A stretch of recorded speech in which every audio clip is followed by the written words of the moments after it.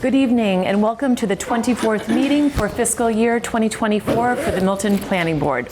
At this time, I would now like to call the meeting to order and begin with our administrative items. The first item on the agenda is the approval of our minutes. I'm sorry, but I should first introduce our members before we jump into the agenda. Yes, if I could please introduce our members and our staff. We can start with our board members. Cheryl Tagayas, Secretary. Sean Fahey, member. Maggie Oldfield, member. Jim Davis, member. And Meredith Hall, serving as chair. And our staff this evening, we'll start with Tim. Tim Zerwinski, Director of Planning and Community Development. Josh. Josh Eckert-Lee, Assistant Director. Julia. Julia Getman, clerk. And joining us this evening is also our peer review consultant, Sean Reardon. So welcome, Sean. Thank you for coming. So now administrative items we have before us. There's 3 sets of minutes. I apologize, I still have not had a chance to review February 8th, but I have looked at the February 22nd, and my understanding is that the 26th is still under review by Town Council on those minutes, so we should probably defer those until we get a final review. Yes, Do you have any update on that? just an executive session. Meeting minutes have to be approved in executive session. So we would have to have an executive session on the agenda for those. So at an upcoming meeting, we could do that. We could do that, okay. And that's just our board, right? Not both boards in executive session? Cool. Yeah, we could probably do that. That would be good. Okay. So if we defer the 26th and the 8th for now, has everyone had a chance to review the 22nd? Not the edited version, which we got today. That's okay. So, All right. Why don't we defer our minutes for tonight and just have a chance for everybody to review, and then we can do those all together as a Thank group, you. if that's okay. All right. Great. So we then have our next meeting dates. We have a community forum that Josh, I'm sure, will be discussing, which will be open to all the residents of Milton. It will be a community forum. Josh, I don't know if you want to talk any details, but the date is March 25th on that. Do you want to say just a word? Sure. So that is our East Milton Square's second community forum. Josh Fiala of MAPC will be presenting again, and Tim and I will be there as well.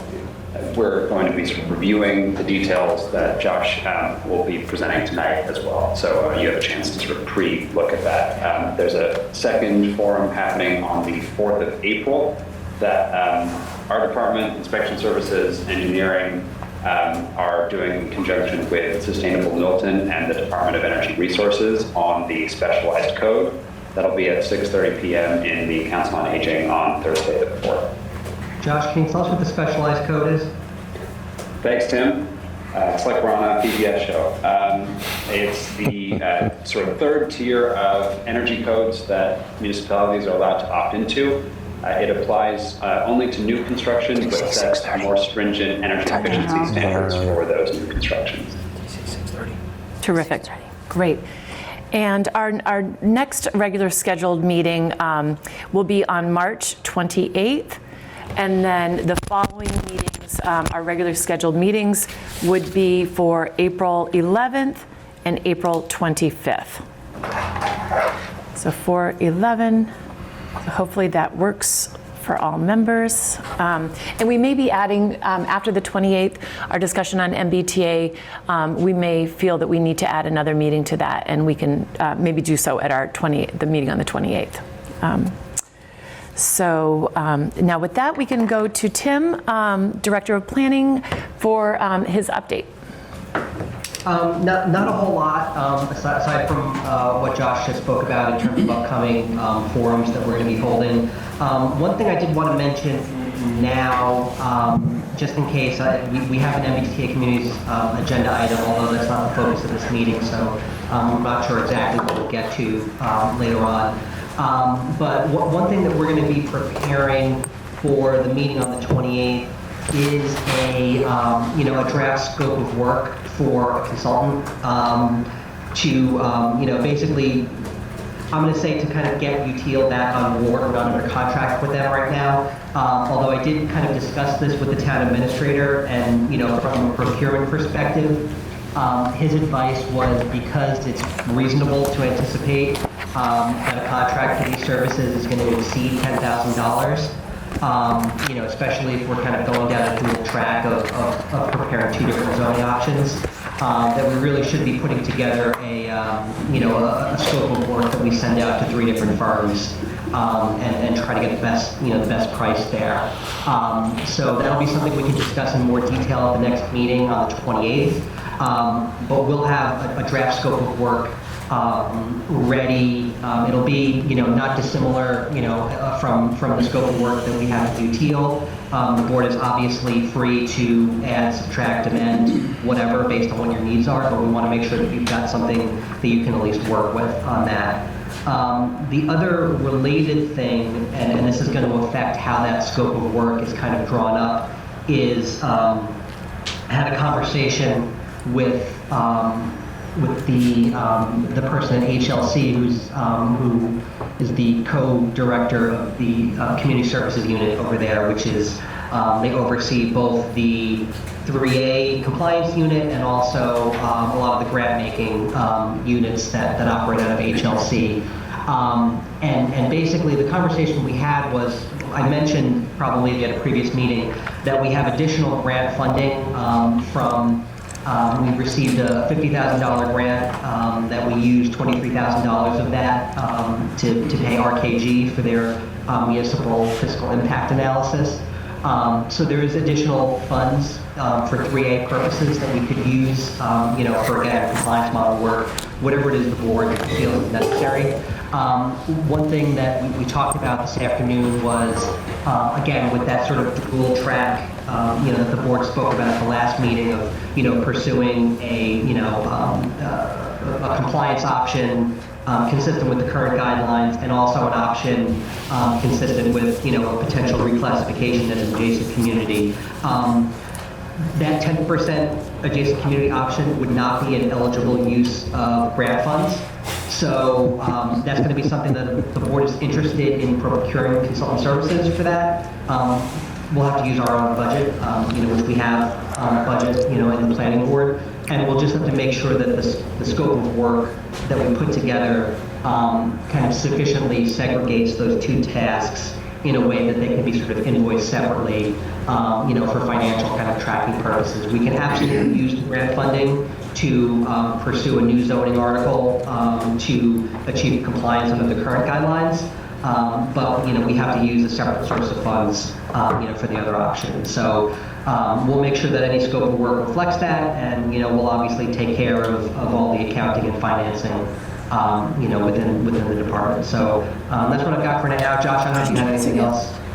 So will you have 2 RFPs put together for 2 different procurement processes there? Sounds like we need it. Because I think it makes sense for the same firm to do the work.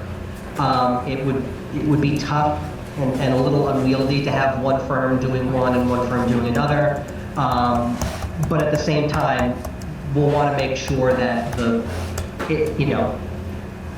if we get one firm to do both jobs, it's more of a kind of a back-end accounting situation than it is a kind of, front-facing content substantive kind of issue. So it just becomes a matter of just making clear that, here's the source of funding for this element of the scope, here's the source of funding for this element of the scope. Okay. We'll want to make sure that that invoicing kind of reflects that. Okay. So it's the funding end, not concerned with consultant end. Just a question, Meredith? Yeah. For Tim. Tim, were you able to ask UTL or MAPC what their availability is to work with us? So in all the conversations that I've had recently with UTL and MAPC, they've indicated a willingness to work with us. I think it all depends on exactly what the scope of work and the timeline is. I think there's been a general yes, we want to stay on board. But again, it's all going to come down to, what exactly are we looking for? When are we looking for it from? So, I think I don't want to say wait and see, because I haven't heard anything to indicate that, no, we're kind of out in the cold on this. But also, the contracts aren't signed until the contracts are signed. Okay, great. So time is of the essence, it sounds like, with that. Okay, yep. Great. Anything else, Tim, or is that it from your That's it, update? Okay, great. All right, at this time, we can now invite those who would like to speak for Citizens Speak. If anyone on public or on the Zoom would like to join us, please come forward. If you could just give your name and address for the record.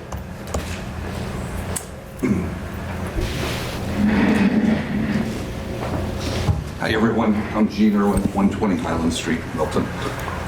Thank you for this opportunity. I just wanted to clear up something.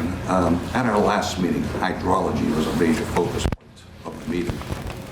And the last speaker was Ned Corcoran for the applicant.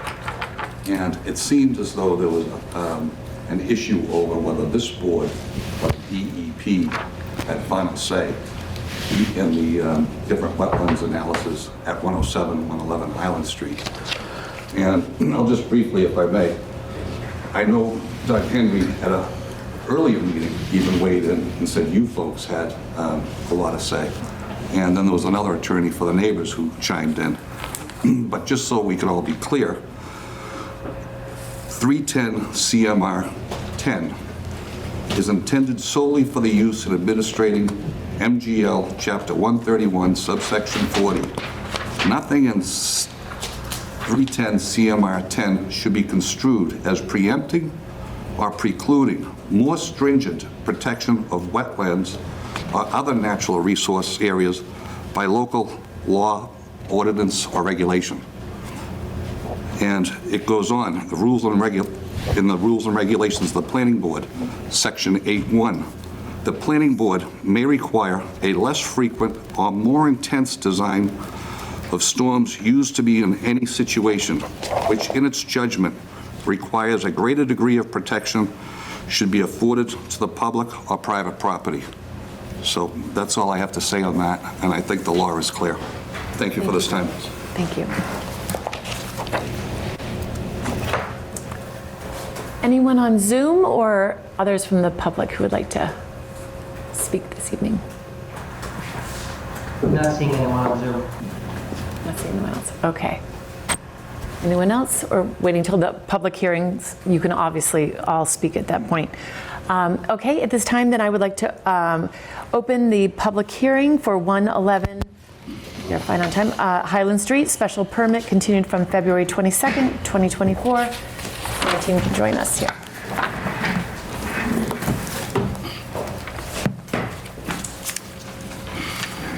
Welcome. Good evening, all. Once again, Ned Corcoran, office at 26 High Street, counsel representing the applicant Northbridge Companies, excuse me. And I'm joined tonight by Steve Pugliafico, who is the chief operating officer. Wendy Nowakunski and Jim Coughlin, who met previously, are not available tonight, but Steve is here on behalf of Northbridge. And I'm going to be joined by Paul Avery, Rebecca Dillon, and Sashi Meisner. I think the topics, tonight were to sort of dig in a little bit into the how and why the site lays out the way it does, why the building lays out the way it does, and then discussion on architecture and landscape. So I will I'll hand it to Paul to talk about site constraints and the decisions made going back to 2021 on how the site would lay out, and then how we advanced a site plan for the zoning process. Actually, 2 years ago tonight, March 14th of 2021. 22 is when the zoning was passed. Can the attorney speak up, please? Your microphone may be a little closer. So. Thank you. a little easier to hear. Sure. So with that, Tim or Josh, if you can put the presentation up.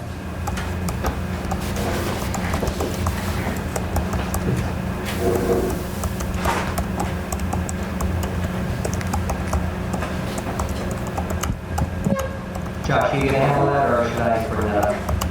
I got it, just pulling it up now while I'm promoting Paul and the session. And Eric. And if you can also promote Blaine Buck while you're at it. Thanks, Matt.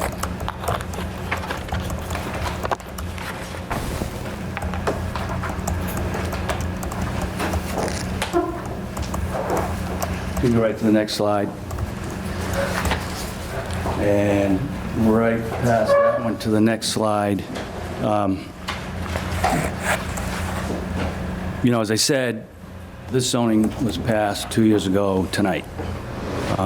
Authorized a development of memory care facility with 78 beds, 70 units on a site plan that is substantially the same as the site plan that we've been working on now for 2 years since. It followed from an invitation from this planning board when it adopted a master plan in 2015, calling on the hospital to put in play the property across the street on Highland for the purpose of assisted living. This was clear planning, and it was a clear invitation from the town to the development community to produce this type of development. This is a lower impact form of assisted living than standard assisted living because with memory care, none of the residents are able to drive and the traffic volumes associated with that are substantially reduced. And I understand we'll be back on with traffic on the 28th. So in July of 2021, 3 years ago, almost 3 years ago, I was retained to begin working with the Northbridge team on zoning for this location. The first plan that I'm aware of was the July 6, 2021 plan, a site plan developed by Paul Avery, looking at how a building of this size would lay out in the property with a combination of 2 stories and 1 story. And with that, let me hand it to Paul to sort of go through his efforts associated with that. We've got a handful of slides for Paul, and then we'll move on to architecture. Okay, great. Great, thank you, Ned, again, Paul Avery, on behalf of the applicant here. So as Ned said, this plan is, I think, a little tough to read the date down in the lower right-hand corner, but it's July 6, 21. So it's a handful of months short of 3 years old at this point. We worked this up, I worked this up, it was not done exclusively by me.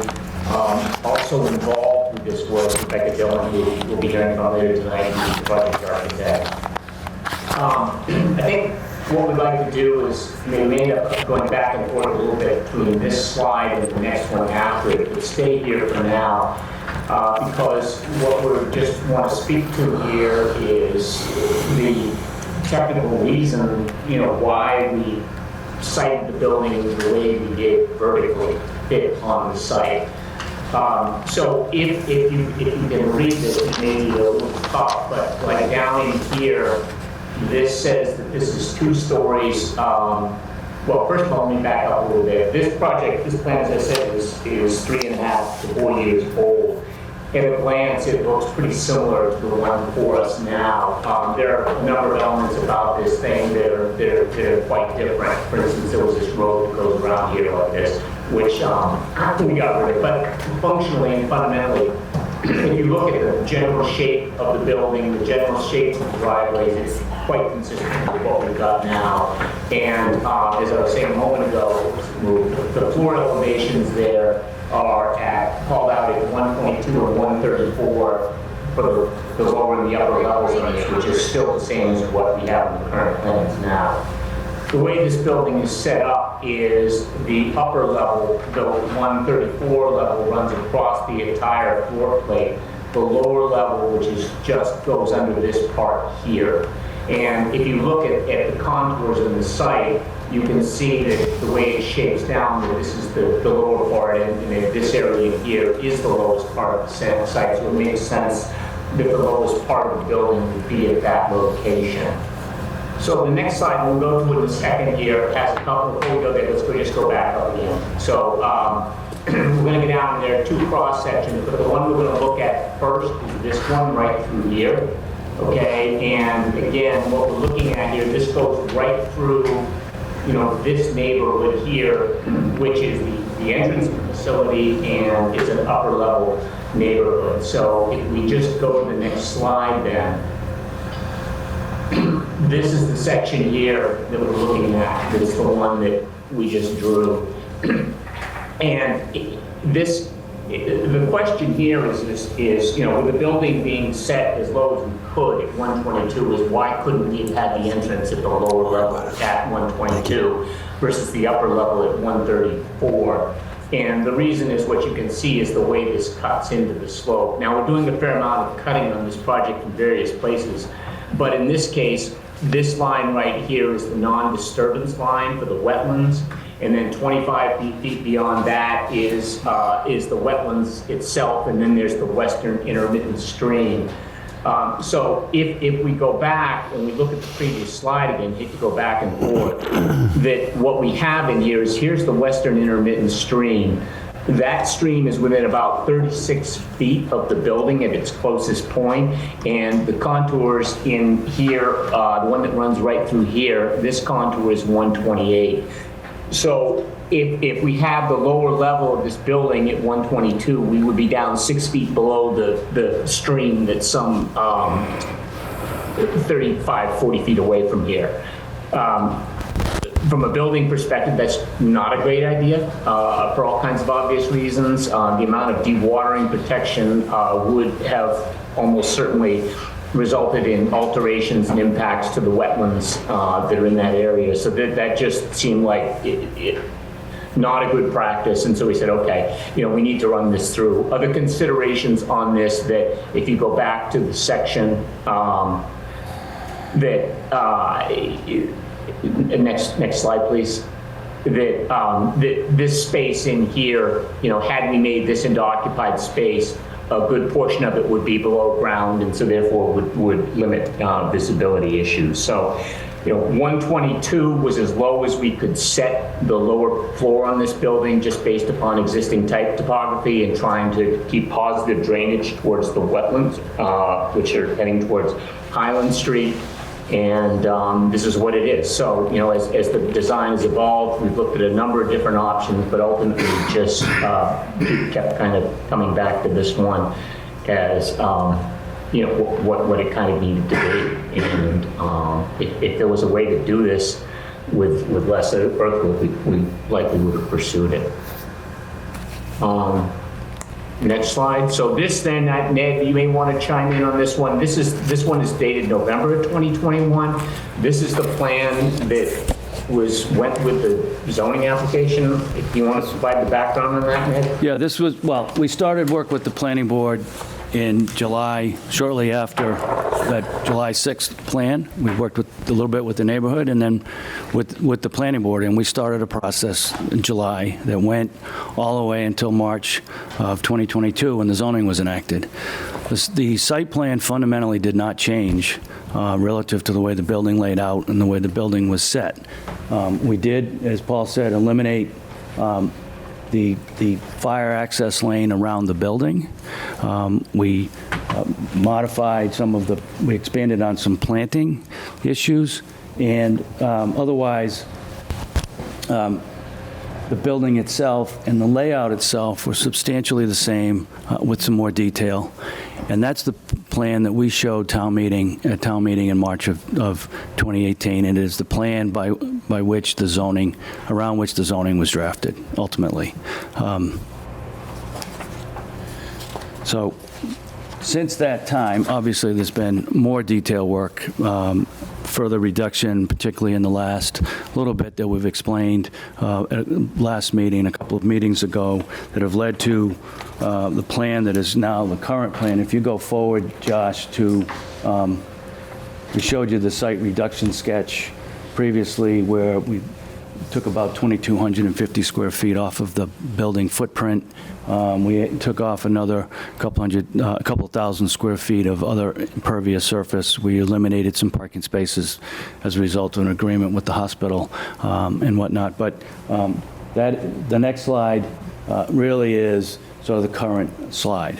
And that's the current plan that we've arrived at today, in which we, plan to go forward. So if you go to the next slide, one of the fundamental things that we've been working hard on in the last few months was really sort of reassessing, re-asking the question, can we park cars underneath the building? Can we adjust the way the building lays out on the site? Can we change the lower level, can we flip the lower and the upper levels around? We really can't do that for reasons that Paul explained. But we took a really close look at whether we could park all of the spaces that are shown currently out back under the building. There are 25 spaces on the other side of the westerly intermittent stream. So we put together this plan. This plan gets 22 spaces under the building. It doesn't get all 25. And we've said very firmly that 45 spaces total is the minimum number of spaces that we need to service this facility.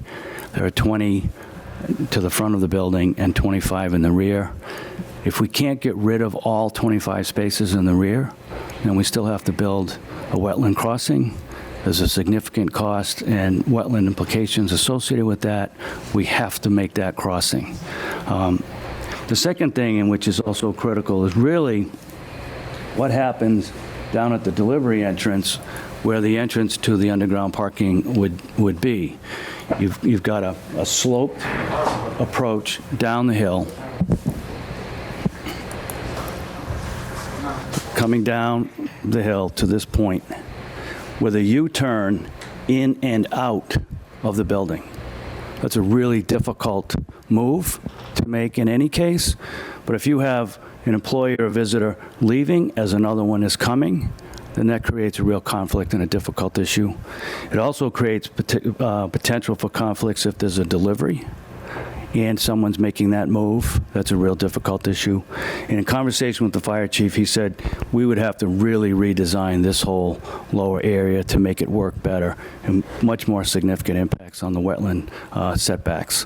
So for those reasons, the fact that we can't get rid of all of the spaces in the rear, the cost associated with building the underground parking, which is estimated at north of $4 million, the fact that we don't eliminate costs associated with crossing wetlands to get to the rear, and really this sort of safety and other conflict issues associated with parking coming in and out of underground mitigate against providing underground parking in any way.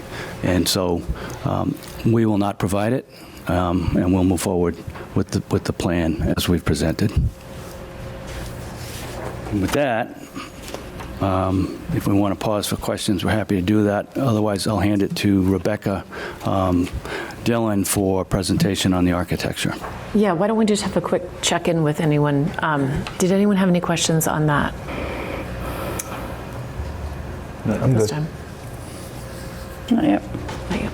Okay, move on. Rebecca? Can you go to the next slide, please?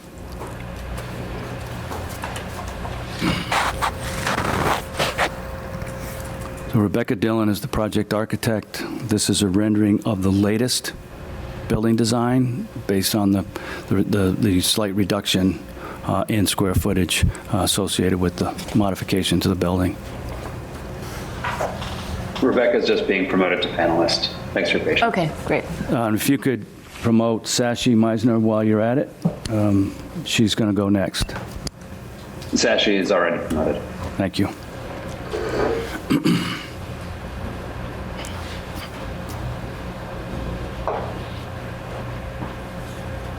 Good evening. Can everyone hear me okay now?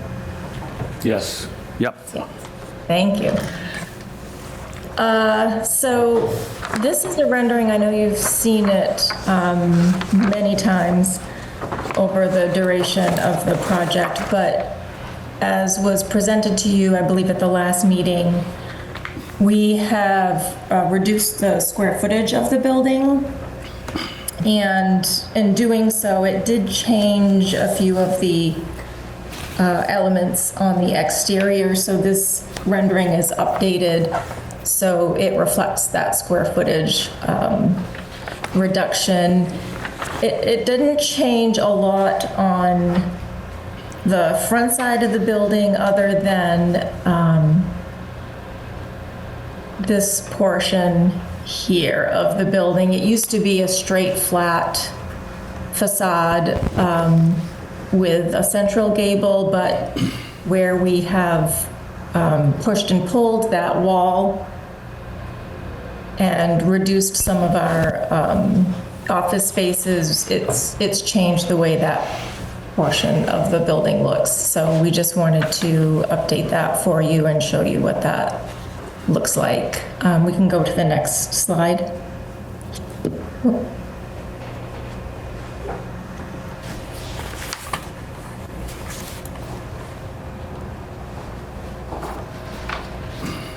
I can't get that to come back. There we go. So this is the lower level plan, and I will just point out that you'll notice on these revised floor plans, there's a purple line in certain areas around the perimeter. And what that is showing is it's showing the square footage that we actually took out of the building. So graphically, you can understand how that changed the perimeter of the building. And essentially what we did to reduce that square footage was we removed every neighborhood had a sunroom tucked into these courtyards.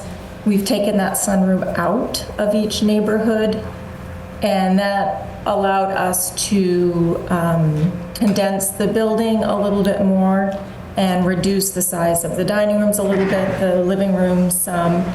We've removed some offices, and we've also removed some square footage in the delivery and lower lobby area. And again, the intent of the design of this building is based on the function of this type of a program where you have a central core, as we call it, with support and utility spaces, offices, mechanical room, commercial kitchens, and the three neighborhoods that we have grow out of that core. And what that does is it allows quick and easy access for food and staff to get to those neighborhoods very quickly, and also family and visitors coming to that main entrance being able to very quickly get to those neighborhoods and not have to walk through long corridors. This is the lower level, so this is where you've seen the site plan, so you know that the deliveries come down in this area and they come in to these doors. We have this whole back of house space with the commercial kitchen, recycling, mechanical, and then we have an elevator and some stairs that would go up to the main entry level, or you would come down into this neighborhood here on the lower level that has 24 residents in 22 units. And every neighborhood has the same program. We have a living room, we have a dining room, we have a neighborhood kitchen that residents can come and sit at the bar and watch their food being prepared. It's a really nice interactive layout that is designed so that residents can have their private bedroom space, but also come out and engage with other residents and the staff. And then off of the living dining areas, we have this secured outdoor courtyard. The state actually requires this program piece for a memory care building. And that is because having access to the exterior as well as getting a lot of natural light is very important for a person with any level of dementia. So this is a pretty important part of the program. We can go to the next slide, please. Thank you. So this is the main level or upper level where we come in at the drop-off into the front entry. We have a nice, big, beautiful, welcoming front porch. Come in and we have a common living room. This is the office area, the business office area, as well as we have a salon, we have a conference room. We have a larger meeting room where residents can come from all three neighborhoods if they're having a holiday function. And you can see again, the purple line reflects the square footage that has been removed from the building. And we have the entrance to this neighborhood over here, and then the entrance to this neighborhood over here. The neighborhood on the left has their secured courtyard over in this area, and this neighborhood on the right has their secured courtyard over here in this area. We can go to the next slide, please. Rebecca, we were having trouble identifying where on this those courtyards are. Obviously, if we can refer quickly, Josh, to the last site plan, we can orient where the courtyards are.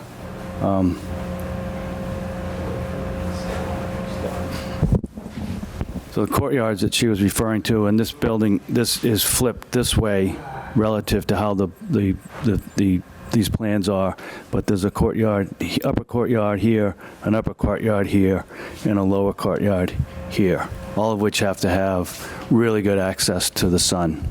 So they are oriented to the south and the west to maximize their availability for sun.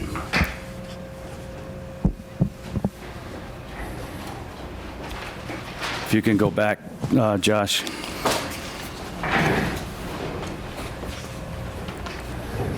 Perfect, thank you, Ned. So these are the revised building elevations reflecting that reduced square footage. I know there's a lot going on these sheets because the building has so many twists and turns to it. We have a lot of elevations happening, but you get the idea of how the building is designed so that it's, it's traditional architecture. It fits in well with the surrounding historic aspect of Milton. We have pitched roof lines. We have this large front porch, columns, classical window styles. All of the windows on our upper level have transoms on them. And then we have two different siding colors to help break up the massing of the building. And, all residential materials, double hung windows, clapboards, some trim details in the gables where we have the larger gables. We can go to the next slide. So we continue that all around the building. And we can go to the next slide. And this has a enlarged view of the front entry. So this is what people will see as they're driving up into the site. And again, you can see the nice window details, the built-up trim, and columns. And with that, I can either take questions now, or if we want to go into landscape architecture, we can do that as well. Yeah, can we just, we'll pause right there, and if we have questions on the building itself. Any questions? No, right now, no. Not yet. Anyone? First of all, I just want to thank you because it looks like you have put divided lights on the front door now. It's not just a single panel of glass, according to your photo. Yeah, could you go back to the? Yeah, to the front entry. Yeah, one right there. Down two more, sorry. Great. That way it's just larger. Yep. Yes. And did you Yes. continue around the backside? I know before it was double hung, but it wasn't divided light. It was a different look on the backside to the front. Is that now continued around to the backside? Yes, I think you might be referring to the transoms. On the upper level, we continue the transoms around the building. Yep. Okay. Yes. Great. And the one question I had, because it's lovely architecture. I think you've done a nice job here. But to the left of the front door, you have sort of a triple window right to the left. And then just aesthetically looking at this, you have two sort of two smaller sets of windows, and I'm wondering, is it possible to make those full windows to look consistent with the rest of the exterior? Are you talking about these? I can't see where you're pointing. I'm sorry. She's just pointing to the circle, the three windows to the left of the front door. To the left, if you were to start to go down the driveway as you approach the down drive, there's where your offices are on the interior. You've got you've got full windows there, but then you have a set of sort of two small windows, which just to me stand out with the rest of all of the rest of the building on the front facade. Is that possible to make it those full? Let me just take a look at those. Could you go back? I think it's two slides. Yeah. I think it's your L1 building elevation. Or is it these? The L1. Says those two windows? No, it's these right here. I think it's Q15. They're up higher. I know what you mean. What section would that be in? Staff lounge. Yeah, I think it's Q15. 215? Q. Oh, Yeah. Q15, I'm sorry. Yeah. We will look at that. Yeah, I think that's It's right. where our copy room is. When we shuffled everything around, so we have a countertop there. But we can take a look at that. It would really look, I think, look much nicer with that. And I know on some of could you just describe materials again from the outside? Because I know some of your facilities, you do a mix of shingle and clapboard. Bigger jobs to do. Is this all clapboard, or is it a variety mixed? For our department. Right now, it's proposed as all clapboard, just with different colors.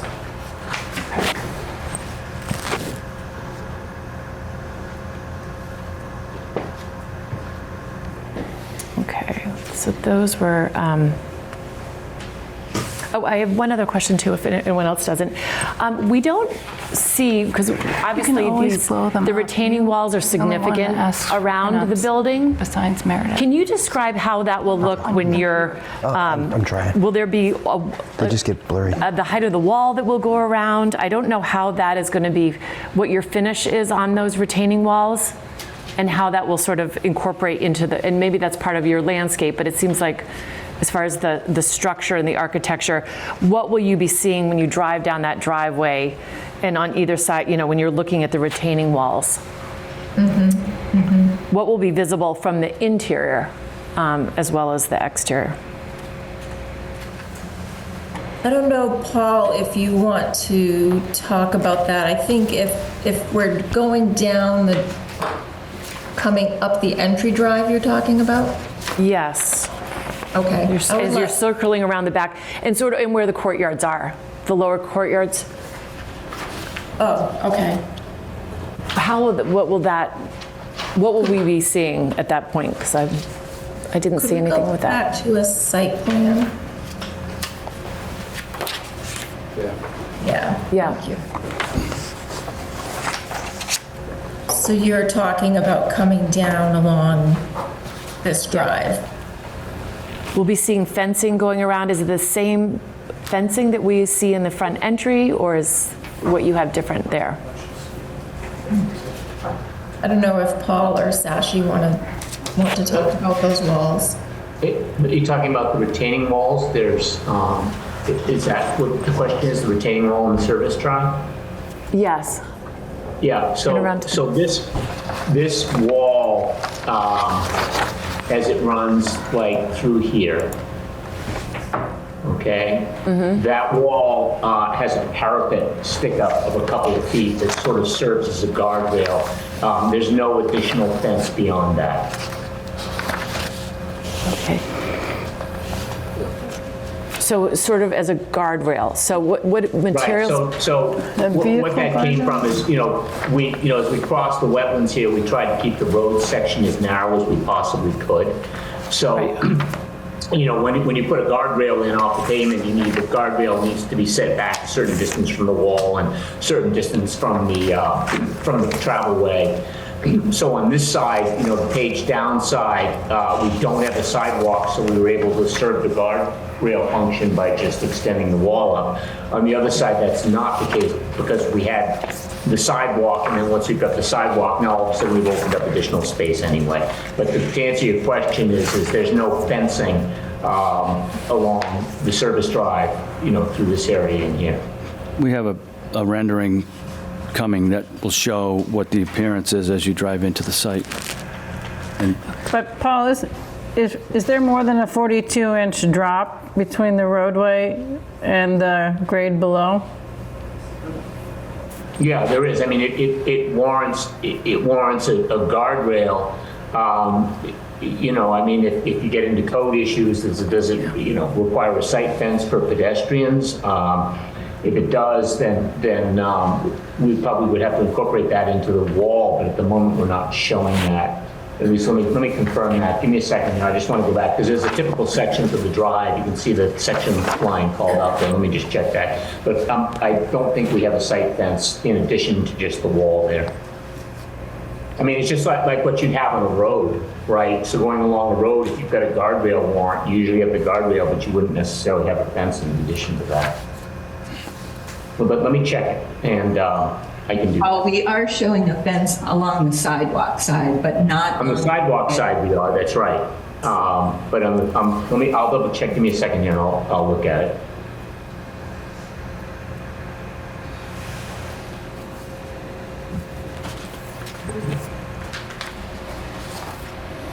And while you're looking at that, I would also just wondering, the materials of the retaining walls, are those going to be the same material as the front entryway, the front drive? Yes. Because I had mentioned to Ned, I think that's going to be really important because until landscaping starts to fill in, it's going to be really visible. And you had mentioned possibly a ready rock.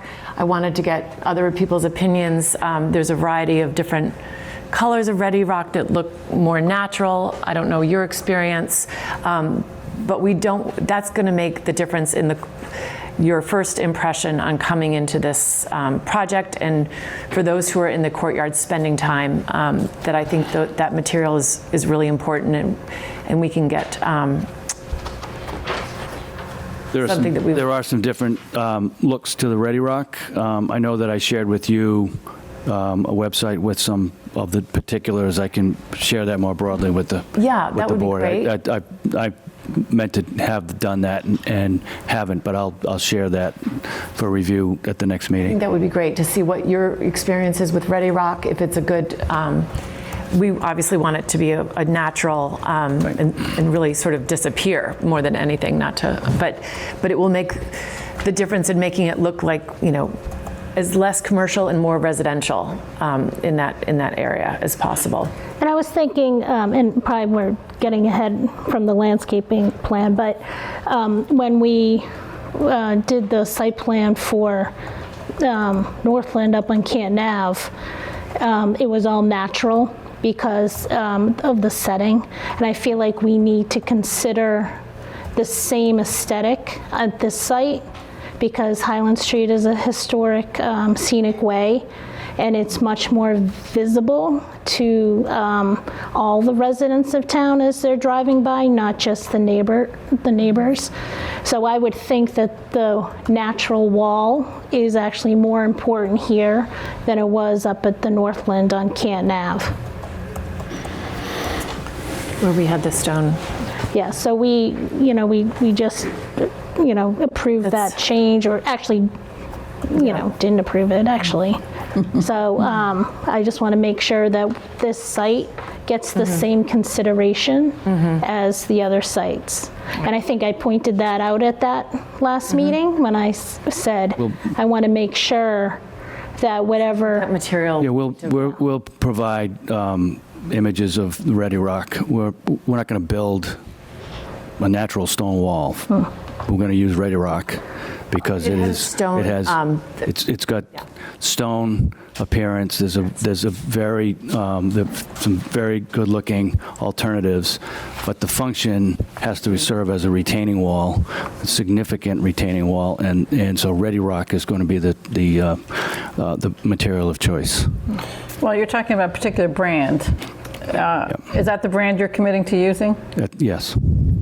in my experience, you don't really want to commit to a brand because something would change, and then you'd have to come back here for a site plan, a change. So I wouldn't commit to a brand. I think it's all very commercial looking, and so I think even we should consider doing a veneer, a natural stone veneer. We're going to be strongly opposed to a veneer on top of the wall. Not a poured concrete with a shelf and veneered up the side? We'll take a second look at it. We've looked at it. It's not something we're prepared to do. I think it would be helpful if you could point us to some built examples with the Ready Lock, with the type of stone look finish versus the smooth concrete look. Probably, Sean was just showing me, probably not the limestone look, but the others that are more natural looking. Right. If there's a place to look at those. I will provide that tomorrow. I'll email Tim with a link because there are some really attractive looking versions of the Ready Rock.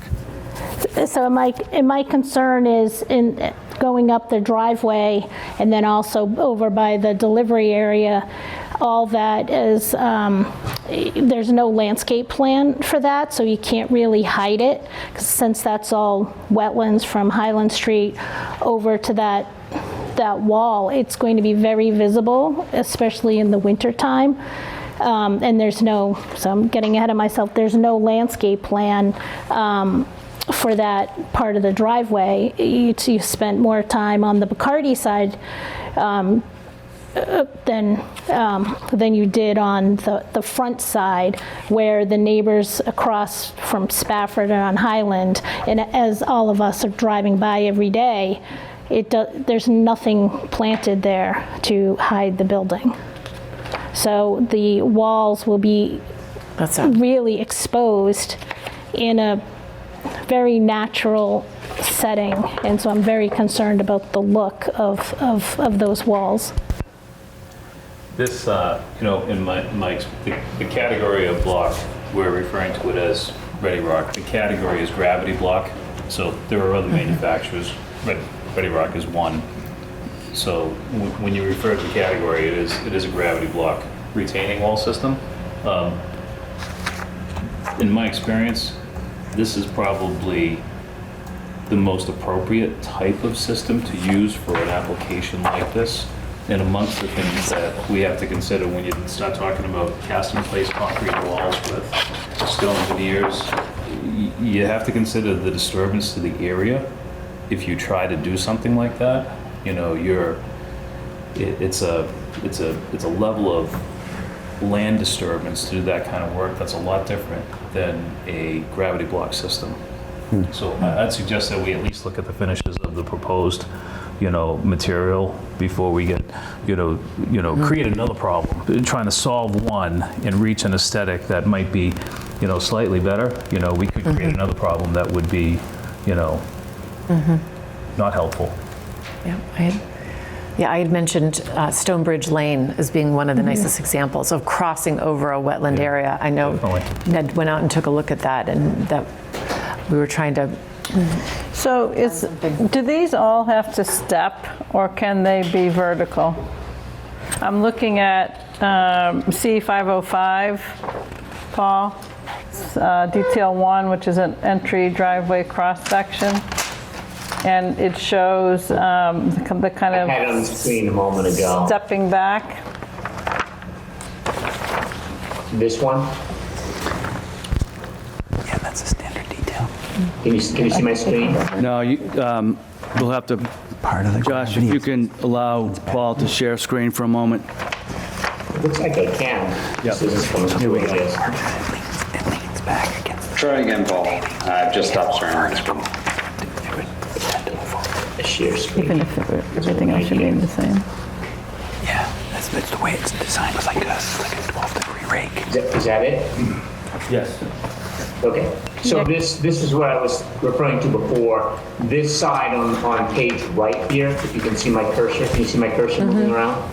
Okay. That's the detail that carries down through the service drive, where we basically have it serving as the guardrail. The site fence is limited to the other side where we have the pedestrian sidewalk. And these are the blocks. And part of why we chose these is that they can be built from the inside out. I think as Sean was just saying, that there's no need to do work beyond the face of the wall. You just can stack them up from the inside. So, not only a technically good solution, but they also, one of the driving factors was they offer a construction advantage in minimizing disturbance to natural areas. And so the detail on the left side where you see the sidewalk and the guardrail for the vehicles, and then you see the site fence, which is really a people guardrail. Yep. And then you got light poles, and it just makes me wonder really the visual of that, like on a detail kind of basis. So if there's like, some kind of drawing three-dimensional somehow. I think we have renderings of that. We have an image coming. Okay, and then that shows a bituminous sidewalk rather than a concrete sidewalk on this kind of a slope coming up, and kind of the visual aspect of seeing this coming in from Highland. It seems like concrete would be a better appearance, at least coming in the entrance drive rather than asphalt. Okay. We can look at that. Look at that. Okay. All right, we good with this? Yes, and I just wanted to see if Sean, did you have anything that you wanted to say? I want you to feel free to. Sure. Just to Sean's point, the big difference between gravity walls and cast-in-place walls is cast-in-place walls have to extend below frost. So the reason there's so much work, as Sean was saying, is so you have to dig down 4 feet. That first layer of cast-in-place concrete is 4 feet below to resist frost. The beauty of the gravity walls is they don't have to go below frost, so you're much less impact. And then just as far as, I've reviewed all the new submittals, and all of their changes are universally sort of on the side of yielding less impact and making the project smaller. So as long as the infrastructure that they've designed to serve it hasn't changed, it should be fine. So, and I understand the concept of using that style wall in a commercial application. Like, I totally understand it. The problem is this is not in a commercial application. This is in a residential application with neighbors around, so I'm very sensitive to the look. And again, I go back to, would I want to be looking at this in my neighborhood? And so I think that's a slightly, we have to remember that. It's a neighborhood on a scenic way. So I think paying very close attention to the materials is really, really important. I mean, these are commonly used on highways, I think is probably what you're getting at, Maggie. But I do think if you showed us an example that in a context like this, where it's not a highway context, then maybe that would help. Do they make any with the opportunity to have vines growing out of them to cover them over time? I've seen that on the side of highways. They're really industrial looking in the beginning. Yeah, Once they fill in, they're kind of green. in this application, I think the expectation is that the vegetation on the wetland side is going to sort of grow up into that as opposed to growing down off of it. But they do have, there's not a whole lot of space to allow something to grow out of it. You can step them, so you can create landings. But again, that would expand how much footprint you're asking to use. But there's a lot of solutions that you can employ to either add vegetation to the face or to step it to create a sort of a bench of vegetation. Usually those are in sort of much bigger, taller walls. In this case, we're probably in the 6 to 8 feet range predominantly, which usually is well within that area where the vegetation on the ground is going to grow up and obscure most of it. And I think if there was a landscape plan, that would be planting at the base of the wall so the evergreens could grow up, but there's very few evergreens that can withstand or would grow in wetlands. So you have to just always remember the winter landscape. And if you drive by there now, and 300 trees are going to be gone, there's no evergreen there now.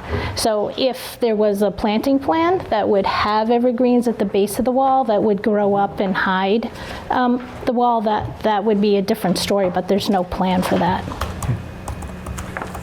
Well, I'd like to have Sashi address that. That sounds like a good segue for landscape. Okay, yes, I was going to say, thank you. Just quickly on that note, though, if you could add landscaping to this kind of cross-section that is reflective of the plan that you have, I think you have an enlarged plan of that area, if you could add it to the section so we could see the vertical height of these members relative to the height of these walls. I think that's kind of what Maggie is getting at. I'm not sure I am understanding what you're asking. I just ask if Paul, she does. If you take the section that we were just looking at and you add the landscape materials to scale so that we can see which, like if you drew a tree here, you could draw a 20-foot high tree. But if I don't recall what's in the landscape plan at the moment, but whatever those materials are, if they were shown to scale to the wall, so to Maggie's point, is it halfway up the wall? Is it all the way up the wall? Is it beyond the wall? I got it. Yeah. I got it. Yeah. Okay. I could actually share my screen. I did pull up some Ready Rock examples in a residential situation. And as Sean said, if you could put a person in that section for scale, that would be helpful. Good call. You don't get to whisper, Sean. You get to. Sashi, are you able to share? There you go. Yeah, so, Ready Rock is most commonly seen in commercial, industrial, big, large walls along highways and things like that, but they have expanded their offerings, so there's quite a few different textures that can be used in residential situations, so it is worth perusing this site, and we'll get you examples of some options that we're looking at for the texture of this. They really do look nice, and along with the landscaping that will go along with it, we feel like it's going to be a really nice solution. We want this to look as good as you want this to look, believe me. We don't want it to be industrial. This is where, our parents are going to live, things like that. So we want it to be fit in with the surrounding neighborhood and look like it's a space for people, where people live. So I wanted to start my presentation just showing some of the changes that have happened. So this plan highlights in orange are pavement reductions. In red are the building reductions, and in blue, there are just a few additions where we changed where the generator and transformer are located, and so you can see where those are. What this offers is additional opportunities for more landscaping. So I've taken advantage of the changes around the building. So all in red are areas where we've been able to add additional plant material to both soften the view looking from Highland Street into the property, as well as buffering the views outside from inside the resident rooms to outside to some of the parking areas and utility areas. So being able to buffer some of the spaces for the residents as well. Additionally, you can see where the generator and the dumpsters were all located along Highland Street previously.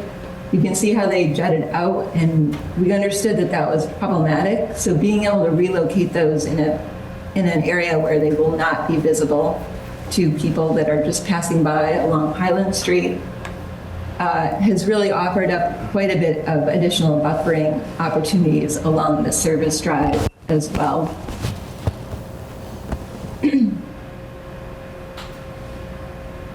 So this is the plan that we're working with right now. The courtyard areas the programming has pretty much stayed consistent with what you've seen previously. Some key features for the residents that are really important are walking paths that are circular and connect into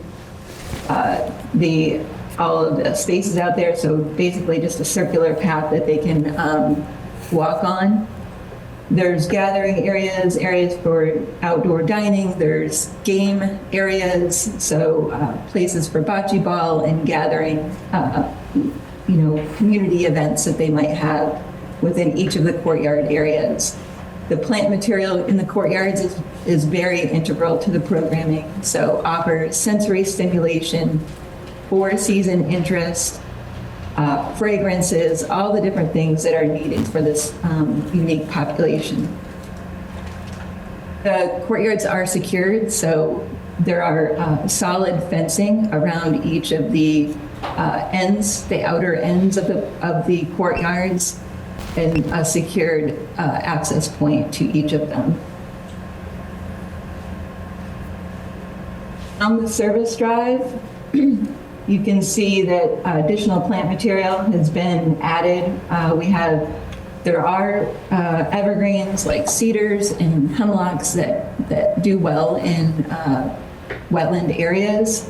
So we've really drawn on the native natural plant material that's existing on site and enhanced what is already out there. So we have things like swamp oak, the cedars and hemlock. So all of these are buffering that edge of the wall. We've added additional plant material along the service drive where we've lost some of the building, where the building's been reduced. We've added additional understory trees within that area. And then you can see along the service drive that we've added additional plant material along both sides of that wall.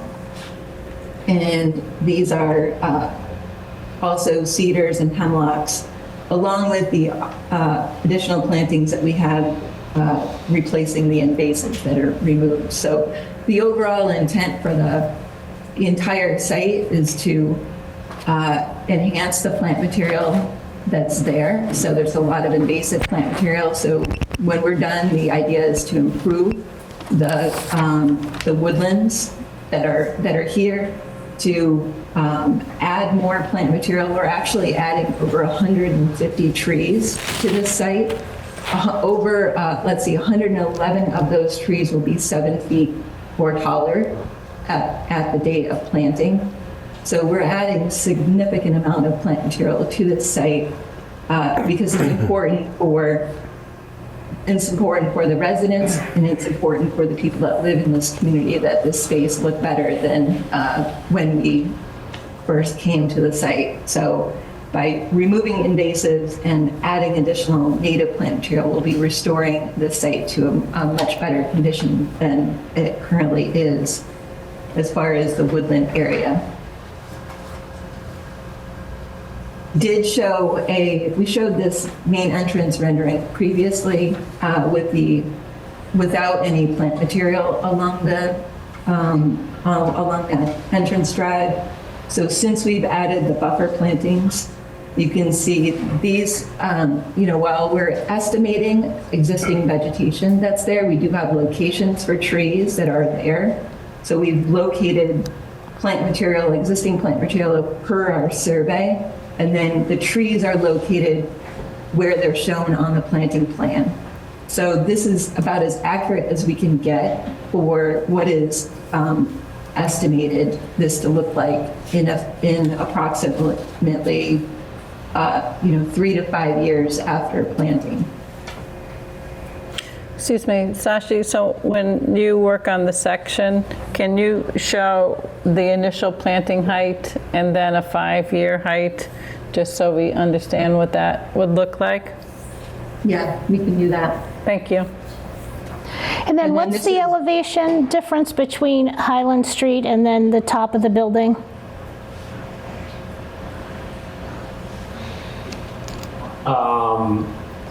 Let me take a look at that very quickly. The building, the building is, what is it?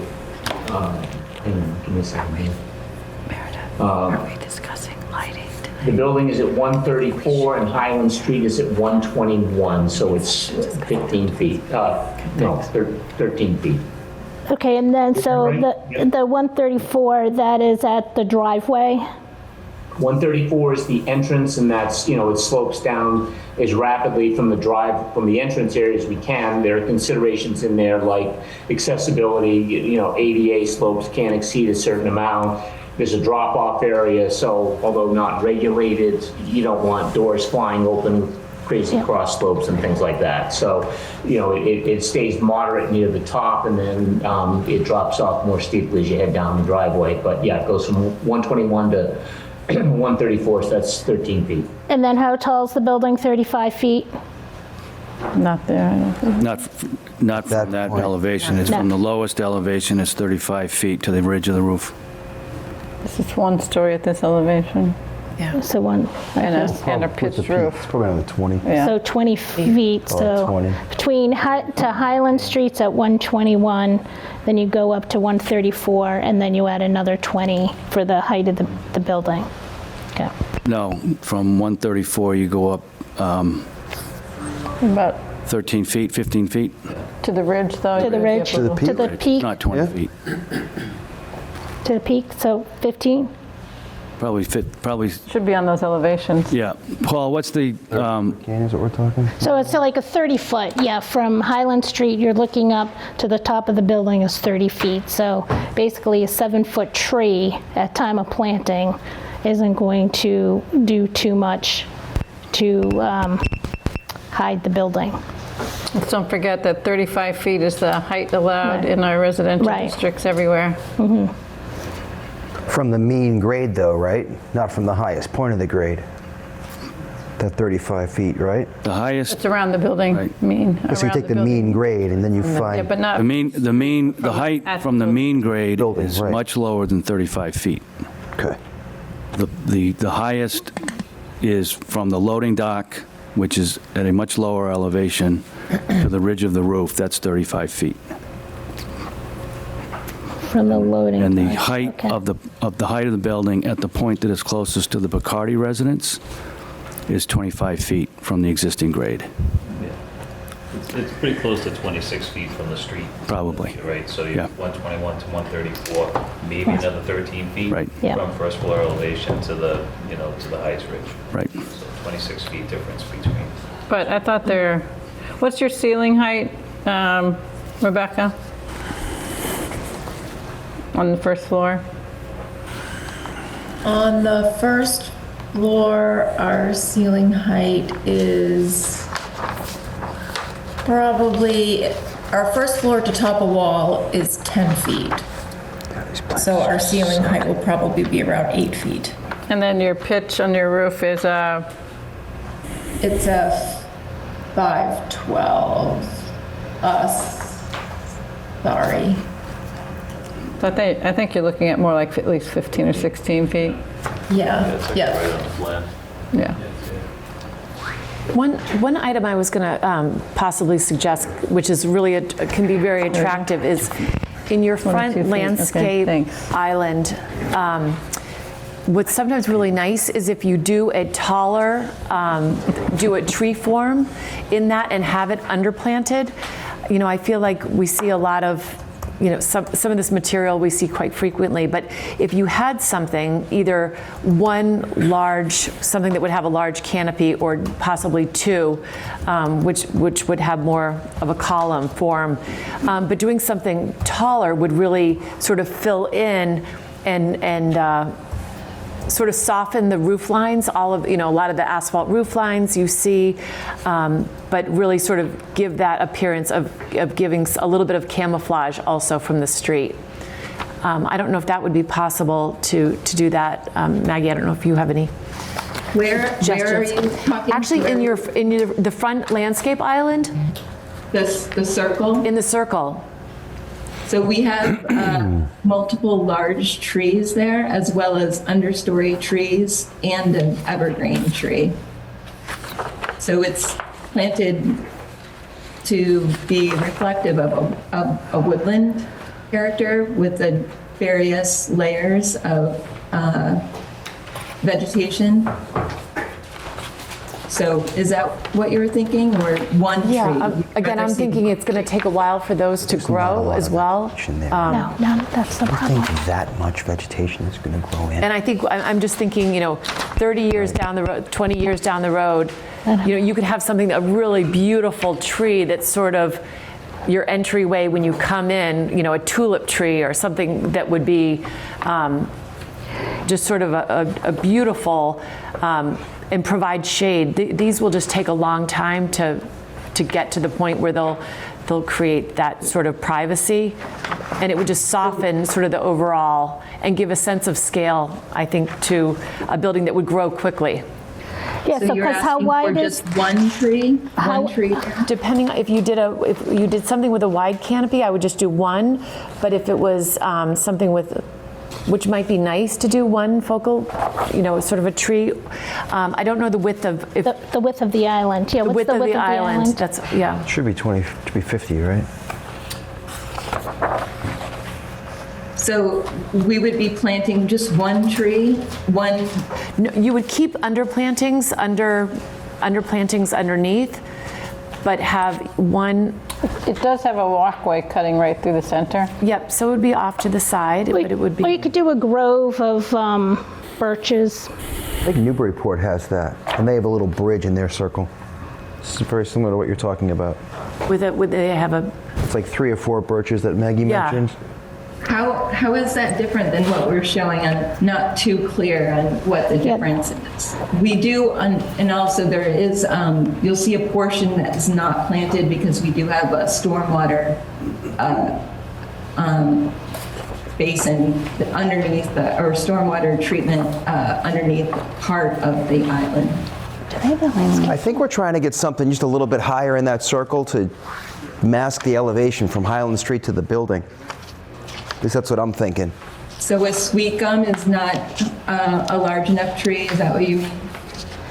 I don't know. What is? Yeah, a tulip tree is faster growing, and it's native. So that, yeah, so what's the size, the dimension of the island? Paul, what's the diameter? It's 46 feet in diameter. 46 feet in diameter. So you have space to do something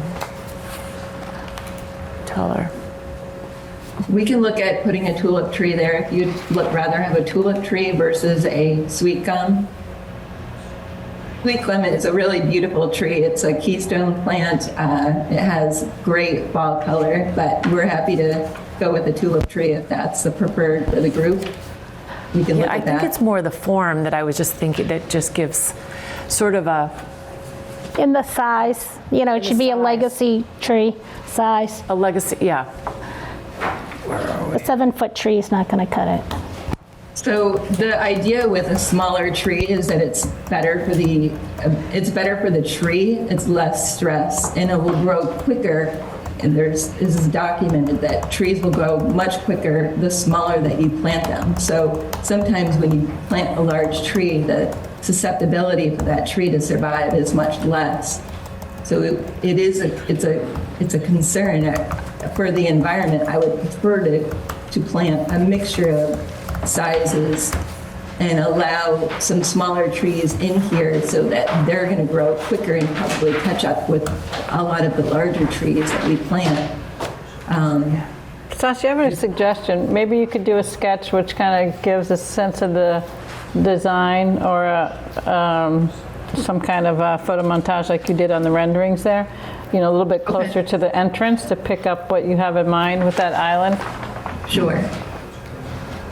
Because again, I'm just thinking of all the trees that would be cut down, that it would just be great to have something tall that would sort of fill out and... Like just something where you're zooming in towards the entrance so that you can see that landscaping as you get closer to the building. It's pretty far away in this view. Yeah, so when you're looking up the driveway, you need a focal point. Yeah, that's right. And it, you know, in one legacy size tree would be, I think, more impressive looking. It comes down to size. Initial planting, again, 7, 8, 9. Those are all like homeowner size trees. Those aren't, like I sell trees. Like, you know, a homeowner drives in today and takes home an 8 to 10 foot tree.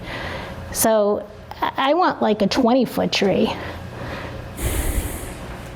So I understand your point in selling smaller trees. We plant trees all the time, and we plant large trees, and we're very successful in the rate of in our planting larger trees. So this is, you're taking out 300 trees, so replanting with 150 new trees at 7 feet tall, that's not really a comparable replacement. Over 7 feet. So we have ones that are 12 and 14. We have a variety because I think that you're going to get more coverage if you have a variety of heights. So if they're all very high deciduous trees, then their canopy is going, you're going to have a lot of visibility at the ground plane. So by having a variety of heights and a variety of sizes, you get that multi-layer, more representative of natural woodland where, you know, you're getting seeding all the time. So new growth comes in, old growth dies. So that's the kind of the idea of what we're looking at least for all the plant material that surrounds this site. Just because I think it's going to provide more screening for the residents. And I was looking at also just the other, to the right of the front handicap spots, you have a tree there that's underplanted too. What is that tree? I'm sorry. Near the handicaps? Yeah, to the right of the front handicap spots, you have a nice sized tree. This is sort of what initial planting, that looks like that's at least 14 feet there. 12 feet there. All I see are shrubs in that area. All right, I might be looking at a color rendering that... We have some stormwater in the parking lot that goes under some of the grassed areas, some of the little median spaces that we initially had trees in, and now we can't allow trees within the stormwater treatment areas. So basically, the color rendering that you showed us is not what we're getting. What I'm showing it looks really pretty, but this is not what you're going to get. Well, what I'm showing right now is, I'm not sure what you're looking at, but what I'm showing right now is something that you sent us. So is current, yes. This cover page, right? Yes. It's the cover page to your whole plan. And then you compare it to L103 or L102, and the tree isn't there. There's some little shrubs in there. That's what she's talking about, right? It's the aerial rendering. Sashi. Oh, So this okay. needs to be bigger, right? Yeah, the renderings were for the building mostly. They haven't been updated yet with the landscaping. It's all yours, I didn't get one. On it. Yeah. I had to ask one. Okay. So then definitely I would want to see a taller tree in the front if that, especially if that's not there. And maybe two, so, good. Yeah, we have no problem. We have 2 large trees and I think there's 4 understory trees and an evergreen. But we can switch those out for 2 trees if you prefer that. It looks like that stormwater takes up about close to a half of the area of that circle, is that right? So Yeah, it does. if you can see the dashed line there. So the roots can't go into that system. So it's not just the plant thing, it's the growth of the roots too. That have to be mindful of that. Like one of the most successful like rain garden stormwater, and I've said it before, is at the library. That is a very successful. Unfortunately, this is the structure Structure, underneath. yeah. But I agree with you about the rainwater gardening. Yeah. Definitely. And it's a mix of birch and, All right, well, that's. Just to come back to building height, looking through what's in this presentation, Cheryl was closest to correct, 22 feet. 22 feet is the top of ridge. And that's consistent through all of these sections. So if you call whatever, building elevation was 134, first floor, 134, plus 22 gets you to top of ridge.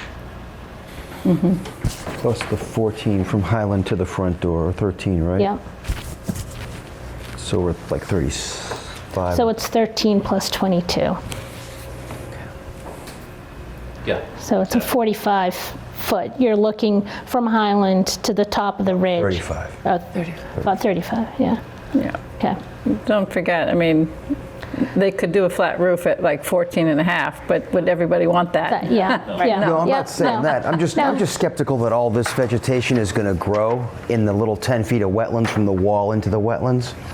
And they're not going to wind up that big, so what you're going to see from the road is a lot more building. Correct. So to Maggie's point, if you make the circle a little bit bigger, and what Meredith was saying, maybe it takes the I'm focal wondering point though, away. whether because of that stormwater system underneath that you're going to have to rely a bit more on the side of the roadway for some of that than you are that circle. Just to be realistic about what can grow there. But if the stuff on the side of the roadway actually grows, because it's very, very wet up to the wall, the way I understand it. So that The other thing to keep in mind is that portion of the building is over 150 feet from the edge of the road. So it's a long way in. Most buildings in Milton are set back 30 feet. Right. This is set back 4 or 5 times that, and that building will fade away. What you're going to really see is that pavement and that sidewalk and the lighting and the railing. It's almost like it'd be nice to see something besides asphalt for some distance in, because that's what you're going to see. Yeah. And the driveway's a straight shot, which I totally get because you're minimizing the impacts of the wetland. But if, it had a curve in it, then you wouldn't, see straight up and see the building. Well, you're not seeing straight up the building, though, because you're seeing the roadway continue up. Yeah. The building's towards the left, right? And that was the only other thing on that, and your point that you were thinking more of a concrete sidewalk? Concrete sidewalk, but I mean, maybe even you could do some pavers, like concrete pavers or something at the entrance, just, cobbles are used, but something to kind of get you in to a certain distance and then switch to asphalt just to have a little nicer appearance. I really think that's going to be what you see the up closest, that landscaping, those initial materials, the sign, the lighting. And I did want to get to the lighting because I wanted to talk about how high these poles are and what it's going to feel like and how bright it's going to be, and et cetera, because that's what you're going to see most immediately. I would agree, and I love the idea of doing a cobble sort of an apron when you come in, and then I would say a granite curbing. They have granite curbing, yep. Is granite on there? Is the granite curbing on there? That's what it's called for on this section that I was looking at, C505. Okay, that's, I just wanted to double check that. Yeah.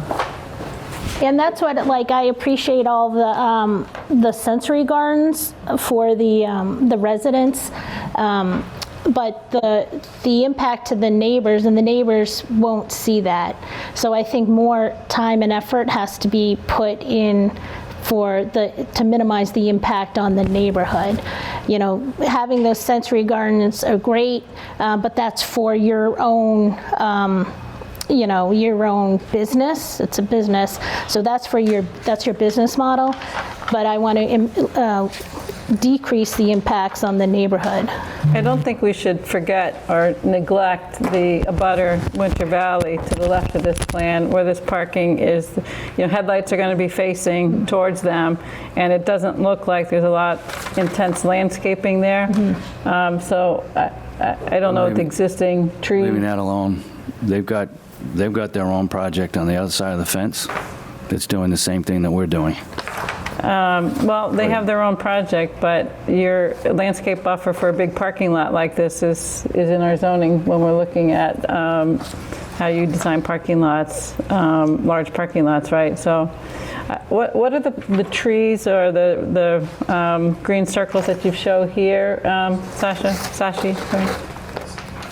Along the parking lot, Yes. we have Snow storage?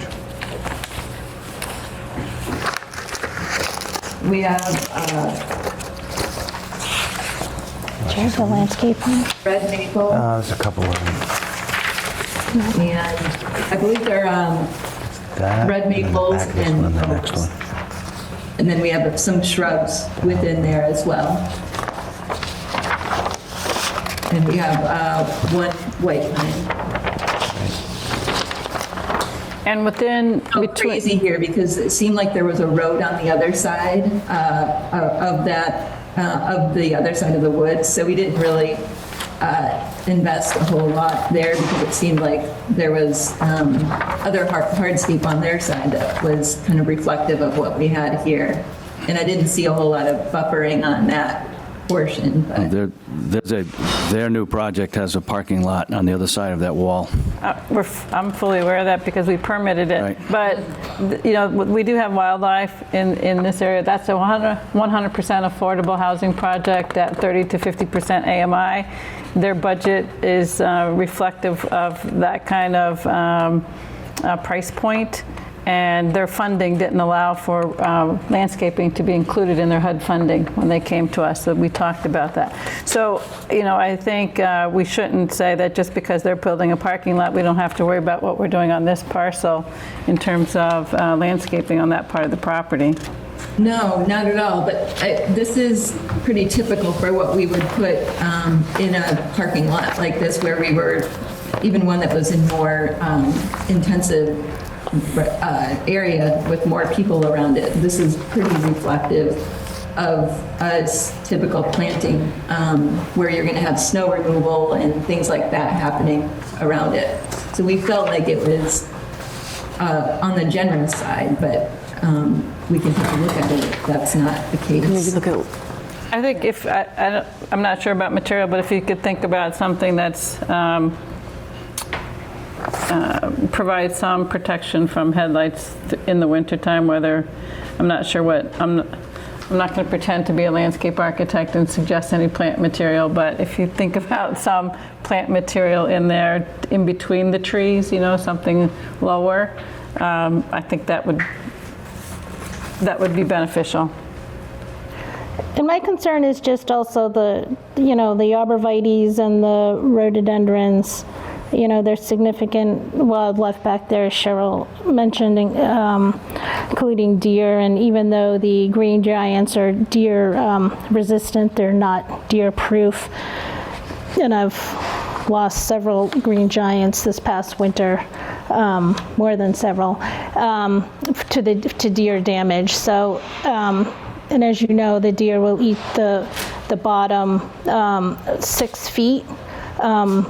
So even if you're starting with a 10 to 12 footer, I would assume that probably in the first year or two, the bottom 6 feet will be gone. So even though they're fast growing, you just have to be careful of that. Yeah, that's why we really didn't want to do, a solid wall of one plant material. Yeah. Trying to go for a diverse range and a density. I think if you think about how you filled in on the south towards the Picardy property, you could fill in a little bit over here in this parking lot, and that would do it. There are, in one of the other plans, there's 3 identified snow storage areas.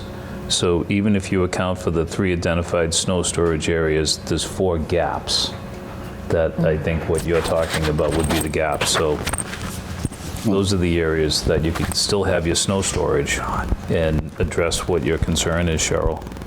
Right. We'll look at that. We get credit for every tree that gets planted. That's right.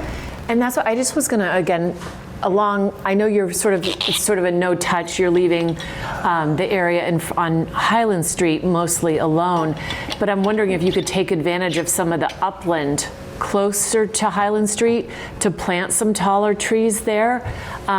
Take advantage, again, of those upland areas. And I don't see any new trees being added along close to the Highland Street, up in the drier areas, which, again, some taller trees there would be really nice to add. One of the things we'd have to understand is a pretty significant slope right down from the edge of Highland Street to the wetland. And so the opportunity to plant part of that is driven by, Absolutely. the sloping. But if there are any opportunities, 6 or 7 large trees, I think it would just make a tremendous amount of difference, if possible, to put those in.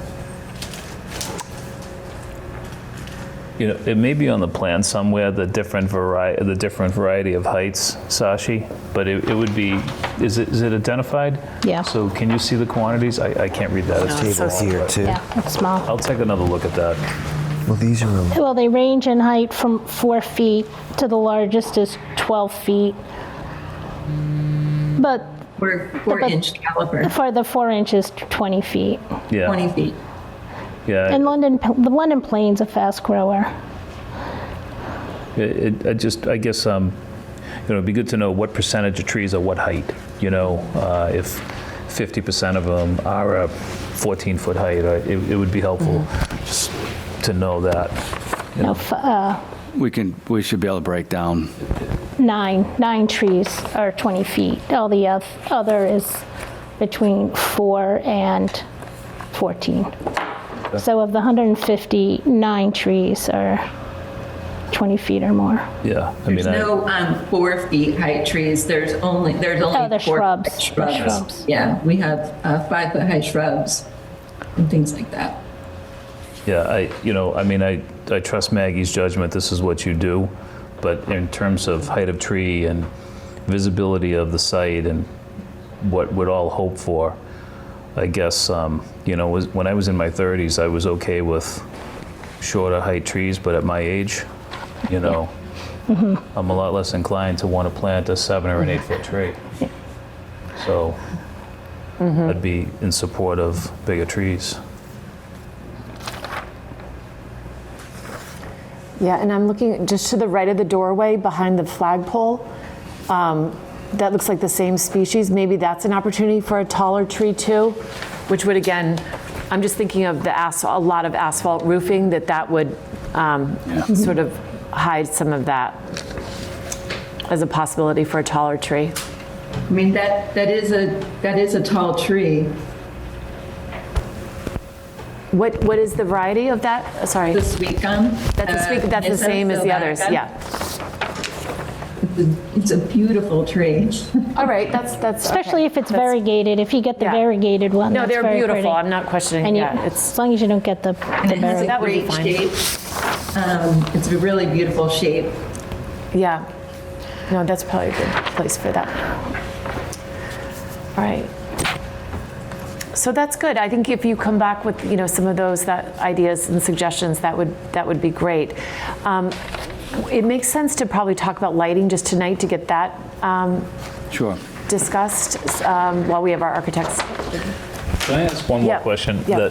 We've already previously discussed it, and this is probably inconsistent with the direction we're going. I think the direction we're going is we're asking for more improvements, right? But you took out 2,000 square feet, something like that, out of the building.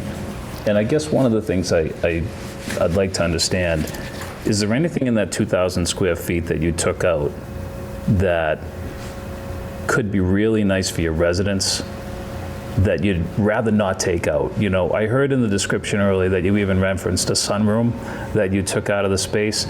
And I think for all of our responsibility to do the right thing in terms of the project, I don't think any of us are going to feel good if we take something out that, you know, ultimately the residents could benefit from, and all we saved was 400 square feet. Rebecca, do you want to start with that?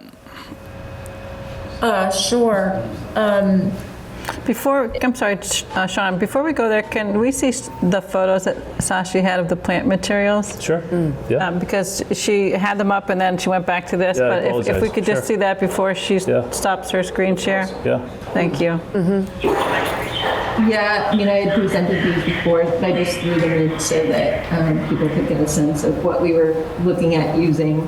You know, majority native, variety of evergreen, so different textures, different shapes, different forms that you're going to get, which I feel is interesting and provides additional screening. This isn't showing every plant that we're specifying, but it shows the ones where we've repeated them often. So I really like the combination of a canopy tree with an understory tree and then shrub material. So I've used a lot of the red buds and amelanchier and fringe tree. Some things for winter interest with the witch hazel. And then some things that we don't have in Maine that I'm looking at are some of these other bayberry and winterberry is beautiful in the wintertime. And you know, this stuff will all be visible for the residents of Highland Ave and anyone driving by. One has to stay open, right? Seeing through. Isn't that one open? Beautiful material. Those are really, Yeah, and they are very nice, and I love them, but they're all deciduous, and so they don't provide screening in the wintertime. That's why we have this large palette. Sachi, can you pause for a minute? We have a little bit of a disturbance outside of the room. Sure. So what's the ruling? Can we leave it open a crack? okay. Crack. All right. Great. As long as somebody can get in. Thanks, Julia. Okay. Great. Thank you so much. I think this is. I'm sorry, this is can good. we just So- see one last look at Yeah. these? So, what was the tree that we were talking about a lot? Was The it sweet gum. Sweet gum, is that in the photo? I didn't have a photo of that. Okay, all right, thank you. It's great. Want me to stop sharing now? Has a pretty branching structure, like it's interesting. I appreciate all the photos, so thank you. Great. All right. So back to the question about the sunroom. Sorry, Sean, I just wanted to be able to see those. I just heard that, but I guess my general question is something removed that could be a beneficial component to the residents, and is it worth doing that?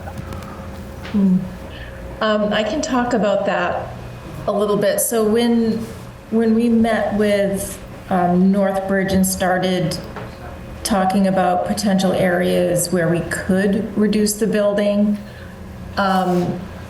they reached out to a lot of their other communities and talked about the sunroom. And, sorry, I didn't realize my video wasn't on. And I'm going to share my screen because I think that will be easier. So right now I have pulled up a floor plan showing where those sunrooms were located in each neighborhood. And they had a lot of conversations with their other communities, and they learned that they're really not used that often. So what that allowed us to do by getting rid of these sun porches, we were able to then pull the buildings in. Because these dining rooms were actually, and the living room was very large. So once we got rid of these sun porches, it then allowed us to pull the building in and still get a lot of windows on the exterior walls of the living rooms and dining rooms, which we couldn't do before with the sunrooms in the way. So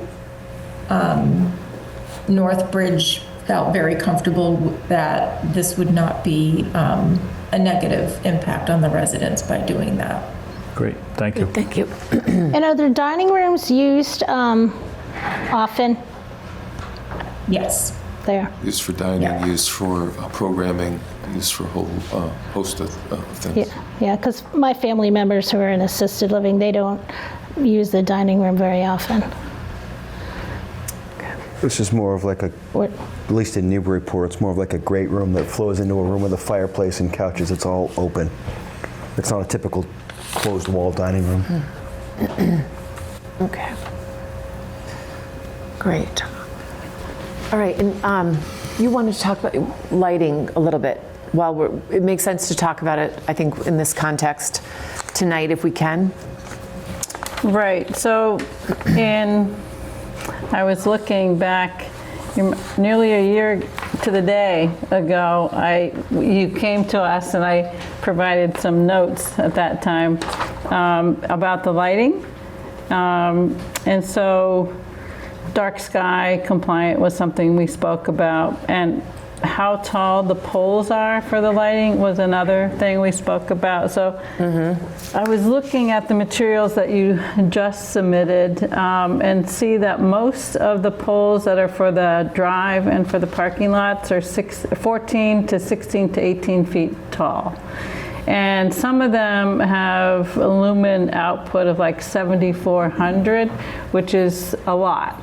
So I'm wondering, and then even looking at the foot candle levels, I'm wondering if you've got this thing pared down to the lowest that it can be for safety purposes, because I am very cognizant of all the street lighting there is associated with the hospital, with Winter Valley, and we want to keep this, we don't want this to be any more than it needs to be. We don't want it to be unsafe either, obviously. But we've looked at this kind of thing before, most recently probably with the Goddard School, and we were able to get their lighting designer to kind of pare it back. And so I'd like for you to take a look at that again, and whether, I know if you go lower, you might need more fixtures, so that's something to think about, but you know, having something 16 to 18 feet tall right as you're coming in, I think also it's a little more institutional looking than something if you can bring the height down, and maybe if you need to go taller. I went back and looked at the Winter Valley. I think they're at 14 feet on their parking lot. But, you know, so again, sort of thinking about what it looks like coming up from Highland. And then I was also wondering whether there's adequate light at the crosswalk, because if someone is using this, you know, 4 o'clock in the winter, and we're hoping some people who work here might take public transit, right? Then they're gonna need a safe crossing here. So whether there's and maybe there is, because there's a street light not too far away. I went to look and took a look today, but I just want you to take a look at that, or have the lighting designer take a look at that. And then another really important thing are the controls. We were able to, again, on the Goddard School, to have controls put in. We spoke about this before, about whether you needed that upper parking lot for at night when you're not having visitors. So if you didn't have to have those lights on at all on that upper parking lot, that would be parking lot in the rear. in the rear. Yeah, I call it. It may not even be upper. I kind of So the lights off for the third shift. We've committed to lights off for the third shift completely. That, you know, first and second, obviously first and second shift will be using some of those spaces back there, but the third shift is small enough where they'll all be parked in front of the building and the lights will go out to the rear. for the third shift. So I would like to see the 10 to 12 feet poles, and I think the only reason why we did 14 at Winter Valley is because that's what they had in other locations. We typically would do something that would be a smaller height. Again, they're going to need more of them, so we want to take a look and see how that gets distributed, because whether you can have it only on one side versus two sides would be something to think about. Right. But back on the controls, if I may, too, like a time clock, or sensors, and all those bollards that are ringing around, sensors too, because otherwise the place will look lit up for the neighbors.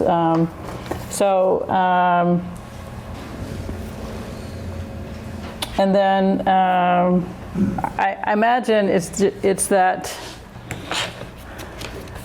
back parking lot. That's the only place that you can really kind of go dark, but there are 4 lights, pole lights right now, and those are amongst the brightest. To have one pole light one half of that parking lot, that's a pretty bright fixture, right? So I think even if we brought those down and brought the lumens down, and you had 2 there on each side, even when they are on at 4 o'clock, because that would be still when they're on, right?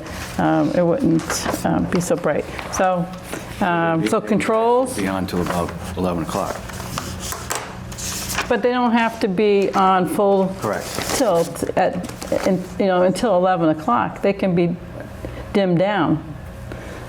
If it's not visitors, if it's staff and they're not coming and going, they're coming at one time and then they're leaving at one time. There's not a lot of activity in between.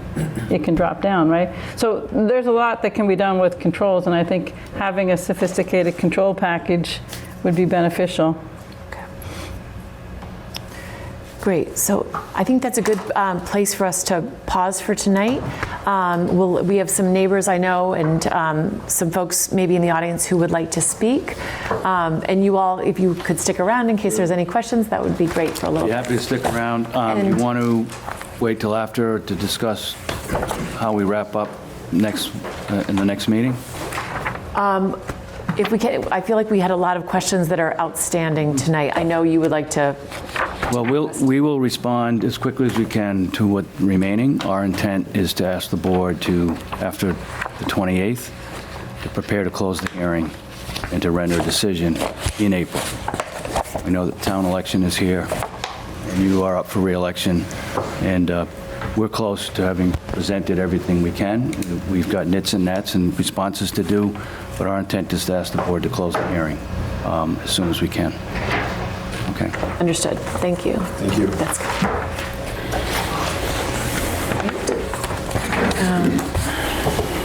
And Dan, would you like to come and join us? Yeah, Dan. And introduce you.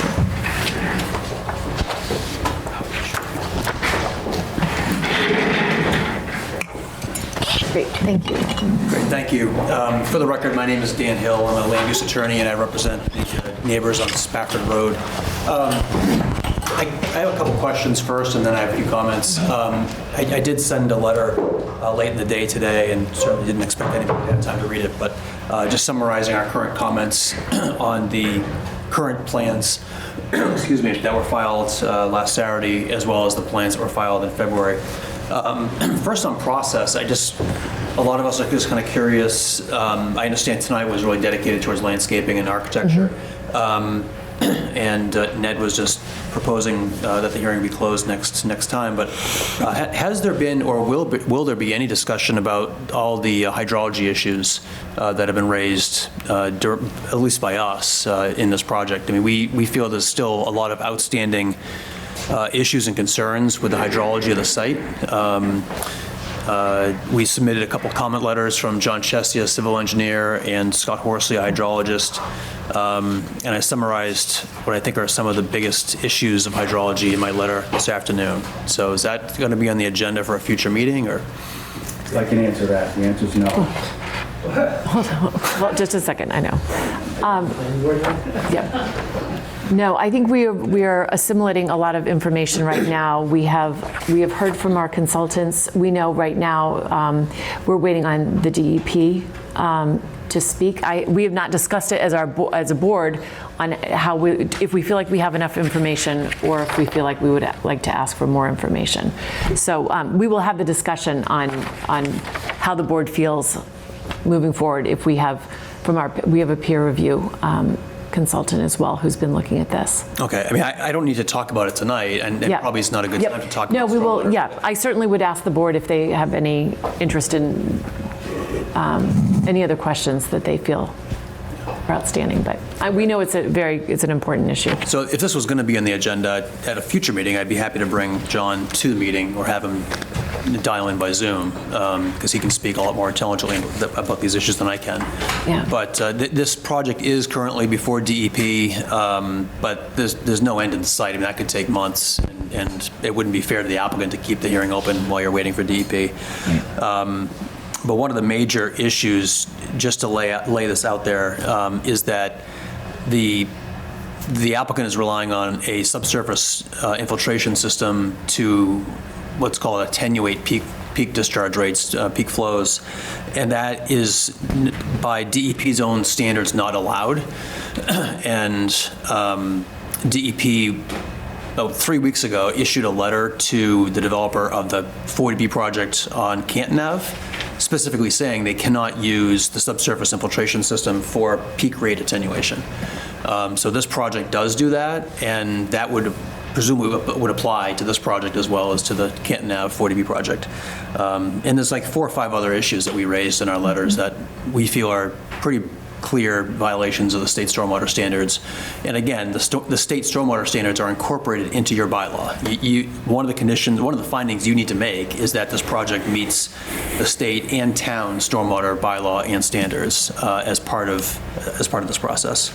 Can I just ask, have you provided your letter to DEP? We have. Yeah, we actually appealed.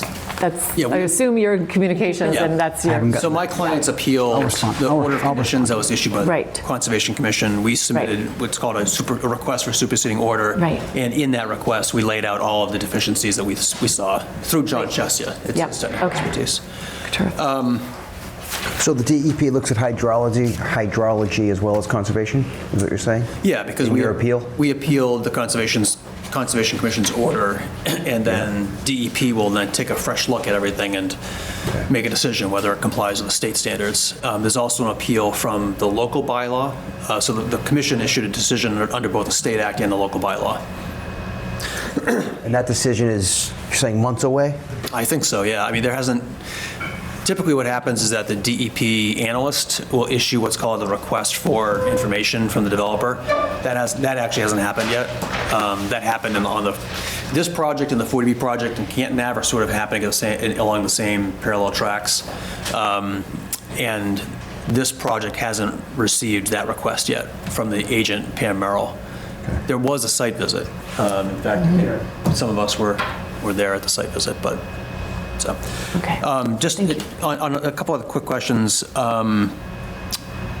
The trees that were shown on the landscaping plan as being along the driveway, a lot of those are in the wetland. I was just curious, has this landscape plan been vetted and approved by the Conservation Commission with all these tall trees in the wetland areas? Not that I... No, we're through the Conservation Commission. So they did see this plan? They know about all those trees? They saw plans associated with that. I can tell you specifically, what they saw relative to what you're saying from a landscaping perspective. Okay. They approved a invasive species removal plan. But no planting plan. But that's different from because there's a lot of trees. Planting plan was left to this board to address. And Conservation Commission specifically said that? No, the issues of plantings was not particularly addressed with the Conservation. I'm only seeing one tree technically over the edge, which we can certainly shift if it's going to be an issue. We have no problem doing that. Okay, well, they're, Okay. almost all of them are within the If that's 25 foot. if that's an issue, that's probably before DEP, it's not before this board.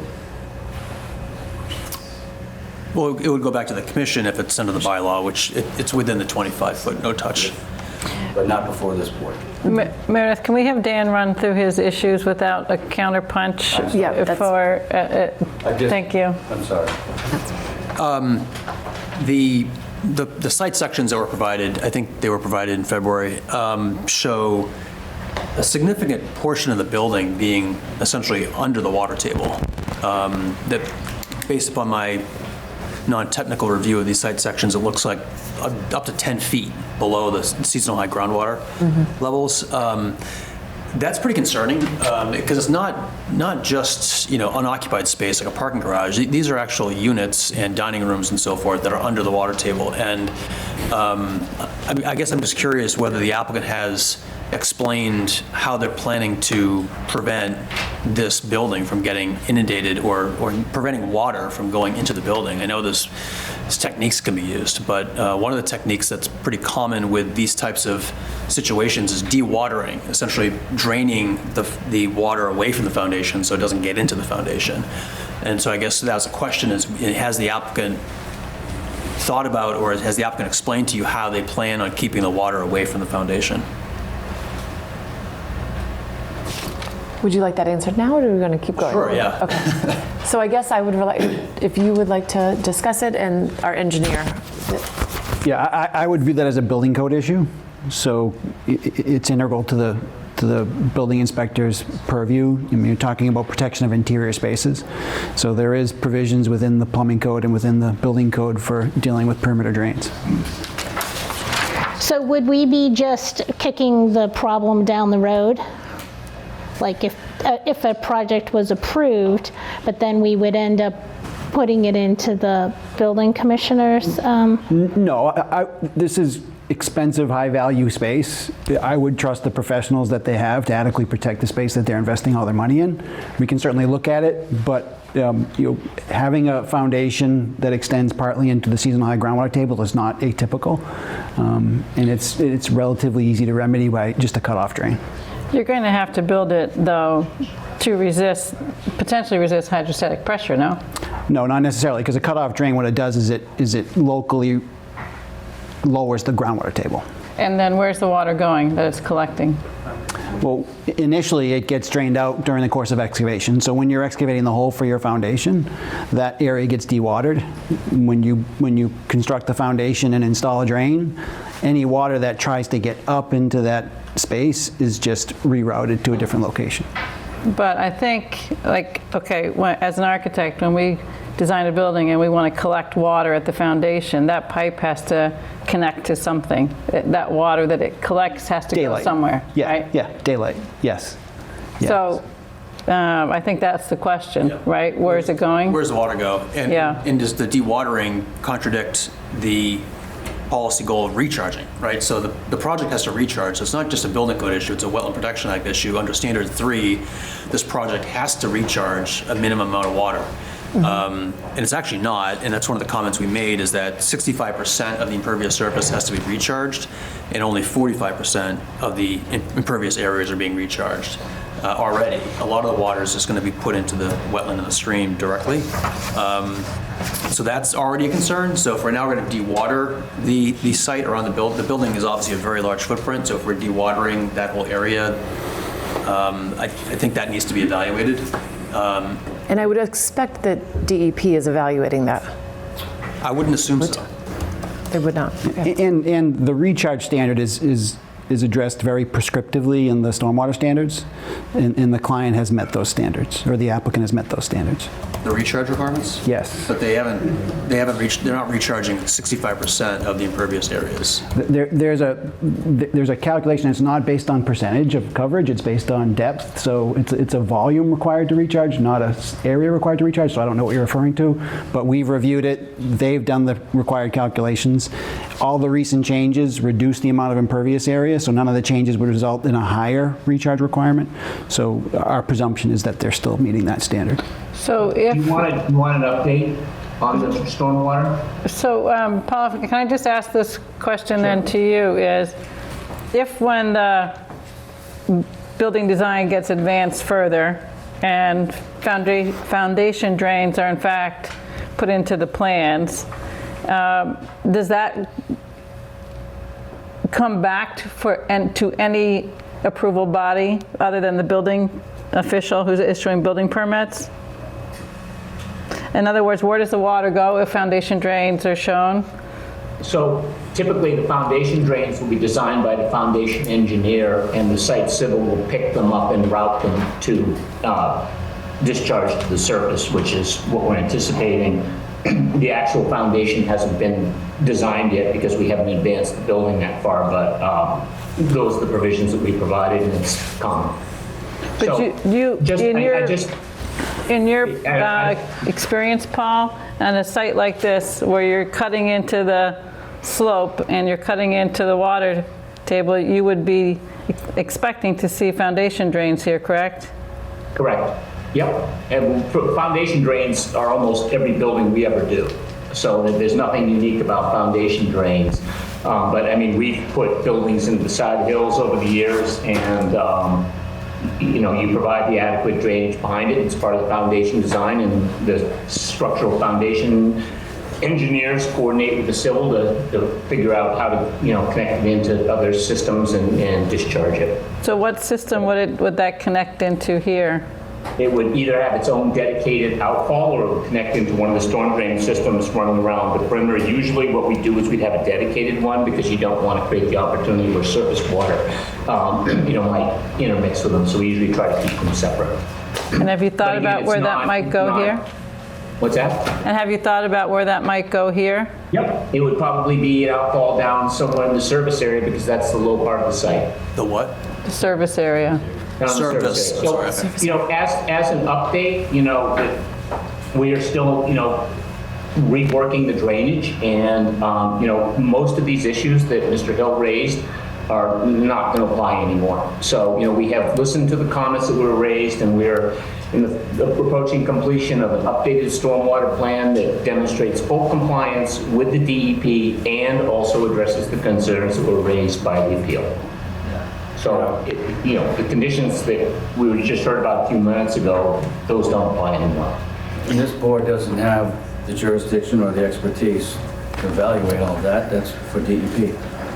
But we have a consultant who can review this updated stormwater plan, right? So, we have yeah. peer review consultant. Sure. Okay. Is there? And we also understand common sense. This is Like it's This like is- don't we're for you to comply with zoning. yeah, I understand, but don't insult us. We have common sense. I'm not insulting. I am here to argue. All right, well, We need to be compliant with zoning. correct. Stormwater is before DEP. Great. And it's good to have the answers for, Dan, this is to answer your questions right now. This is your time, so.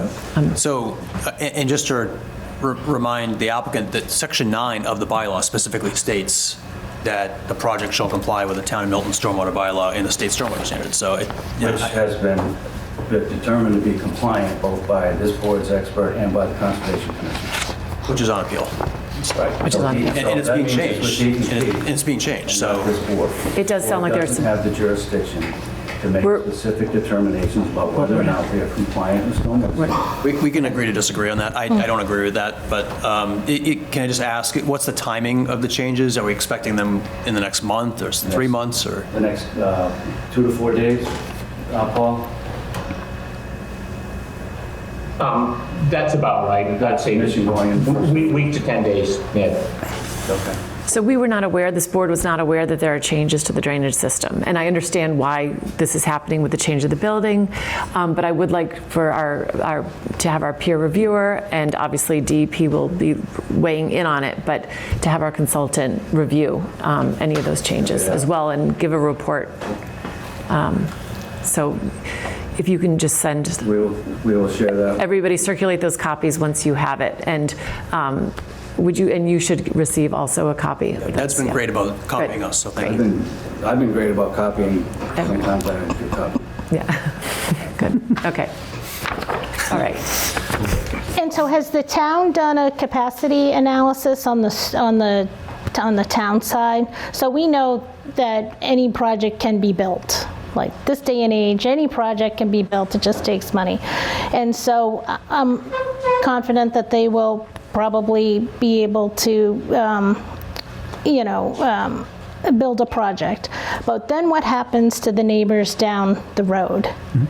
You know, the building will be built, and then the neighbors have to deal with all the issues. So who's going to be dealing with the neighbors a year, 10 years, 20 years down the road? So has the town DPW, have you reached out to the town DPW to see if if our infrastructure can handle this on Highland Street? So the beauty of the stormwater standards is the requirement that your post-development runoff has to be either equal to or less than your pre-development runoff. Yeah. So the premise of the standards are, okay, well, you design all this stormwater mitigation so that you're stressing the system less than when you started. So that obviates why you're having to sort of investigate into those capacity issues. Now, if we had a sewer connection that we were concerned about, that would be different because we've got new flow going into the sewer. The town has been pretty clear that they've got adequate capacity on that side, but on the stormwater side, the standards address that because what they say is, well, we're only going to be putting less downstream than what currently exists.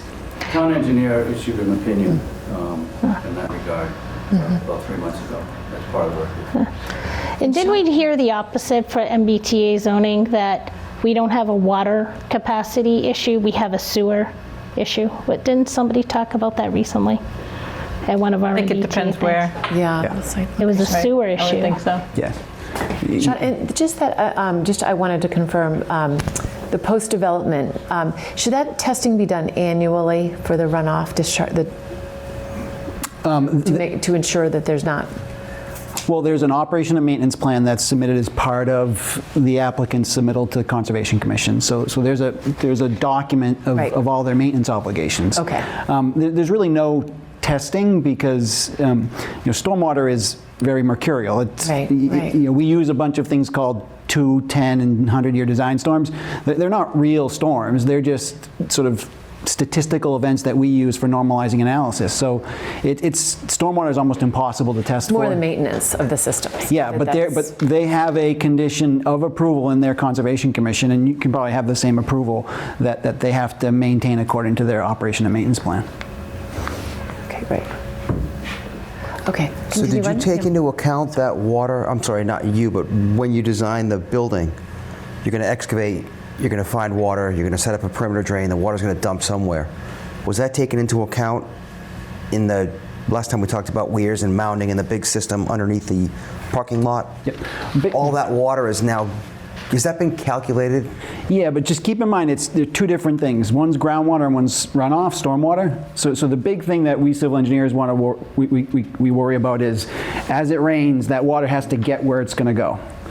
Runoff. That's runoff, right? So that's 95% of our concern. Okay. The groundwater is water that's already got into the ground and is now moving through the ground at a much more slow rate. Like, for example, fast groundwater moves at about a foot a day. But in this case, it won't, because it's going to go into some kind of an ejector pump and get forced somewhere, right? No, what happens is when you put a drain in around a foundation, it lowers that table, and it sort of creates a new shape to the groundwater table.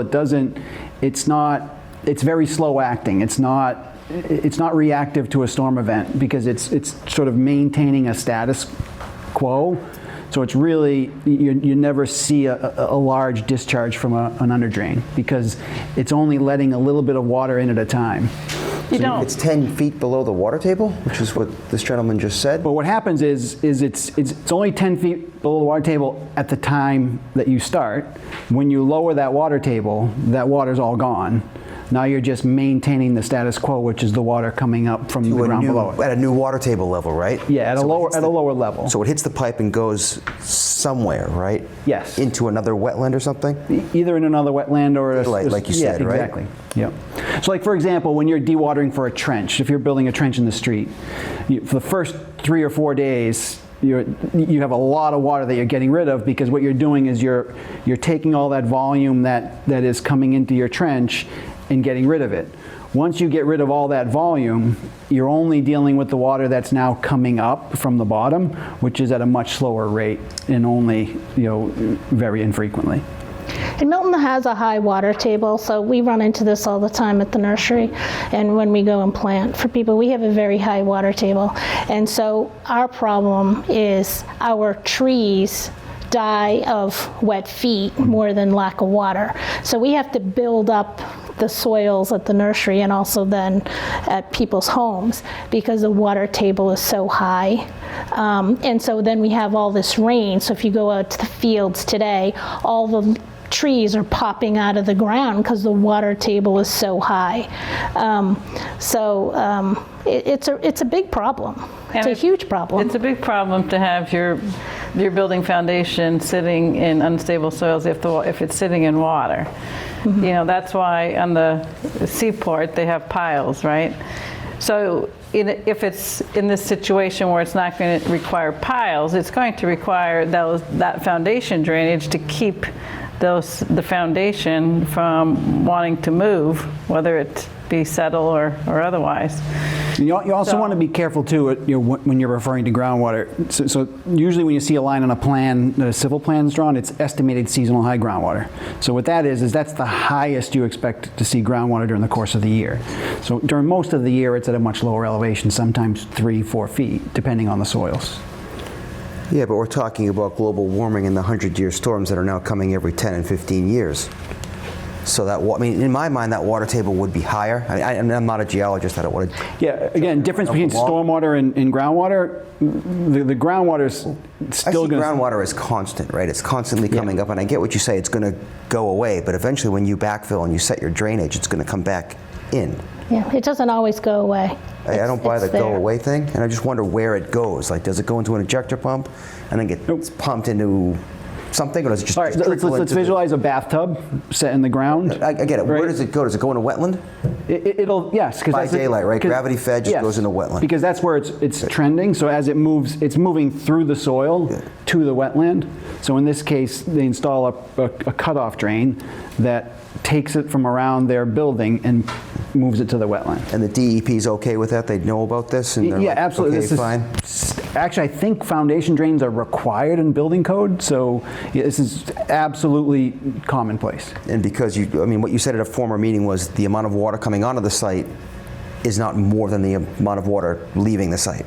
That's still the case here, right? Correct, but let's distinguish between stormwater, because for stormwater, it's how fast it leaves the site, how much water leaves at the peak.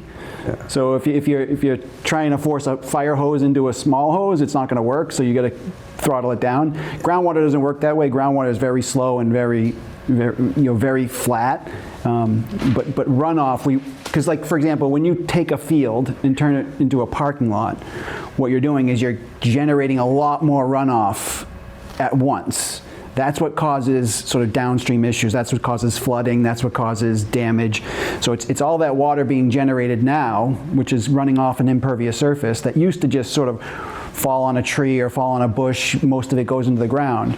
You had much less runoff running off under pre-development conditions. So now what we do is we build ponds or we build infiltration systems that instead of letting that water run off uncontrolled, it holds it on site and releases it at a rate that matches the pre-development condition. So this water will go into a catch basin of some kind or Yeah, there's a whole litany of different solutions, yes. But also our soil structures are such it's not we don't have sandy soils. It's very compacted, very clay. So it's very challenging to grow in our soils. Just in terms of process, so we don't spend too much time talking about something that's really not necessary to talk about right now. And I'm not saying this isn't something important to talk about, but at a point in time, a structural engineer will become responsible for designing the structure of this building, which is the foundation and the balance of the structural elements. The first thing the structural engineer will ask for is a geotechnical report, which includes the hydrology of the site. He has a duty and a responsibility as a licensed engineer to design a structural foundation system that will meet the requirements of not only code, but the conditions of the site. So we can kick this around for another hour, Good. Nothing is going to relieve the structural engineer of his responsibility, to design not only in conformance with code, but to also design, to the constraints that the site has. So a lot of projects can end when you reach a point where you can't comply. So we could talk about this for the rest of the evening and probably not make a whole lot of progress. That requirement is always going to remain. It's the responsibility of the design team to meet those requirements. I think the question is, where does the water go, and if it's been accounted for in the design. So I think if we see Paul's updated plan and Sean gives a peer review of it and Dan has an opportunity to look at it, we'll know more. Yeah. And we can put that on the 28th if we can. If it sounds like you'll have. We'll be ready for the 28th.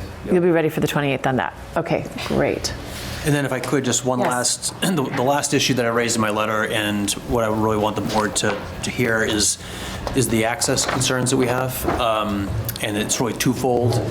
We all know this is a really tight site. It's tight because of the wetlands. And so you've got a very narrow, driveway that's sort of snaking between two wetland areas. And we looked at, how safe is this access driveway and the internal traffic circulation? Does it meet code requirements? And it's pretty apparent that this project's driveways do not satisfy at least 3 of the fire prevention code requirements for fire access roads. First being that no part of a building can be more than 150 feet or 150 feet away from a fire access road. This project is it's 250, not 150, that was a typo. This project is 430 feet away from a fire access road on the south side and 390 feet on the north side. This is the project's own plan shows you that. What the sheets that were provided by the applicant to the board. So that's right there in nonconformity with the state fire code. The second one is the fire code prohibits any fire access road from requiring a fire vehicle, a fire engine or a ladder truck having to cross over the center line into the opposing lane of travel. And the applicant has provided you with a turning template plan showing that the ladder truck would in fact have to cross the center line and go into the opposite lane of travel on Highland Street when the fire truck is exiting the project turning right onto Highland. Likewise, when a fire truck turns into the project from the north, so it's turning right into the project, the fire truck would also have to cross the center line of the project's driveway.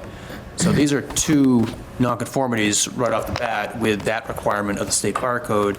And also, by the way, their turning template plan also shows their delivery trucks not able to stay within their lanes. So again, this is another concern for why this site is inappropriate for this project. Nothing against the project. I think everybody agrees the project is a good project. It's worthwhile. This is not the right site for the project, and this is yet another example of the site conditions creating essentially a dangerous or unsafe situation. And then finally, on the topic of traffic, we certainly recognize that the residents of the future residents of this project are not going to be driving, obviously. But the project generates trips. It generates trips from staff, deliveries, and the neighbors on Spafford Road already experience cut-through traffic going to Milton Hospital. They've provided lots of evidence over the course of these hearings. So that we have no reason to believe that that's going to be any different for this project. In fact, it'll probably be exacerbated. The applicant has stated that they'll tell delivery trucks not to use Spafford Road and the other ladder streets, but how realistic is that? Are they really going to be able to prevent the traffic from using those streets? And so what we had suggested several months ago is that either the town or the applicant commission a study looking at this whole network of streets in the Academy Hill area, looking at Reedsdale, the ladder streets, Highland Street, and studying how traffic currently moves around this area and what the impact of this project would be on these streets. This is something that happens all the time. Those of us in the real estate industry know that when you have big projects that are entering an existing neighborhood pattern, it's not uncommon for there to be a study, to take a step back and actually do some planning about this. There may be solutions. There may be a way to perhaps put in churning restrictions or one-way streets, or none of us are traffic engineers, so we don't know what the solutions are. But you bring in a traffic planning firm and you brainstorm and you figure things out. That hasn't happened here. There hasn't been an adequate process of planning on the impacts of this project on these streets, but we know it's going to happen. And the neighbors, they live it. They live it every day. So again, we would ask that the town, since the town passed the bylaw and the applicant is using the bylaw, that the applicant and the town come together and give us a planning study on these impacts. We asked for this back in October, and we're just going to ask for it again tonight. And I think you mentioned, Madam Chair, that I think you wanted to raise, or you wanted to discuss traffic at a future hearing. So we have that scheduled for the 28th. It is the 28th. Yes. Great. So. I think also the fire chief. And the fire chief also will be here. Okay, So that's perfect. great. Okay, thank you. So, yes. Great, thank you. All right, we're getting to 9:30 here. Is there anything that was not said by Mr. Hill that the neighbors would like to address? If it is on traffic, it would be great if I know Minette, you have a presentation, if we could maybe do that on the 28th, I think that would be perfect. Bart, yes. I have a few slides in response to not traffic, to architecture. Okay, if it's architecture related, just, yep, and it will be just quick. Sure, yeah. Pretty quick. 5 minutes? Okay, 5 minutes, that's great. Thank you. Good evening, everyone. Thanks for all your time and everything you do for the town. I'm Bart Hyriza, 11 Spafford Road. I know Josh or Tim, if you wouldn't mind just bringing up, if you have the presentation that I sent you. I do have your presentation. And while that's going on, I just wanted to, reiterate something that, make sure everyone understands. The neighbors on Highland and Spafford, had to spend, if I'm not being, vulgar here, a lot of money to appeal with the DEP the design of this project. And, before the case was even heard, in our introductory Zoom meeting on January 30th, what we found out was, as said by the applicant's team to the DEP analyst, we are making a few changes in light of the appeal of items raised in the appeal. So all you hear from Ned Corcoran is we comply with zoning, we comply with this, we comply with that. But before the appeal was even heard, they took it upon themselves to change specific things that were flagged, which, that costs money, right? So why would you do that if you complied? Why would you, now, and they said, we'll provide the drainage calculations the next few weeks. That was January 30th, it's now March 14th. So we're rushing here to close this hearing, and there's so many moving parts. We haven't seen any of these documents. We don't understand, on some of them there's detention ponds, new or old, we're not sure. There's a lot of things that aren't clear. So I just want to make sure everyone understands that. Like if you're so adamant that you comply, then you don't have to go and change all these things. Second, all we've heard from when the zoning article went before town meeting is, this is a low-impact development. This is a low-impact land use. The residents don't drive. It's in the Patriot Ledger from the president of Northbridge. It's in town meeting recordings. The residents don't drive.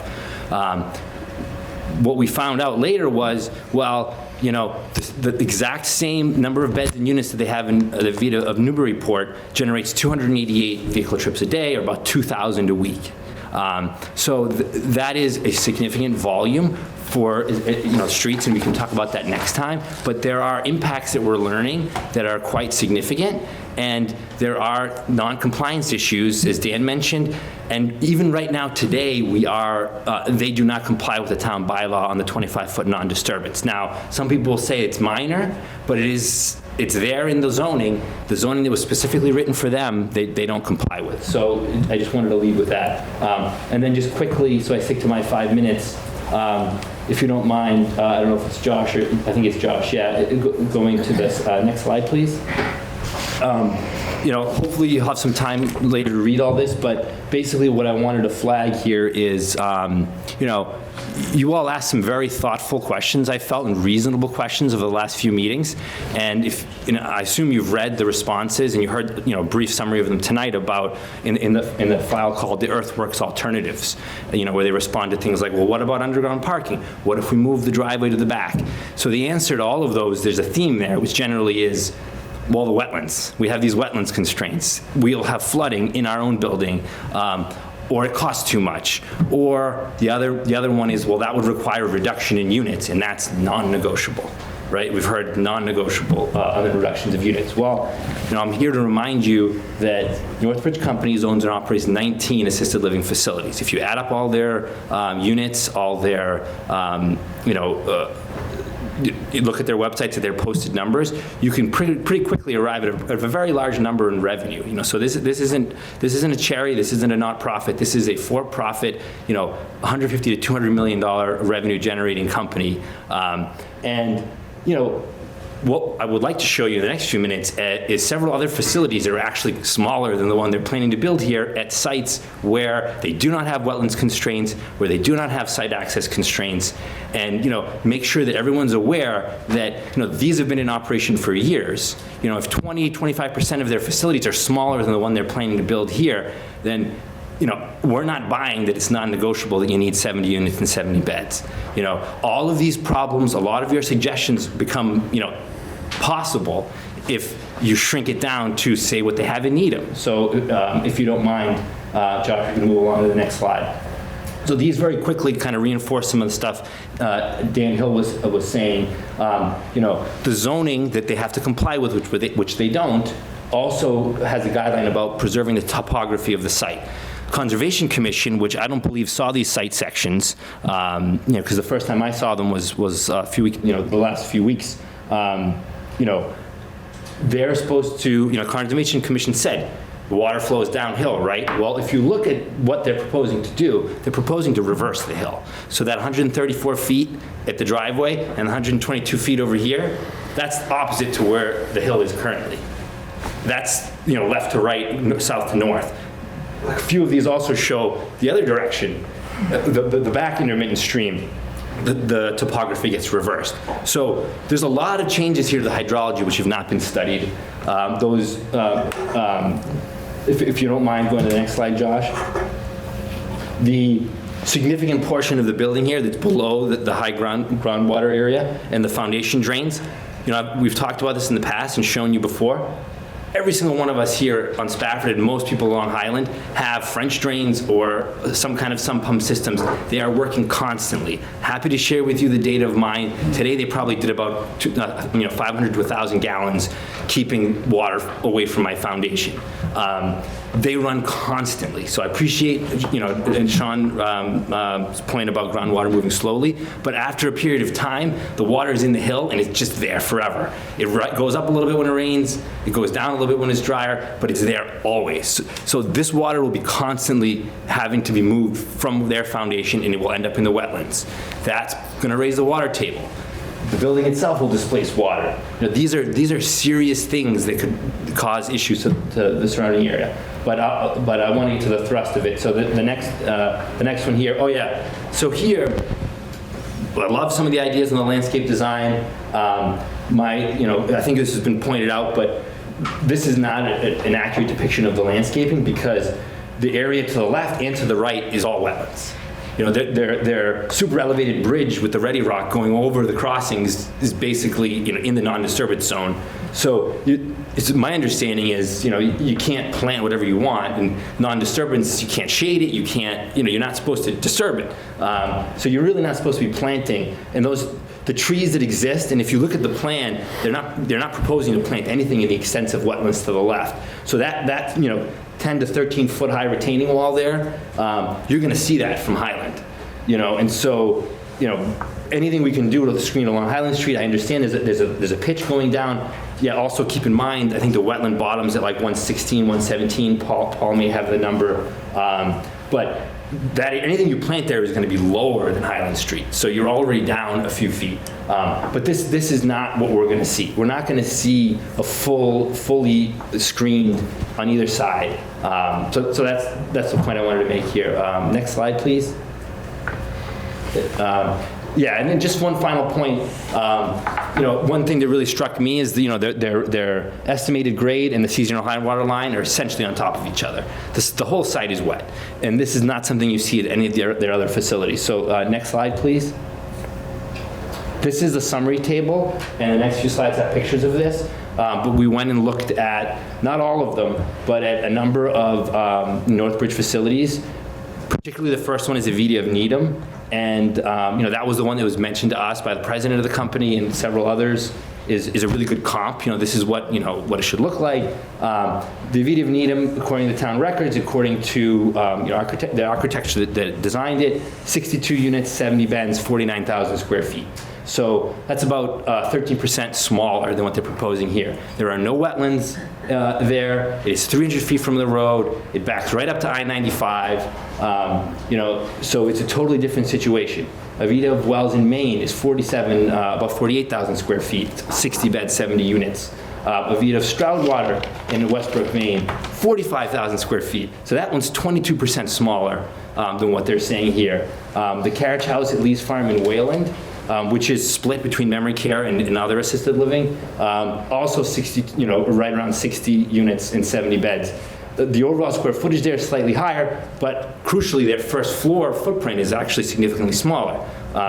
And finally, just as a comparison, because for the traffic section, they referenced the Avita of Newburyport because they're proposing the same number of units and beds, so it's another comp. Even there, they have a smaller first, main floor building or building footprint. So, there is. In our view, there's really no reason other than the business interest of a for-profit corporation to have this many units and this many beds. These places have been in operation for years. Clearly, they're successful. So, I just want everyone to understand that a 15-20% reduction in size makes a lot of the things possible that we've been asking for, and really helps quite a bit with the impervious surface, tremendously.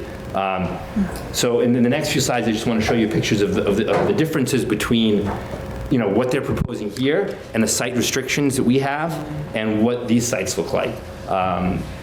So this is Avita of Needham. This is sort of the evidence that I just summarized.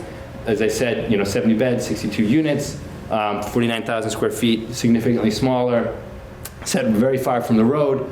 Next slide, please.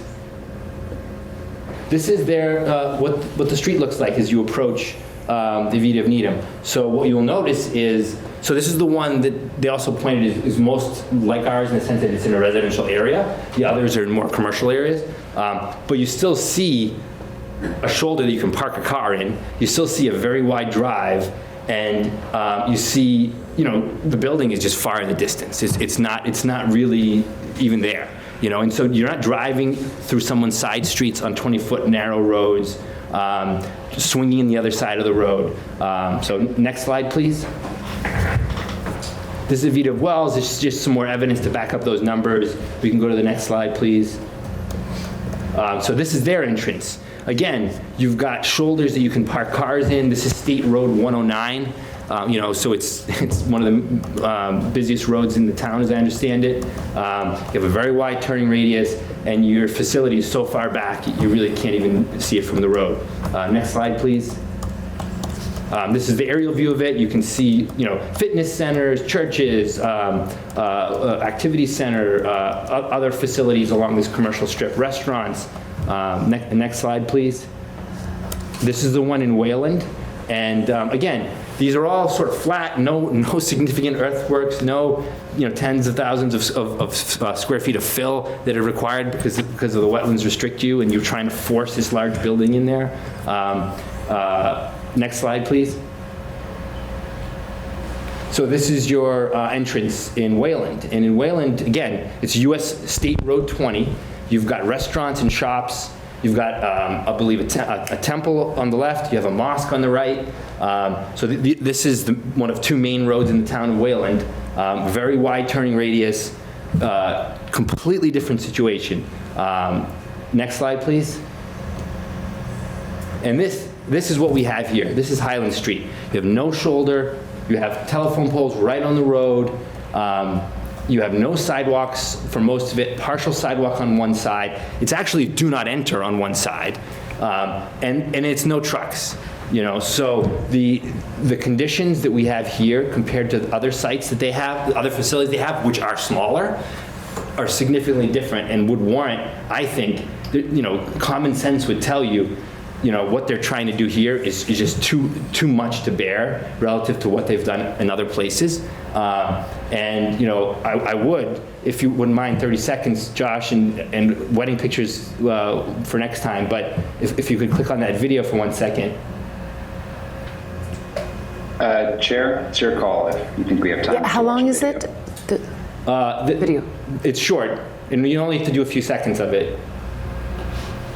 All right, just a few seconds, and then we do have to move on, because we've got a full agenda. Sure, understood. Okay. And, happy to share this and show this to the fire chief. But this is a weekday afternoon in end of September, beginning of October. This is what we see with traffic backing up on Highland from the Canton Ave intersection. This is a fire truck trying to get past. And if you'll notice, the cars have to go off-road. This truck here, another one coming in, and this is not a safe street to be putting this size of a facility on. And it is really striking when you live here and you. All right, we're getting into sort of traffic Sure. for the next week. So let's, all right, with that, I think we can. Thank you very much. Thank you very much. So, I have no problem waiting for traffic. Is that okay? Yeah. I have quite a few, some slides on the aesthetics of the property that it's, my understanding, tonight's the night. Okay, yes, tonight's the night for that, yes. Comments, and I'm sorry, I know That's it's all right. late. As I mentioned, it's just kind of the process. Yeah. We're at the end. So Right. No, I understand. Josh, if you could go to 35 on my slideshow, please. Okay, it'll take me a minute to get to slide Thank you. 35. Appreciate your patience. I'll just kind of start. So, saving traffic for next week. My name's Minette Donovan. I live at 16 Spafford Road. Thank you all. Your questions were so on point, and we're grateful that you take such an interest in protecting our neighborhood, because it means a lot to us. I want to remind you all that Phase 2 of the Master Plan goals and objectives for this town is to preserve and enhance the individual character of each of Milton's neighborhood, including the natural and historic features of each. So that's very important to the aesthetics of this project. Frankly, it doesn't go well at the site. So there should be a lot of effort, as was mentioned tonight, because this doesn't have to be here. This isn't Milton Housing Authority's running the list and there's subsidy in the building and it's for town residents. This is a for-profit developer who is entitled certainly to make a profit, but the fact that it's on wetlands, it should not be. We should not be bearing the burden of this, the neighborhood. So the article itself indicates that creating an attractive initial view of this site from existing streets and neighborhood properties in harmony with the neighborhood shall be an objective of the overall design. So I would say this is, if you go to the next slide, please, this is what it looks like now. And so we would like to see at some point what it's going to look like when we drive up to the top of Spafford Road. We're seeing these entrance pictures, but we'd like to see as you drive by, when you look to the right, what you see, because it's closest to Highland, right at the top of Spafford Road. So we'd like to see what it looks like in terms of a virtual picture of that. And I think it's incumbent on the planning board to ensure that it does, based on this specific article. The next is that the landscaping should provide significant screening when viewed from off-site, evergreen, et cetera, 20 feet tall, expecting to attain large sizes, and in a manner that will screen the view of the building and parking areas when viewed from off-site. So I know it's wetlands and we can't build in certain places, but that's what this says we need to do. We need to ensure that there's adequate screening. The environmental challenges, next slide please, of this site, thank you, doesn't mean that we're not going to make it safe or we don't need to comply with these things. It means it's not the right site for the project. We still need to consider that. So if you go to the next slide, you'll see what it currently looks like. That's very little natural screening, none. We're going to see this building. That's what it looks like right now at that spot. So we need to see some significant screening that's done safely for the wetlands. Next slide, please. If you see now, this is what we have for screening from the hospital. So we're dealing with this now, and that's what you get. And if you go to the next slide, you'll see what you get at night.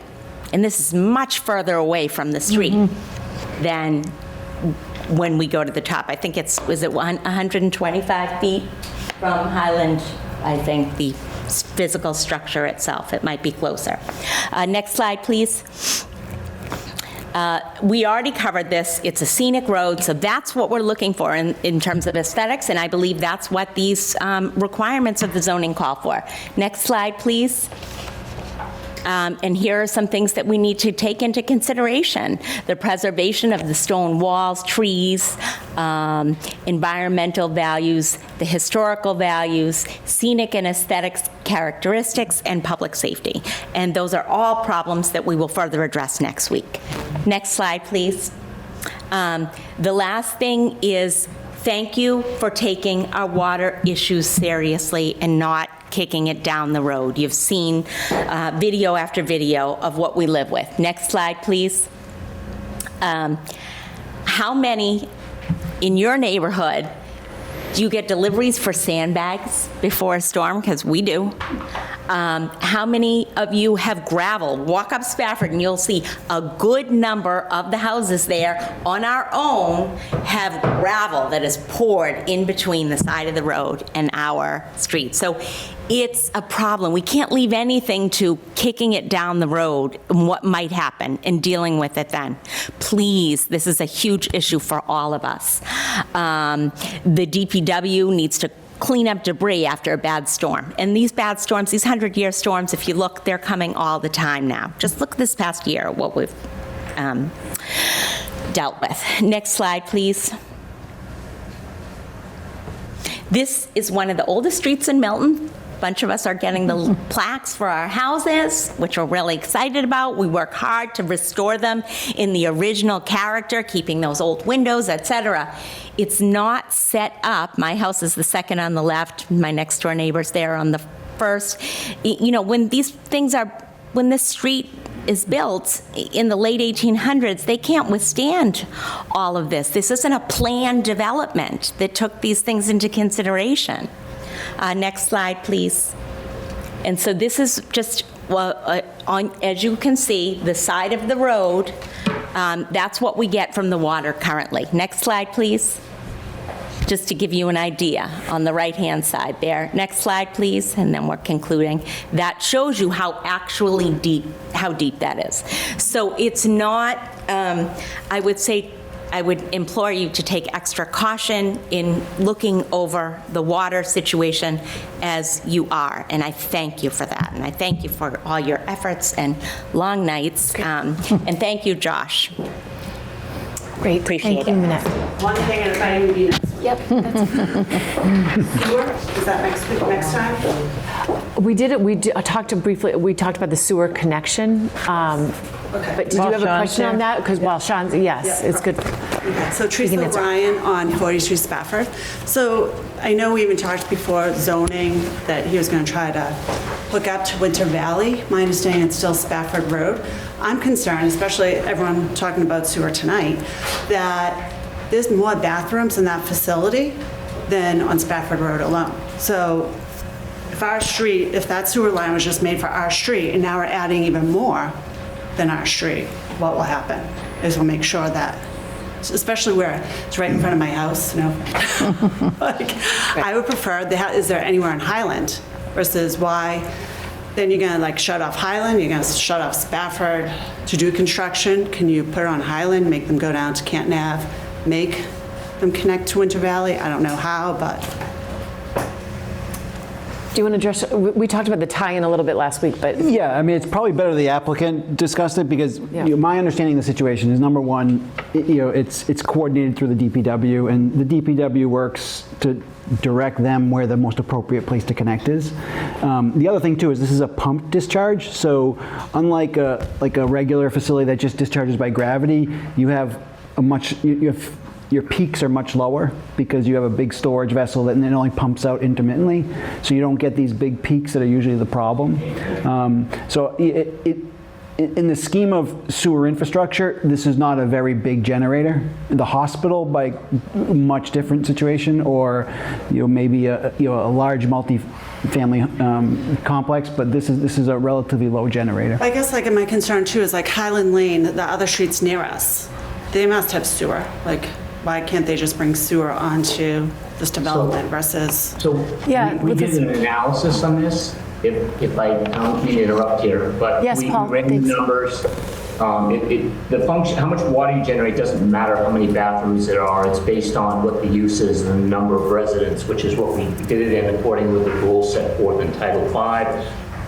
And we did the analysis. We inspected the sewer system on Spafford Road and put a report into the DPW. This was over a year ago, and they agreed with our findings that the Spafford Road system has the capacity to support the project. And to keep in mind too, your sewer is usually, there's a minimum size, usually 8 inches, which is huge for a small residential development. So your chances are that sewer is because of the minimum size criteria is well oversized for the service that does. Our street right when I moved in 12 years ago, and it took a while. So now they're going to dig it up again right in front of my house. Like, yeah, I'd rather it just not hit Spafford, try to find a different connection or bring it up to, if they create a whole new street, would they have to create their own sewer line versus connect to a different street? There's an infinite number of solutions. So one thing I will say is this is a force main, so gravity is much lower and much bigger holes, much bigger excavations. So this is a force main. It's higher in elevation and it's much smaller. So the construction should be much less. All right. And also want to talk about the master plan. So a lot in here on the master plan is about helping seniors age in place. And a definition what the CDC defines aging in place is the ability to live in one's own home and community safely. So this isn't necessarily, like if we look at the master plan and everything he highlighted, and affordable, this is not affordable. It's $140,000 a year. Like if you were putting something across the street that was more affordable, I loved how you brought up the point of Winter Valley. Yes. You're charging people $140,000 a year. They can put some trees in that parking lot. So thank you. Thank you very much. Okay, great. All right, one last comment, and then we need to. Can I just point out? I was just looking at as some folks were talking in the standards under site design standards. I'm looking at the warrant, so I don't have the right numbering that's in the zoning code now, but it was H in here. It does call for some trees to be 20 feet tall upon planting. So if you could just take a look at that again, Ned. I don't think it says every tree, and I think Sashi had a good reasons for wanting variation in height, but it is something that is addressed in the standards. So I just wanted to point that out, Wally. We do have some trees that are 20-foot height included. 9. Yeah. Okay, great. Thank you. Welcome. And again, Gene Irwin, 120 Highland Street, Milton. I think tonight, the first time I've seen a ton of new issues. I mean, if you want to talk about the groundwater behind the building next to Bacardi's, you lower that groundwater, you're going to kill all the Bacardi's trees. There's a big group of trees between the memory clinic and Bacardi's that you drop the groundwater 10 feet, they're toast. And I don't think anyone has the right to do that sort of damage to a neighbor. Secondly, there's several ADA compliance issues with this property. When this whole thing started, myself, LOLs, Doug Henry, the attorney for the Bacardi's, others, we fought over ADA, and we shouldn't have had to because it's federal law. Well, on September 7th, 2023, ADA came through with a pile more of ADA compliance issues for builders like Northbridge. The ADA is obviously a huge zoning or, set of rules. And under Chapter 3, which this falls because it's a private commercial building, Section 5.1000, and this is Title 3, it says the developer, which I heard tonight, cost is no defense. It says that specifically. I say Title 3, Chapter 5.1000. And I say cost is no defense. So the applicant should have done his homework before doing this whole building design. And then there's talk, and I haven't seen the plans yet because I wasn't emailed on it, that they're going to move a bunch of spots temporarily to the hospital. Now, the hospital, according to the ADA, would face all kinds of new compliance issues themselves. And I'm not sure they're aware of that, and they may want to consider it before they agree to this plan. When you consider the hospital parking, as I think Cheryl or someone else said earlier, in the wintertime, it gets dark around 4 o'clock. And you're going to be asking people, maybe on Christmas, seems like an awful lot of our holidays are during the cold weather months. Thanksgiving, Christmas, Valentine's Day, on and on. Martin Luther King Day, President's Day. So when it gets dark at 4 o'clock, these people are going to cross the street. And as Cheryl said, there is a street light outside the entrance of this memory clinic. The next street light isn't until you get down to the hospital entrance. And the sidewalk between the memory care clinic and the hospital entrance is all pine trees. It's not lit at all. So again, we're creating terrible handicap accessibility issues. The sidewalk, as it goes from the town sidewalk up to the hospital sidewalk, it turns right as you head towards Canton Ave. It jumps up about 3 or 4 feet over the course of about 15, 20 feet. Someone coming from the hospital, a person in a wheelchair, has a great chance of just simply rolling out into traffic. There's no barriers, there's no steps. If you're leaving the memory clinic, and let's say it's pouring rain or something like that, or snow on Christmas or whatever the day is, you have what's called equal facilitation under ADA. And when they took away those back spots there by Winter Valley, about, 15 spots, I guess? Now you move those 15 spots over to the hospital. That's not even close to equivalent facilitation. Now someone, instead of walking 150 feet, has to walk about 1,500 feet because wheelchairs, once they get onto the hospital area of the sidewalk, they can't get into the parking. They have to go all the way down to the entrance, and there's no sidewalks on either side of the entrance. Now you're out in the middle of the road where the ambulances and stuff are coming in, and you got to work your way up and all around to get to these parking spaces. The hospital has, when they built the medical office building, the garage, and the hospital itself, their ADA compliance was basically with the idea of traffic near Highland Street. The ADA compliance goes towards the hospital. This ADA compliance needs to go in a 180-degree opposite direction, and it doesn't exist. There's no steps to get down to this hospital area sidewalk. I see there's no lighting. And even when you go back to the bird's eye view of the plan here, where we don't have a drop-off area on this plan that I can see. You have the front door, and about 15 feet to the right, you have a bunch of handicapped vehicle parking spaces. That's not adequate room for a drop-off. So now you have all these delivery trucks, when they want to check in, They're parking on the crosswalk. Again, that's flies in the face of ADA. If you go up to Winter Valley and you look at their sidewalks, and I forget the distances they mentioned tonight, from the front door to the street, and now you even have to go from the front door of the loading dock to the street. That qualifies as a separate street under the Town of Milton bylaws. Every 200 feet, you need to have a 5x5 rest area. If you pull into Winter Valley, you start going up, you'll see the 5-foot sidewalk, and then you'll see a separate slab, 5x5, as a rest area with a park bench on it, because people with mobility issues, a lot of them can't go more than 100 feet without a lot of stress and strain. So every 200 feet, you need these, and we don't have them. And then, for the sake of a few salamanders in the water out in front of this property, we're going to have a narrow road because we don't want a wide road over the water. So you're going to put people's lives, especially mobility challenged people, over salamanders. And I also heard about that, we're not going to use guide rails because guide rails work. America's been using them for hundreds of years. We're going to use a gravity wall. A gravity wall has no tests that I know of here. I haven't seen any information. When you drive down the highway and you see a gravity wall, there's a giant bank of land behind it. Well, sure, if you hit that, you're going to bounce off it. But if I take my Hummer or an SUV, or anyone does, and it's slippery, and you round that corner too hard, you're going to knock one of those gravity blocks right into the wetlands, hitting it on a side impact because there's nothing behind it. And your vehicle, which may weigh 4, 5, 6, 7,000 pounds, I got one that weighs 5, I got one that weighs 6, and I have one that weighs 7. If I slip on the ice, I hit that wall, the car's in the drink.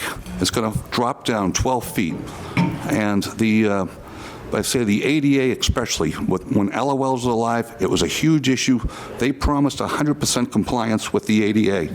And what they can simply do, because I spoke to the Department of Justice in Washington yesterday, they have an advisory board. And the applicant can simply ask for a certification letter that their plans meet all ADA, and you won't have Gene Irwin up here again. But if they don't, Gene Irwin's going to be up here. And the other thing I asked him to do, because I don't expect the hospital to comply, the memory clinic to comply with any laws. I've seen a phone book full of violations. So I've asked them to send me, which I'm going to hand to you when it arrives, is an 8-page complaint form, because ADA is civil rights, and this town does not want to be accused of discrimination. It may be okay with the memory clinic, but I don't think it's okay for the rest of us. Thank you very much for your time. Thank you very much. Chair, Nadine Hanna has had her hand raised on the Zoom for quite a while. I don't know if you want to take it. Oh, you know what? I'm so sorry. We have to end at 10 because we just have so much to do. I apologize, Nadine, but if you can please, join us on the 28th. I would love to hear your comments. So, but we have some things we just have to get to tonight, and it's 10 o'clock. So, my apologies for not having any more speakers this evening. Paul, I don't know if there's anything maybe that you can that you would like to stay on ADA compliance and your policies, but we can continue that discussion next week as well.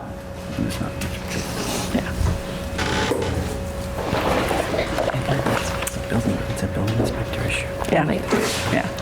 We can certainly. Yeah, maybe can we address that maybe on the 28th then? I just didn't know if Paul was here, but if he wanted to discuss something. He'll be back on the 28th. Yeah, let's do that. Okay.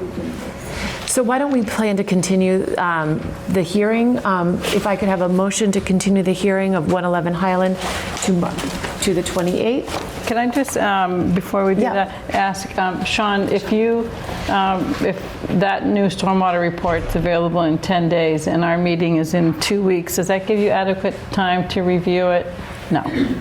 But I'm not expecting there to be too much substantive change because the changes that they've made to the site plan are modest and I doubt they warrant any substantive changes to the stormwater design. So I'll have to see, but I'm not expecting there to be too much that I need to look at. So I guess I'm wondering, should we invite Sean to attend on the 28th I would like as that, well? if you could be here on the 28th. We'll get it to him in plenty of time. Okay. And I'll review, if I can get a copy of Attorney Hill's letter. That would be I'll review great. that and make sure if there's anything that needs to be responded to, I'll do the same Yeah. with that. Okay, great. Yep, we'll make sure you get that letter from Dan. Okay, great, thank you. So then I will make a motion to continue the public hearing for 111 Highland Street to March 28th at 7:05. Is there a second? Second. Great. All in favor? We're all here. Aye. Aye. Great. Thank you. Thank you very much. Okay, now we will move on, and maybe we can just touch on this briefly. Oh, actually, you know what? Can we let Marion go with 10 Bassett Street, take her next? Marion, if you want to join us, is that okay if we just move her up so we can check that out? Oh, I had something to change on the Bassett Street. I thought, did I? Why is it? Marion, I'm 14, I'm sorry, I said 10 Bassett. I'm 1439 Brush Hill Road. Yeah, okay. Sorry, that was fun. No, that's, I know, I was reading what was in front of me, but that's, yeah, it's 1439, the A&R. Okay, so. Give Marion a minute here. Look at that.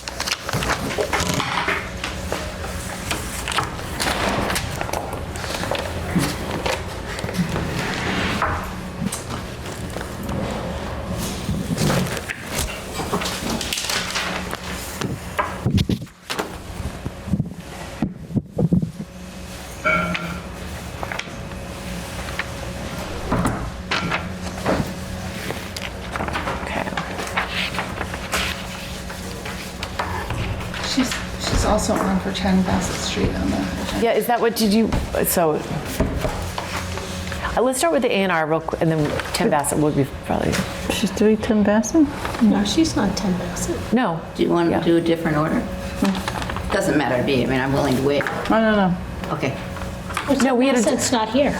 We didn't have, you're not doing 10 Bassett Street, are you? No. No, that was. Modestino is the lawyer. That's okay, that's why I was, no, that's. Michael Modestino, I think. Yeah, yes, that's what we just, 1439, that's what I was, yeah. It's okay. Okay. You ready? Yes. So I'm Marion McKettrick. I represent Susan and Arthur Murphy. They're the applicants for approval of an A&R plan for 1439 Brush Hill Road. 1439 Brush Hill Road, we've had one meeting, and then we had a site walk. Almost all the planning board was able to attend, and some neighbors were there.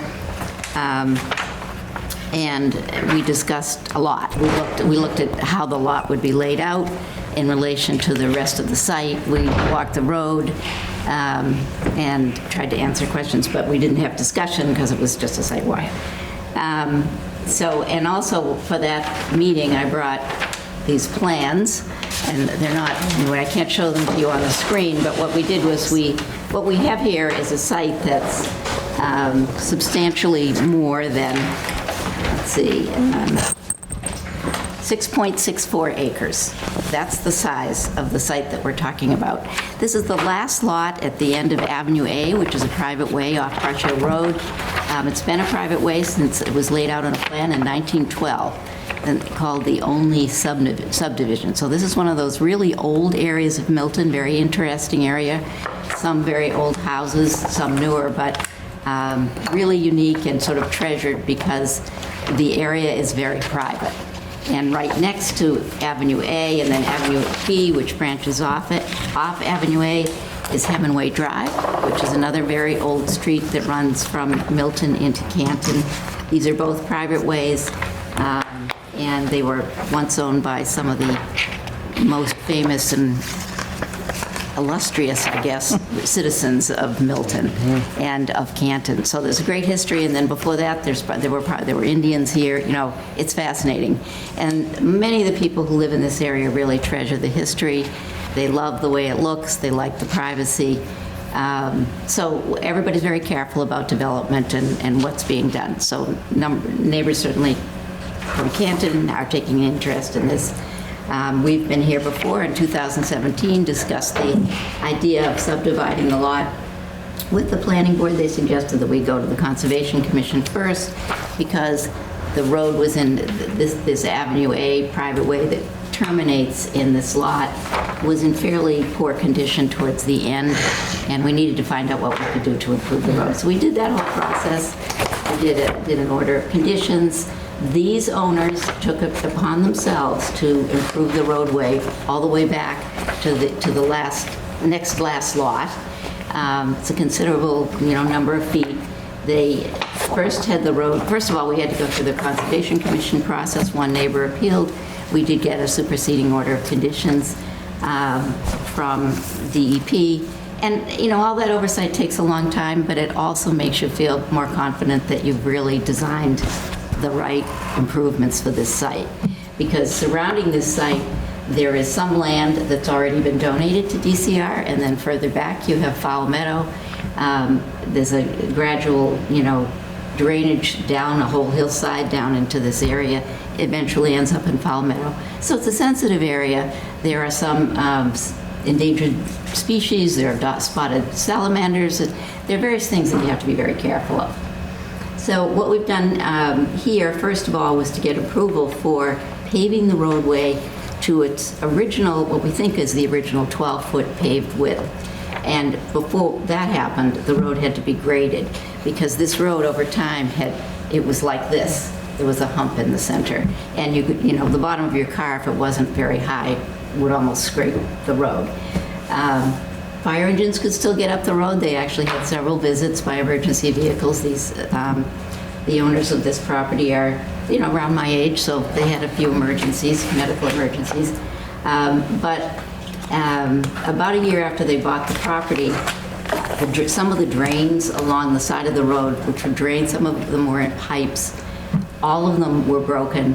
And because of the storms that we're having these days, this road, Avenue A, was being eroded by stormwater from drainage pipes that weren't working.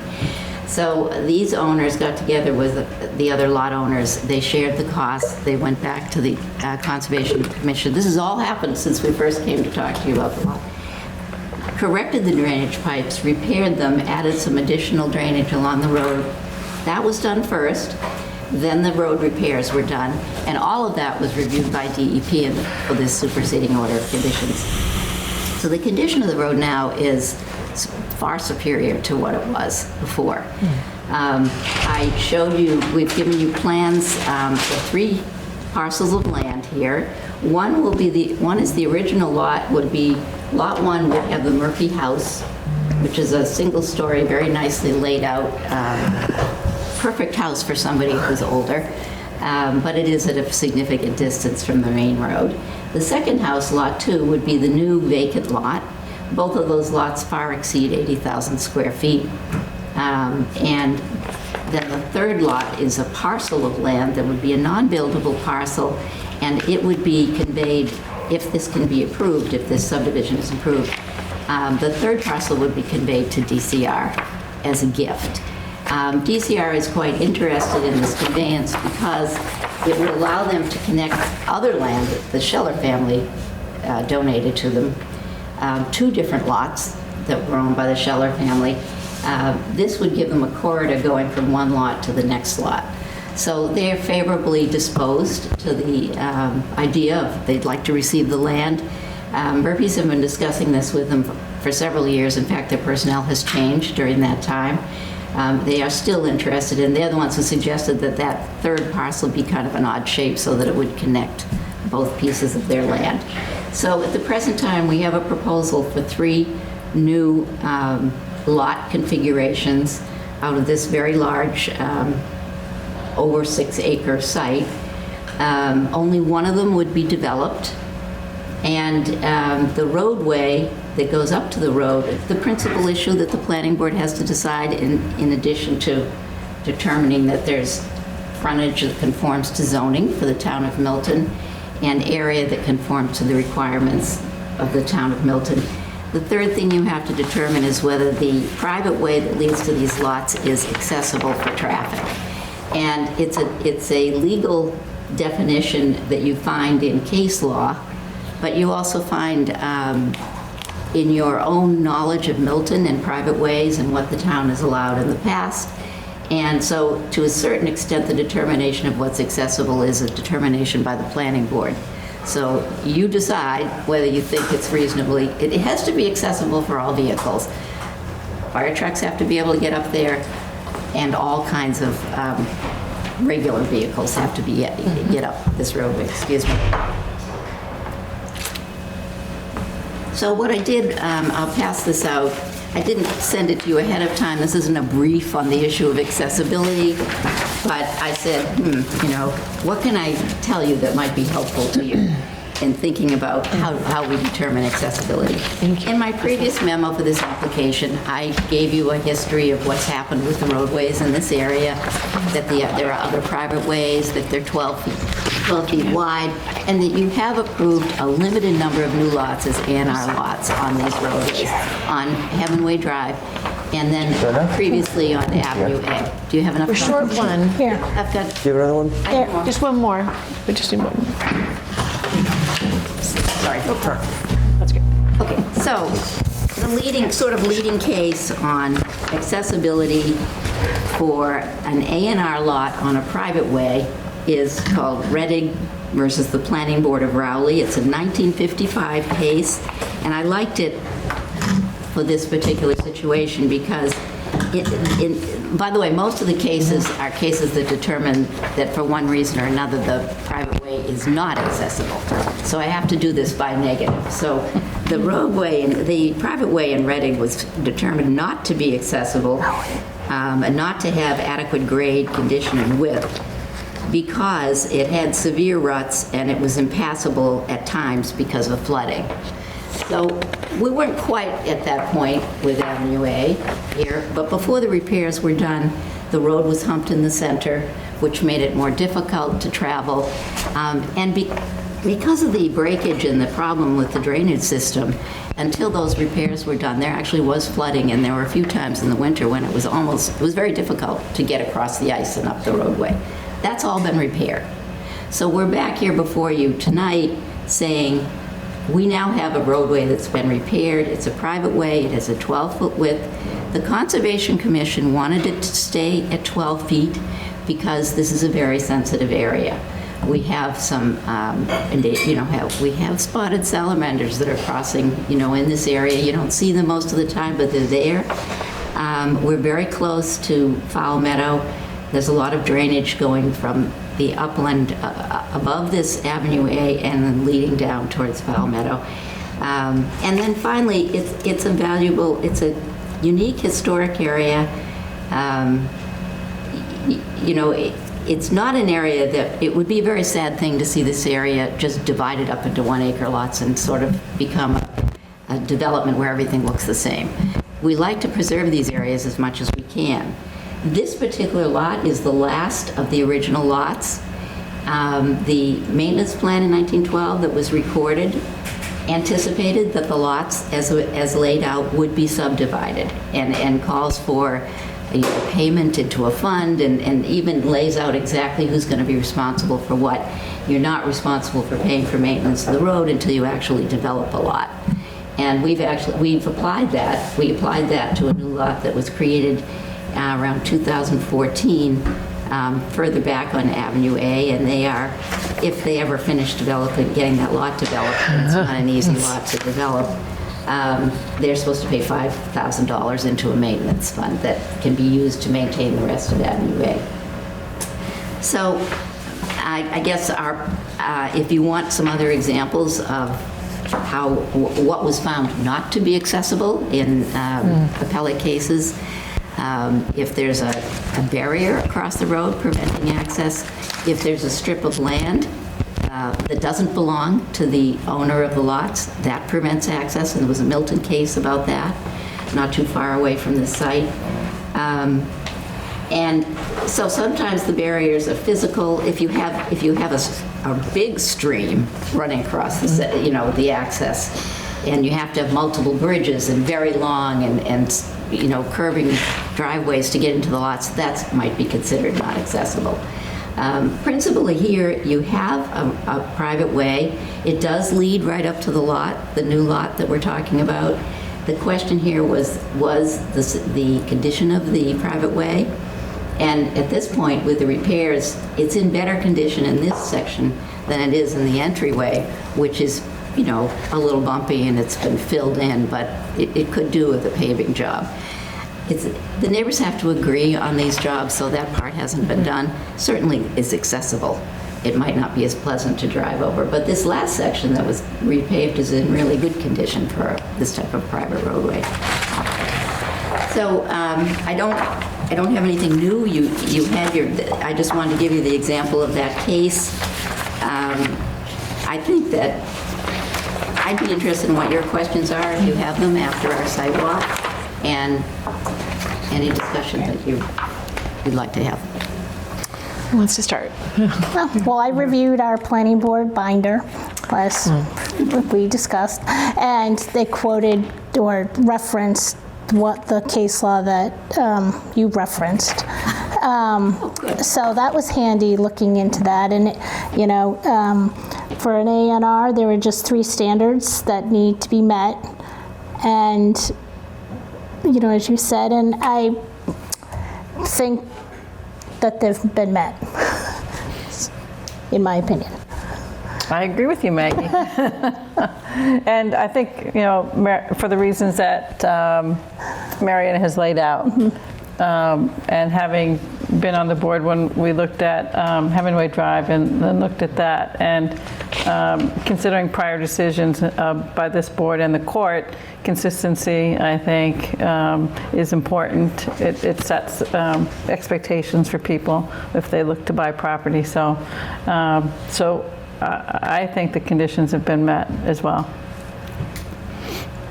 And so the only thing that we did get a question, and I think in the question from this abutter, he referenced the street, but this is a private way. So I think the standards. And it was a private way in existence before Correct. zoning, and that's what we've looked at before. Yep. And there is guidance on that, you know, from the state on roadways that are in existence prior to 1938, which is what we looked at in prior applications. So, Milton is stricter than a lot of towns because it's when the subdivision control law was adopted by a town, that's the standard that's often used. That's what you find in the state law. Ours is when our zoning was adopted in 1938. And it does make a big difference. And you have to look at the history of the roadway, and it has been in use since before 1938. That's important to remember here. well, the thing about our subdivision standards is it wouldn't protect the character of many places that were developed previously, right? So you have to come in with the new standards, and you're looking at wide roadways and curb and gutter, and you know, it changes the whole character. And we're talking about here 2 lots instead of 1. It's not like you're talking about a lot of lots, a lot more usage. And there's a public benefit, you know, giving that lot to DCR, and I think that's really important. The only other point that I didn't mention before, I didn't want to bring it up because it came up in our site walk, is just this whole issue of what development does this lead to? Does this somehow open the gates? Well, if you chose to try to do, and you wouldn't, it would be a big mistake, but if you chose to try to do a subdivision approval process here, all of the regulations, like streetlights, like sidewalks, which would change the way this, forever change this area, they would come into play. Something like that, and bringing a sewer line all the way into the end of the road at the same time, that's what leads to breaking up these areas and changing them forever. The question of what more could be done, once you divide this lot this way, there's nothing else you can do to develop more lots. And this is why. Each of these 2 lots is in both Canton and in Milton. So we have to go to Canton if you approve this A&R plan, and they have to approve the A&R plan. Nothing will happen unless both towns approve it. All of the lots have to meet the requirements for area and frontage in both Canton and Milton. And Milton's requirements for lot area is much larger than Canton's. Canton's, I think, maybe an acre and a half, I mean, or maybe an acre, but anyway, it's smaller. Ours is 80,000 square feet. Once you create these lots, one of them's already developed with a house, the vacant lot isn't big enough to subdivide it and do anything else. And also, if you look at what's really there, you can see a strip of wetlands running through one side of the lot. You can see a dotted line that shows a potential endangered species area. Those things, that restricts where you can build in the lot, and there's just no area left to create more than one house site. So I know that was a concern that was talked about by some of the Canton neighbors, and I don't know if they're watching, but if they are, there is no way you could do further subdivision here. And there's already a restriction to 2 lots that was, it's a recorded restriction. This is 2 buildable lots for this site in 2016. It's good for 20 years. It could be renewed. There really isn't much else you could do to restrict building here and to keep change from happening. So I think it's a reasonable proposal in the end. I think the owners would like actually to have somebody living next door to them. They originally planned to have their daughter move here, but it's taken so long that she's living somewhere else now. But they love the site and they love their home, but they would not be unhappy to have another house there. Have somebody share the responsibility of maintenance in the road. Understood. Yeah, I also agree that they've met the standard, and I think they've made a tremendous investment in improving that road. I mean, it's not like it's a minor attempt to meet the requirement of improving that roadway. It's a substantial investment that they made. The attachment indicates that the total length of road is 1,486 feet, or that private way, it's 1,486 feet. I would say that they've probably improved 85% of that. So I'm satisfied that they met the standard. Okay. Jim, did you have? Yeah, myself as well. I mean, when I first saw the site and the right-of-way, my concern was the width.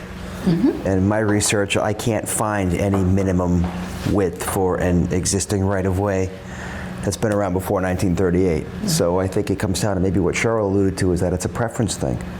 If you choose to live on a gorgeous piece of property, but you have to drive up a 12-foot or 15-foot wide access road to get there, so be it. I mean, I'm okay with it as well. And I think on that point, I would say the Reddick case also talked about 7-foot wide roadway width. Or one of the cases I reviewed.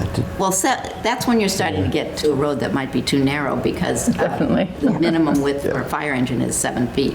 Our fire engines are a little bit bigger. We have had this, you haven't asked me this, and it isn't really part of an A&R approval, but we have had the fire chief look at this roadway. And of course, they've been up there quite a few times, actually, since they moved in. But there's a big cul-de-sac. You saw it when you did the site walk. So when a fire engine comes up here, they're able to completely turn around and go back. That will always be available for the second lot as well. So quite safe. So will you take a motion then? So I do, but the one thing I just wanted to clarify, because I think we need to tie in, because the application doesn't necessarily guarantee the land to go to DCR. So we would want to tie that, I think, approval subject to that land being donated to DCR, the lot 3. Sure. I would want to. You have to approve the plan as a plan, but there's sometimes some language that the board votes. I've seen that in other instances. So you could take your vote and you could say, and you could word it any way you want to. But I'm just thinking what you just said is. I just want to make sure that that transfer does happen of that property. Let's see, it's lot 3. So we could say, though, I'm just going to say this, it's not the actual motion, that the planning board finds that approval under the subdivision control law is not required for the following reasons, and that there's 2 buildable lots that meet area and street frontage, that we find that Avenue A is adequate, and that we find public benefit to be the donation of lot 3. Okay, that's agreed, then that's my motion. I would agree to that. Good. I want to Okay. Final thing, I would ask you to authorize Tim Truinsky to sign the Mylar plan, because I have to go back to the engineer now and have him prepare the Mylar, which can be recorded. So it would save some time if we didn't have to come back to a meeting to have you sign it. Okay, so then my motion would then say, and the board authorizes the Director of Planning and Community Development to sign the Mylar on behalf of the board. So I have a quick question. Okay, all in favor? Sorry, Tim, did you want to comment? I did. And maybe this might be a question for Marion. I mean, how do we want to operationalize this? Because I mean, the way that this works, there's not really a decision or anything. It's literally just signing a plan, and the plan goes and gets registered. So if we want to hold this up until there's some documentation of the transfer to DCR, like how do we? What's the expectation or the timeline on that? Well, the plan actually says that it's being conveyed, doesn't it? No? Or could it say that then? Is it noted? It was in her memo, but it wasn't. It's in your vote, but you wouldn't hold up the A&R approval until it actually occurs. It does have to occur. I guess if it never occurred, the A&R approval would be invalidated, possibly. I just haven't seen that situation. Remember, this also has to be approved by the Canton Planning Board, and that may take a while. There will be no conveyance, however, until both A&R plans are approved, because it works both ways. You know, I mean, unless this lot, they can have approval of this lot, they wouldn't make the transfer to DCR. They'd probably come up with some different plan. But I think the vote in other, well, there have been a couple of other instances over the years when I've done this with the planning board, and they did have a written vote, which went into their file. Maybe, let's see if we could put a note on the plan. Let me see how we would. Claudio is on the, I see is on the participant list. Would he know? The engineer? I think I've seen this in other plans. You would say a non-buildable lot to be conveyed to DCR. Claudio, are you there? Would you like to join us? I am, if you can hear me. Would you find that to be suitable for noting on the plan where it says non-buildable lot on lot 3 to be conveyed to DCR? Yes, and we've done it different ways in the past. There's a note there with proposed lot areas. I can add that. Lot 3 to be conveyed to the Commonwealth of Massachusetts, or even until such time as Lot 2 does not become buildable, or the plan is null and void. Okay, I think it should go under the proposed lot area as a note, rather than where I suggested right on the. If you can agree on the language, I can add that on. I'm sorry, Claudio, can you identify yourself? You have to identify yourself for the tape. Claudio Sala with Silbert Sala Associates, 1266 Furnaceburg Parkway, Quincy. Thank you. Okay, so we would have a fourth dot under the proposed lot areas that would say lot 3 to be conveyed to DCR after approval, A&R approval by Milton and Canton. How does that sound? You have another suggestion? I lost my pencil, so you'll have to send me that. Okay, lot 3 to be conveyed to DCR after A&R approval by Milton and Canton. And that would go under the note that you just referenced, the proposed lot areas? Yes. Okay, so I'll send you the language, and if the planning board approves this, I'd be asking you to go back and prepare the Mylar plan, and then Tim Truinsky would sign it. Perfect. Perfect, thank you. We were just about to vote. Did we vote? I don't think you did. I think we did make the final, no, we had to go back and vote that, so let's finish we had a motion, we had a second, all in favor? Aye. There you go. Thank you. Bam. Good work, Thank you. Tim. Still awake over here. I will send the note to you as well as the audio. If you just read it, make sure it's what you thought it should say.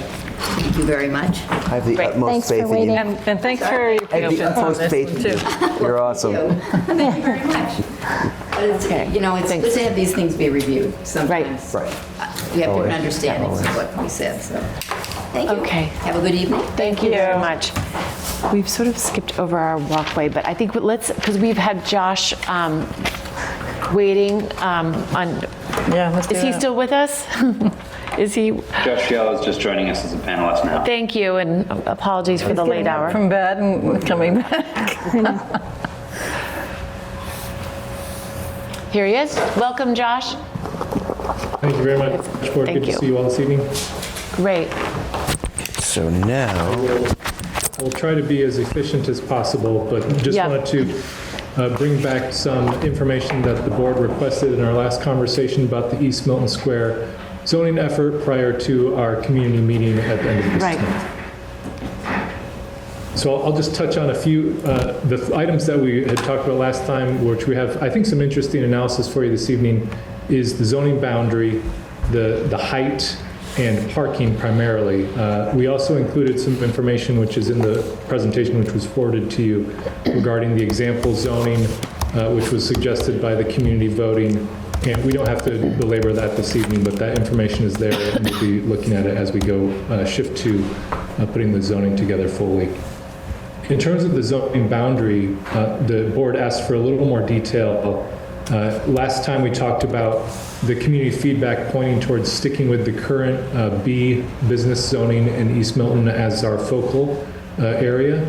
And the board did want to explore sort of the parcels which were the difference between the looking forward study and the current B zone. And so we have done that look. There are 60 total parcels in the B zone today. 35 of those are fully within the B zone, and 25 are split between B and RC. So that's the blue here is those that are fully within the B. Those, of course, I would recommend stay within the new proposed zoning. And then those that are split between the two zones, there are some parcels there that we might suggest be removed from the B and placed in the RC, which are residential properties today. That includes 8 properties, which are shown here in blue, mostly on the outskirts and edges of the current B zone. You can see the addresses listed in the upper right corner of the screen, and those are all residential properties today. And that's what we've heard from the community, is that they're very sensitive to businesses and business zoning impacting current residential uses.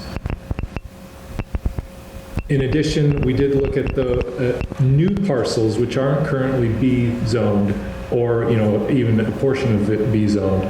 Those are 38 parcels in total. If you look at those parcels to the east of I-93, none of them are non-residential, so we don't think any of those warrant consideration for inclusion. If you look to the west of I-93, 14 of them are non-residential, and those are the parcels highlighted in magenta on this figure. And we would consider all of those parcels potential, maybe future conversions if the business district were to expand over the longer term. In the shorter term, we think 4 of those are near into the core of the B district. Those primarily along Adams Street that you see here highlighted within this new black boundary. And this would be our recommended approach now, which includes this further detailed analysis and refinement. So effectively, we would be removing a few 8 parcels that are currently split between B and RC, and those would go to RC to protect them as residential uses. We would fully incorporate the other parcels which are split today so that they're no longer split parcels, but fully within the new B zone, or new zone, whatever we determine to call it. And then the addition of 4 of the magenta parcels, which are currently not in the B zone, but are also non-residential properties, and those are on the west side of MATV. So this black outline is the culmination of all that analysis and recommended approach here. So I just wanted to, comment on one parcel which we had taken out of our MBTA zoning, which I'm very concerned about, and that's the library in East Milton, which is on the corner of Adams Street. It's a National Historic Register property. There's been recent rumors that the post office, if it was ever sold, I think that is just something that we would not want to see that building ever torn down. And I would suggest and would love to hear from the board, but I think we should take that out of. Wait, are you talking about the Art Center or the? Well, both. Actually, the Art Center I thought was out of it, but So one thing, Art Meredith, Center and the post office. So the red means the red post office is in the business district right now? Correct. Correct. So the thing I would say is if it's on the National Register and a business use, you can utilize historic tax credits to renovate the building. If it's multifamily, that's considered commercial. So you can also utilize historic tax credits to renovate it. That could be an incentive to actually renovate it, is that you have 2 options for use for it rather than just one option. If the post office did close and they decide to sell it, if they sold it only for business, or would they be able to sell it for business, for residential and mixed use? So I guess, what would be the more likelihood for preservation? To have more options or less? It depends on the height of the building, but I just think it's, we could always. So the one thing I always think about with historic buildings is if their use changes, you need to give them an ability to have a new life, right? Sure. So you need to you don't want them just to be a relic or a museum. You want them to be able to have a new use that works. I mean, the fire station, the same thing. So like the art center was a transition from a library to an art center, right? So that wasn't a big use change. I'm just worried that if you don't give an option, does it just become without true historic protection, just something that sits there empty for 2 years through a demolition delay, and then somebody says they can't keep it. And if it wasn't, so currently it's in the commercial district. Mm-hmm. So by taking it out of the commercial district, you're saying you want it as residential?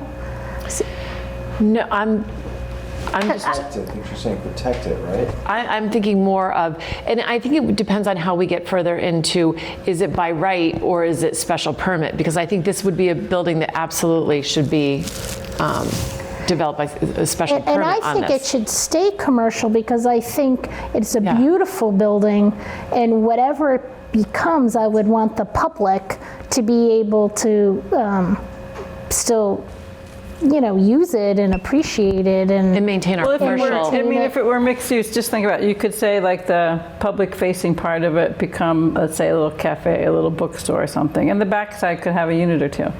But if you said it all had to be commercial, then you just kind of limit the options is my point, that's all. Of a reuse potential. Like think about the building next door, Adams, they have first floor physical therapy and then they have units up above.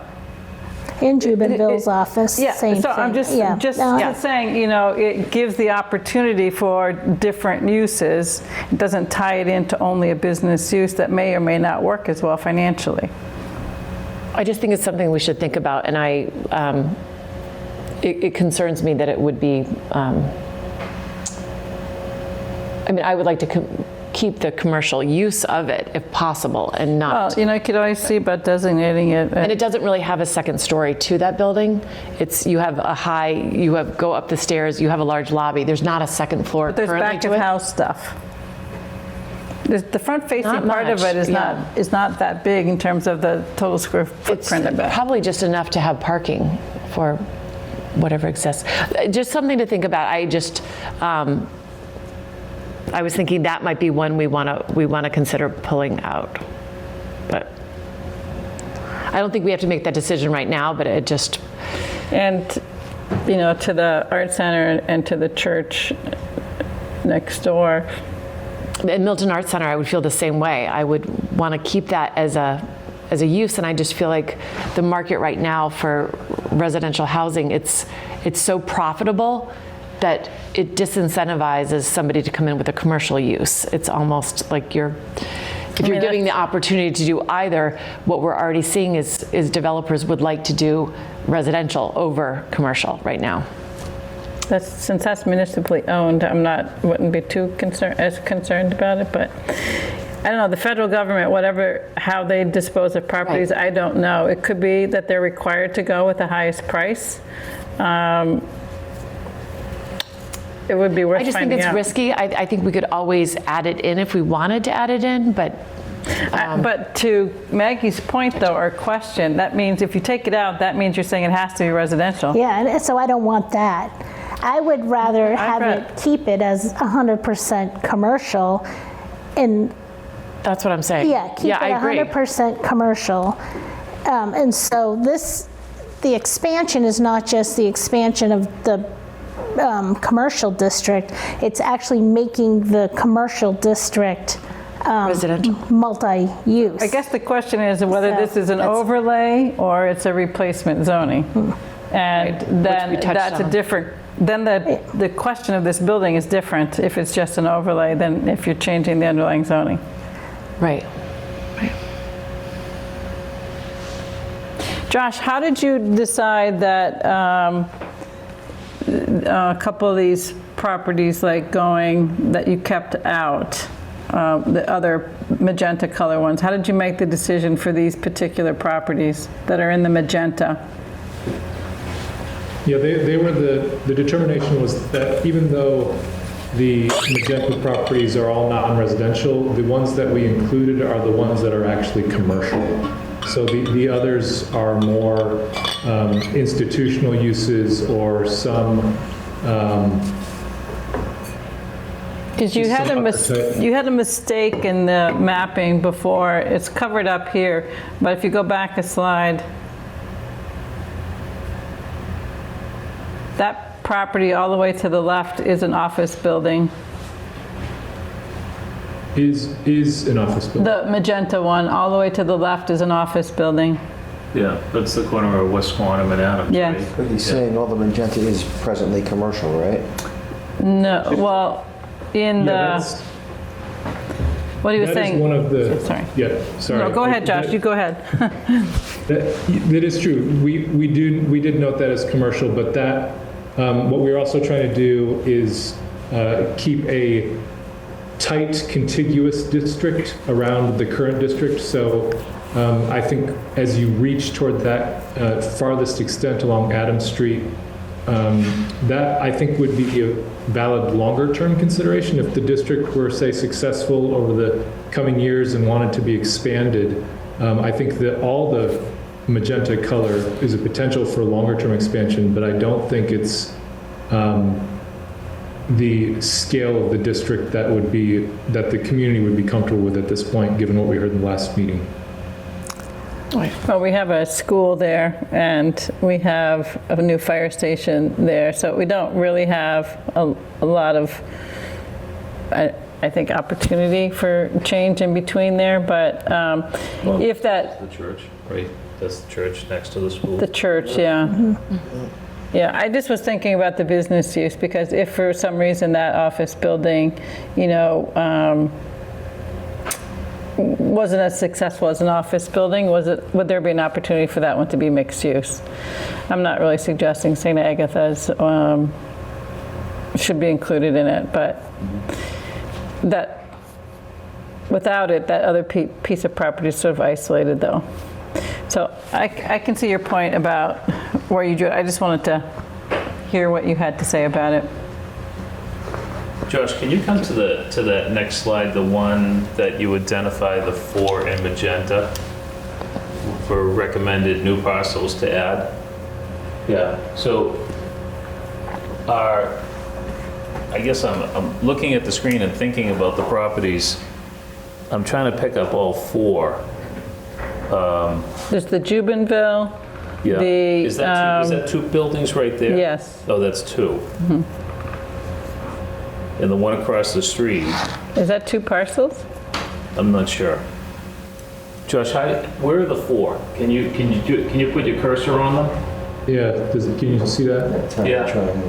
So this is a small vacant triangle. I don't think there's anything on it today, but it is a parcel. This is the Citizens Bank and other properties, other businesses. There's I believe, a law office and what looks like a residential structure. Yeah. And then there's physical therapy on there. Yeah.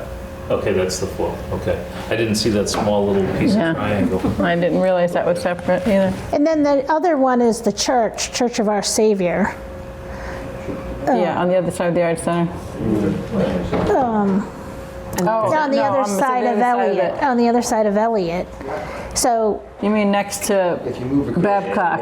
Yeah. Yeah. So, you know, I know we like to keep churches. I would incorporate that. But I feel like that goes to whatever the street that is. Yeah, I mean. Yeah. That's Babcock. It's that Babcock, yeah. I mean, there is the other church on the other side of the Arts Center, too. Right. So, you know, I love seeing businesses and churches. But I know Church of Our Savior, you've got the church on one side of the street and then the rectory is on the other side. So, you know, I don't know if... You could keep the rectory residential to keep it with the rest of the residential. But, you know, there is...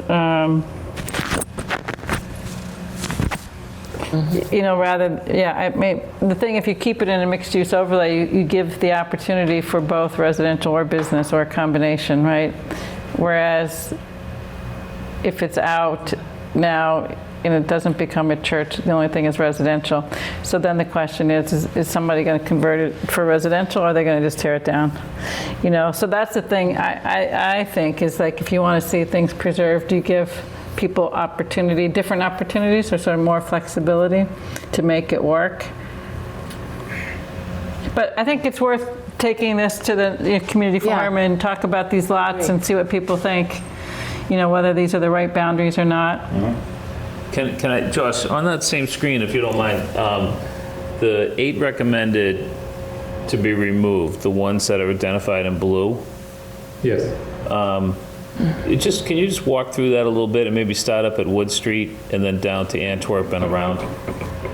They're recommended to be removed because they are currently residential usage, is that right? Correct. They're all residential homes that have, in some cases, a very small portion of the parcel overlaps with the B district, which was just drawn as an offset from the street edge. And so in some cases, I think it's up to about half of the parcel, but we looked at each one. The ones shown in blue, those 8, are all residential properties today, and that was a very strong sensitivity of the community. Did you say that in some cases the zone splits a residential parcel? Yes. All of these? All of those 8 are currently touched by the business district, so they could technically have either business or RC applied to them. Okay.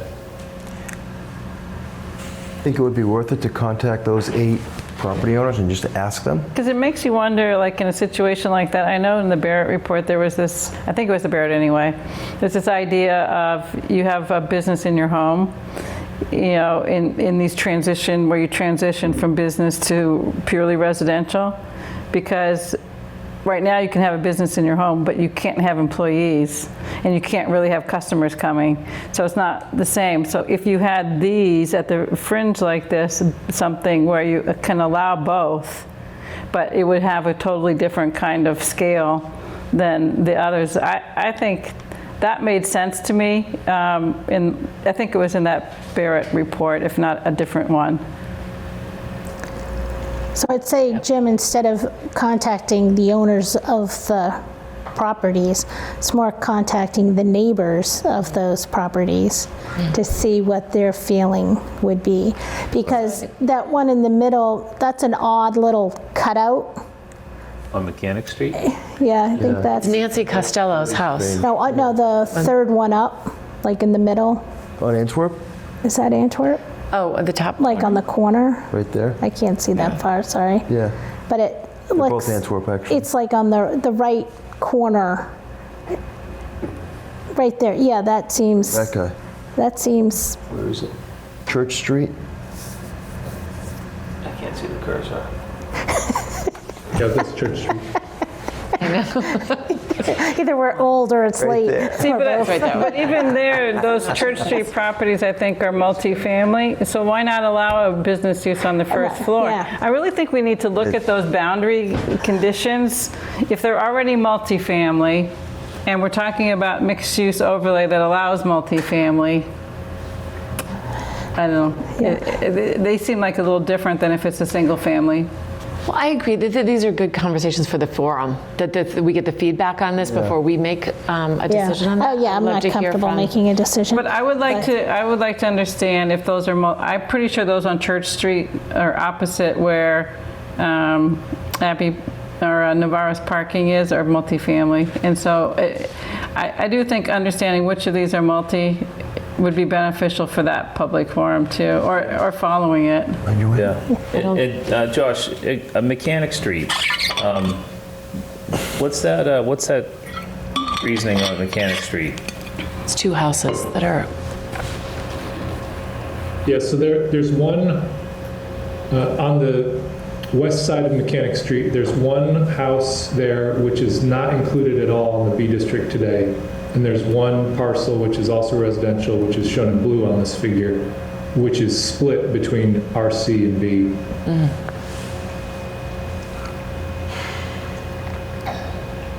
Could be very odd over time how that gets developed. You know? Yeah, you have to incorporate Those weird those. situations where you have, you know.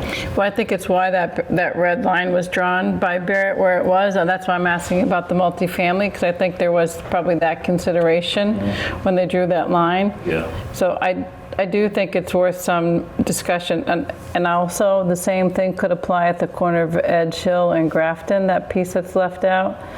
I think that's multifamily on the corner. So these might be multifamily that are pre-existing non-conforming, so they don't exist by zoning. And one of the things about the zoning that I thought that the goal was to have less of these pre-existing non-conforming, so that, you know, that they fall under zoning. Okay. Yeah, the Barrett report had a transition sub-district for that area, particularly along Mechanic Street and Church Street, where the red boundary is from the Barrett report. And that was an area which was intended to step down in scale, which from a planning perspective is, I think, a good concept. It was not a concept well received by the community at either the forum or the follow-up survey. There was a very strong sensitivity to expanding the business district. So the question, though, is not expanding the business district, but allowing for the mixed use, so the home business within that. I think it's worth teasing that out further, honestly, 'cause from that forum, I don't think it was all that clear what that transition could be. Although that's different, they may see it the same way. They may, but as long as it's understood what was kind of the thinking behind it, and you know, that kind of opportunity for, you know, what a lot of people think about Cape Cod and the kind of businesses are there. They are that where you have your shop and then you live above it, right? Kind of the thing. And, you know, the other parts of the business district are a little less that because of the kind of buildings they are. But these could lend themselves to it. And if they're already multifamily, I'm not suggesting changing single family, but I think a lot of these are multi. That's why I think it's worth You're right. And of course, you know, I'm a proponent of that. Just look at my family and my business. We all live right there. All right, I think we should, can we just, oh, did going, you have a yeah. question, Maggie? No, so think we should I just think the keep going. blue, the first step is, that would make sense before we go out to the Barrett report. Red, which I agree that there was more pushback, but I feel like incorporating or looking into incorporating some of the blues possibly might make sense. But if there was if those residents push back, I wasn't part of the Barrett report. I've only read it, have spoken to people about it. But I would think the first step would be first to bring in the blues or talk about the blue. Or talk about the blues. On the form, are all of these going to be only projected? Because I'm wondering whether you can have some boards that people can look at, like before and after, and kind of really be able to get up close and look and see what these properties are. Yeah, I think that's a good idea. And I think what we'll do is plan to share this analysis and share this approach, but then have some very specific polling questions or dot voting, or however we make it happen, where the community can weigh in on some of these very specific questions. So should these parcels that are split be included or not included? Should the district be expanded if it's mixed use? Great. Good, thank you. We can move on, I think. That's perfect. Great. The next item we looked at was just a little bit more additional analysis around height, which was requested as well. This was a figure which we've shared before, which shows the existing height. Only just a few parcels reach up into that 3 or 3.5 story height. Most are primarily 2, 2.5, or 1 story. Here's again just a feel for that height context on the street.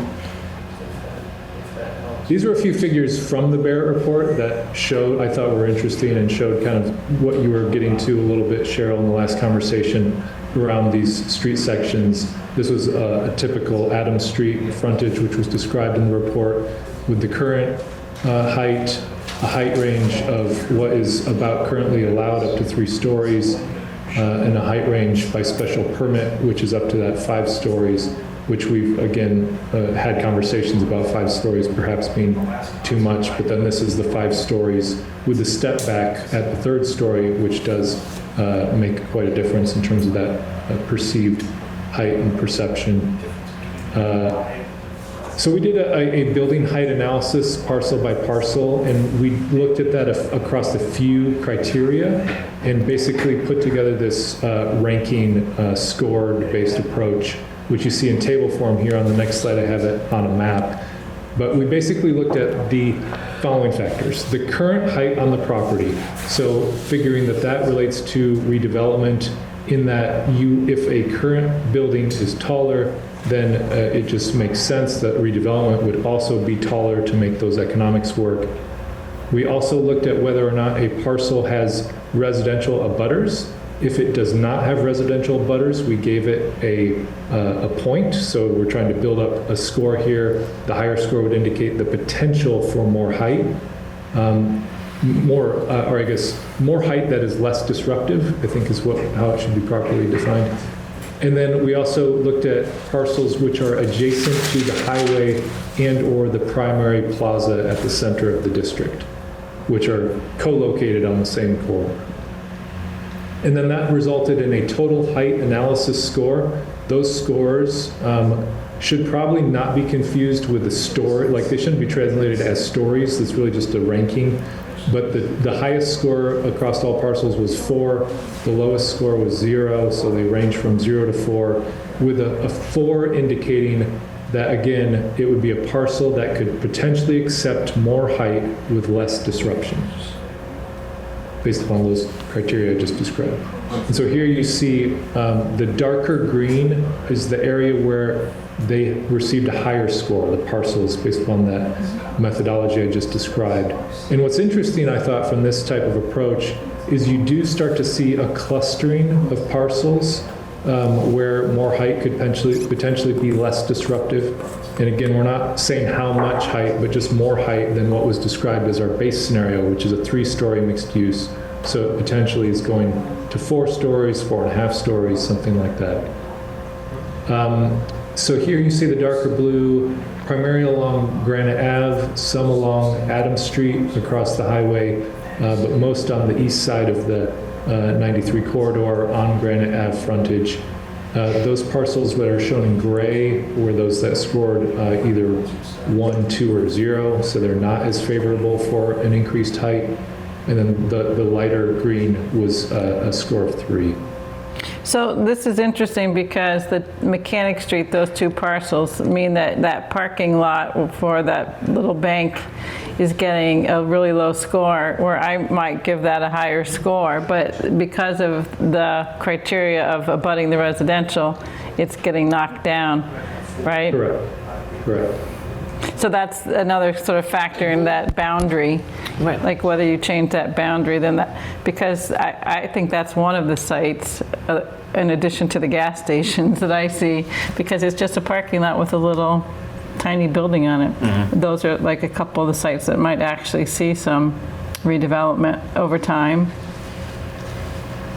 And it also, I think, does correlate to that existing build out on the site as well, that since that site is less built out, it's only being accommodated for in the ranking with probably a 1 for a 1-story structure as it exists. Yeah, because it's mostly a sea of parking around a tiny little bank structure. Mm-hmm. and so it's we haven't done this analysis, but just kind of at a high level, it's maybe imaginable that a property like that could actually function under the 3-story mixed-use scenario, which we're proposing as a by-right scenario. And it's right next to the project that's the 4-story that we approved. Yeah, 440. 440. So I think this needs a little more kind of, I like the way you did this, but then I think we need another layer of looking at it on a case-by-case basis, because that's definitely one I would look at differently. And this diagram here, we can take a look at that. That's a good suggestion. Kind of maybe zero in on the parcels and just kind of do a second check.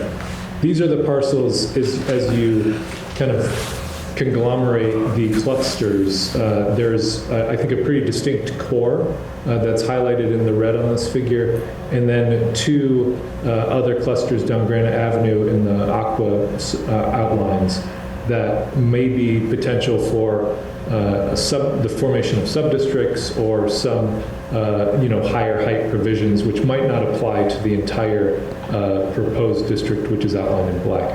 Now this is where I would take the post office out, because you don't want to incentivize a higher building. This was the slide I saw it, and Well, I wouldn't put it in the higher height. I would keep it at the height that it is, just so you don't give any incentive for tear it down. Exactly. I agree with you on that, Meredith. Yeah, and that's we've noted that. I think that sensitivity is clear, and we can think about ways to have the zoning language not put undue pressure on it. Right. Okay, so we'll just keep moving on. These diagrams we shared before, so I won't get into this, but just want to also touch on the parking data that we're bringing forward.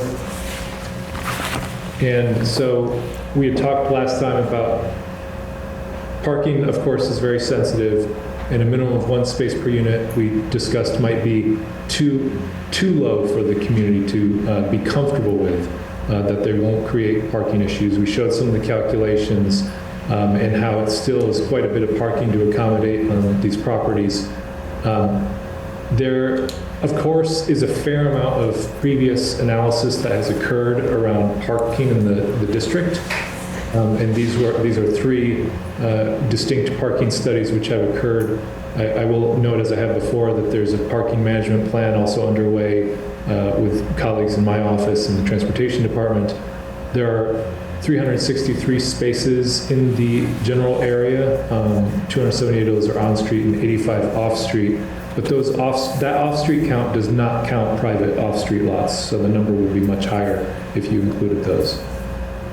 And just to note on that slide as well, that the average occupancy in the studies has always shown that no matter when it was tested, time of day, differences in day, it was never more than 80% in different areas of the district. And 85% is generally the target to optimize parking and utilization in a district. So this is new data that I'm bringing forward this evening that I thought was very helpful. So if we I just want to introduce the concept, reinforce walkability is one of the primary objectives here. And East Milton Square does have walkability already. We're looking to enhance that. At 82 is the walkability score. If you're familiar with walk score, that's a good score. And I think that's, it's already there. Like you just pull it up on the website. It's not imaginary, that's a thing. And this is used by real estate professionals and others who look at districts and compare their advantages. And then another data point which we have available to us is MAPC's Perfect Fit Parking Study, where transportation staff of ours have gone to multifamily residential properties around the region and literally counted cars in parking lots at night when the parking lots would be most heavily utilized, and have found that they are in fact not fully utilized. And that's kind of across the board. And so we have a database of close to 200 properties that have been analyzed in that way. I pulled out 10 of those properties because they're in adjacent locations to Milton. None of them are in Milton, so that was sad in terms of data points, but none of them are in Milton. The others that I have here, 10, are in either Boston or Quincy, and knowing that there's probably sensitivity to both of those communities as comparable property locations, I also have some other data points here that I think make it more significant. So none of these properties are adjacent to transit, and I also have the walk scores for each of the properties that are in this data, and they range from somewhere around East Milton Square. I think there's only one over East Milton Square's walk score, and some range pretty low actually, so pretty car dependent places, down even to 27 as a walk score. On average, they have a walk score of 60 across these properties. The parking supply varies from as high as 1.6 parking spaces per unit and as low as 0.29 parking spaces per unit. And in all cases, parking utilization is under 100%. It averages out, so average on parking supply, just about 1 parking space per unit that has been provided in these real projects, which are built out and occupied and functioning. 73% is the average utilization across that 1 parking space per unit average across these properties. And if you were to correct the parking supply based on actual usage, it comes out to about 0.73 per unit. So to me, this is very sound data that should show, and it shows to me at least, a comfort level in a parking ratio of 1 space per unit. And we could anticipate, in fact, that there would be ability to reduce parking, which might be suggested through shared parking reductions that would allow an offset with the mixed-use component of the property as well. So I'm interested to hear your feedback. I was really kind of blown away by these numbers. I didn't know what they were and was excited to see the data come together like this. And it just anecdotally, what we've been also hearing in similar processes about parking produced under sort of market conditions is that it's coming out around 0.75 per unit is what we're hearing these days. If you had no requirements and it were developer driven, that's the amount that developers are typically producing themselves these days. Yeah, so on that list, it's all cities. What about towns? Yeah, these are the two communities that have the geographically closest properties to the town of Milton. I'm sure within the list that I could also pick out towns, but they would be, potentially North Shore towns or Metro West towns, and would be happy to do so if you think that would provide another sort of data set to explore in this way. I thought Yeah, I don't like being compared to a city. necessarily a city comparison. It's really a residential property comparison, and I thought the walk score is actually what makes these more convincingly comparable. I had a question, Josh, about whether these are rental or condo, because in my experience with clients and with the city of Boston is they find that you need less parking on a rental than you do on a condo, and like our clients want one space per unit so that they can go with a condo. That's just from the market side, but the city is wanting to go less and less. So I'm just curious, do you know whether these are rental or condo? I do know that is in the database. I don't know offhand, but I would say that the properties are predominantly rental, and that I would guess that most of these are probably rentals. That, though I just need to pull up more of the columns that are hidden here on this slide, so I can check that and bring that forward. Because when we did, after you finished your work with us in Milton Village, I made some phone calls to the property managers in Milton Village. So the Baker Apartments, they're just across from Extra Space Storage. That's a rental, and they have like 0.5 spaces per unit. But across the street, which is a condo, and I don't remember exactly their percentage, but they had they at least had one space per unit. And then the other rental was Milton Hill House, where they have those two. And again, I don't remember the ratio, but I could get those ratios for you because those are multifamilies. I mean, they're along the trolley, but they are, I guess, they're closer to Milton or in Milton, right? And it would be interesting to see what the experience at 131 Elliott is, like how many parking spaces are people utilizing there. I think all but 8 units have sold. So maybe I can... 36 Central, I know, uses pretty much all their spaces.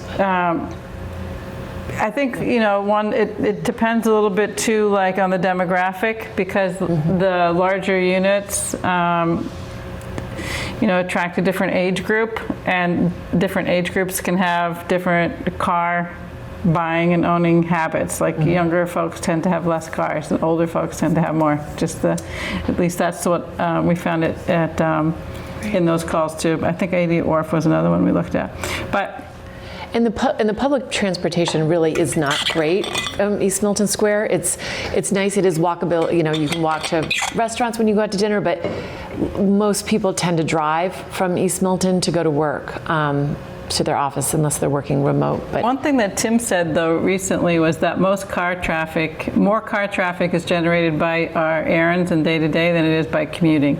And so if you think about that, if you can walk to do a lot of errands, which is that walk score, and everyone says the trolley is terrible. So if the trolley's terrible, then maybe it's not the comparison of the area along the trolley line as it is East Milton, where you can walk to a lot. But that walk score takes into account walking to schools too, I think it showed, which is a little bit dicey from the east side of the highway, but anyway. Good. Well, that's great. So we have 131 Elliott here with.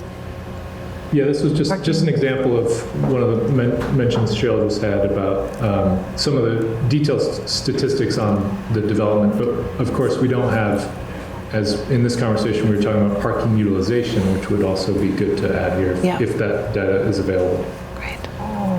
If you'd like, I could reach out to Steve Connolly, see if he knows, if he has that information. Yeah, that would be very helpful. But do you have this information in a spreadsheet? Yes, I have. I can share the raw spreadsheet, which is all 200 properties, and you all are welcome to explore that data set. That'd be helpful. Yeah. So I tried putting together something like this, and I was going into each special permit, and that became... I shared a spreadsheet of all of the multifamilies we have, which has all the parking, all the heights. Setbacks. I was trying to do setbacks. It has a setbacks in that I can reshare it. Yeah. But it might be in one of the tabs in that last spread. Excel file. You could check, I can check that, and if it's in one of the tabs, I can let you know. But yeah, I already did that. I already went through all those special permits, so there's no need to repeat it. It's good to. It's time Maybe consuming. just send that back out again. All right, Josh, we're almost done. We're moving through, right? Okay. Thank you. I'm not going to touch on this part of the information, but just share it for you all that we did look at the details of those other recommended zoning districts that the community referred us to, and have details there that we will continue to refer to as we kind of zero in on the details for our recommendations. But did just want to highlight, of course, we will compile all of the information from our previous discussion, which showed kind of the recommended approach as it stands, to gather feedback from the community again on March 25th. And we'll incorporate this additional analysis and data, which I've shared this evening. And I think we'll hopefully have, there's a lot of great information to bring to the community. I'm excited to hear what they have to say about it. I'm hopeful that it will be perhaps a more positive conversation than we had in the first meeting, because I think we have been responsive to what the community's been telling us. Just wanted to mention, so that meeting's on the 25th. There's a flyer out. I saw it on the website. I was connecting to the agenda this evening. So hopefully we'll have a good audience. That's at the Milton Arts Center at 7 o'clock on that Monday. Just for the boards, where's my timeline? Oh, here we are. So I did want to also mention a logistical item, which I've mentioned to Tim, and we think that there is some flexibility, but wanted the board to be aware of this discussion, that I am happy and comfortable with our progress toward the current contractual June deadline, particularly on the zoning. And I think we've advanced the discussion and have you all very well informed where it's all headed. I feel like we've had less occasion to discuss the design guidelines in this same sort of detailed manner, and think that this whole process in terms of design guidelines would be much more comfortable for all of us if we had another month or two beyond that June current deadline. Mm-hmm. We do think that there's some flexibility to do so with the funding sources, and that potentially what I proposed was an extension to, say, the end of August or something in about that time frame, which would give us an extra 2 months to focus on the design guidelines in the same way. I think that sounds. I wouldn't say no to that. I think that the design guidelines are going to be really important for this area, and I know how long it took us in the village, and it's really, I think it made such a difference to get that accomplished, and so I would agree with that timeline. I mean, the only thing about that is the summer with summer vacations. But the design guidelines really, I think the zoning is probably going to draw the greatest interest, and the design guidelines, there'll be interest. But if we keep them as something that the planning board can update outside of a town meeting kind of vote, like we did in Milton Village, and they're not so coupled together. Yeah, and I think then we could come back and present. Hopefully I'm still here. We could present, after Labor Day or something, and be able to share with everybody what's available.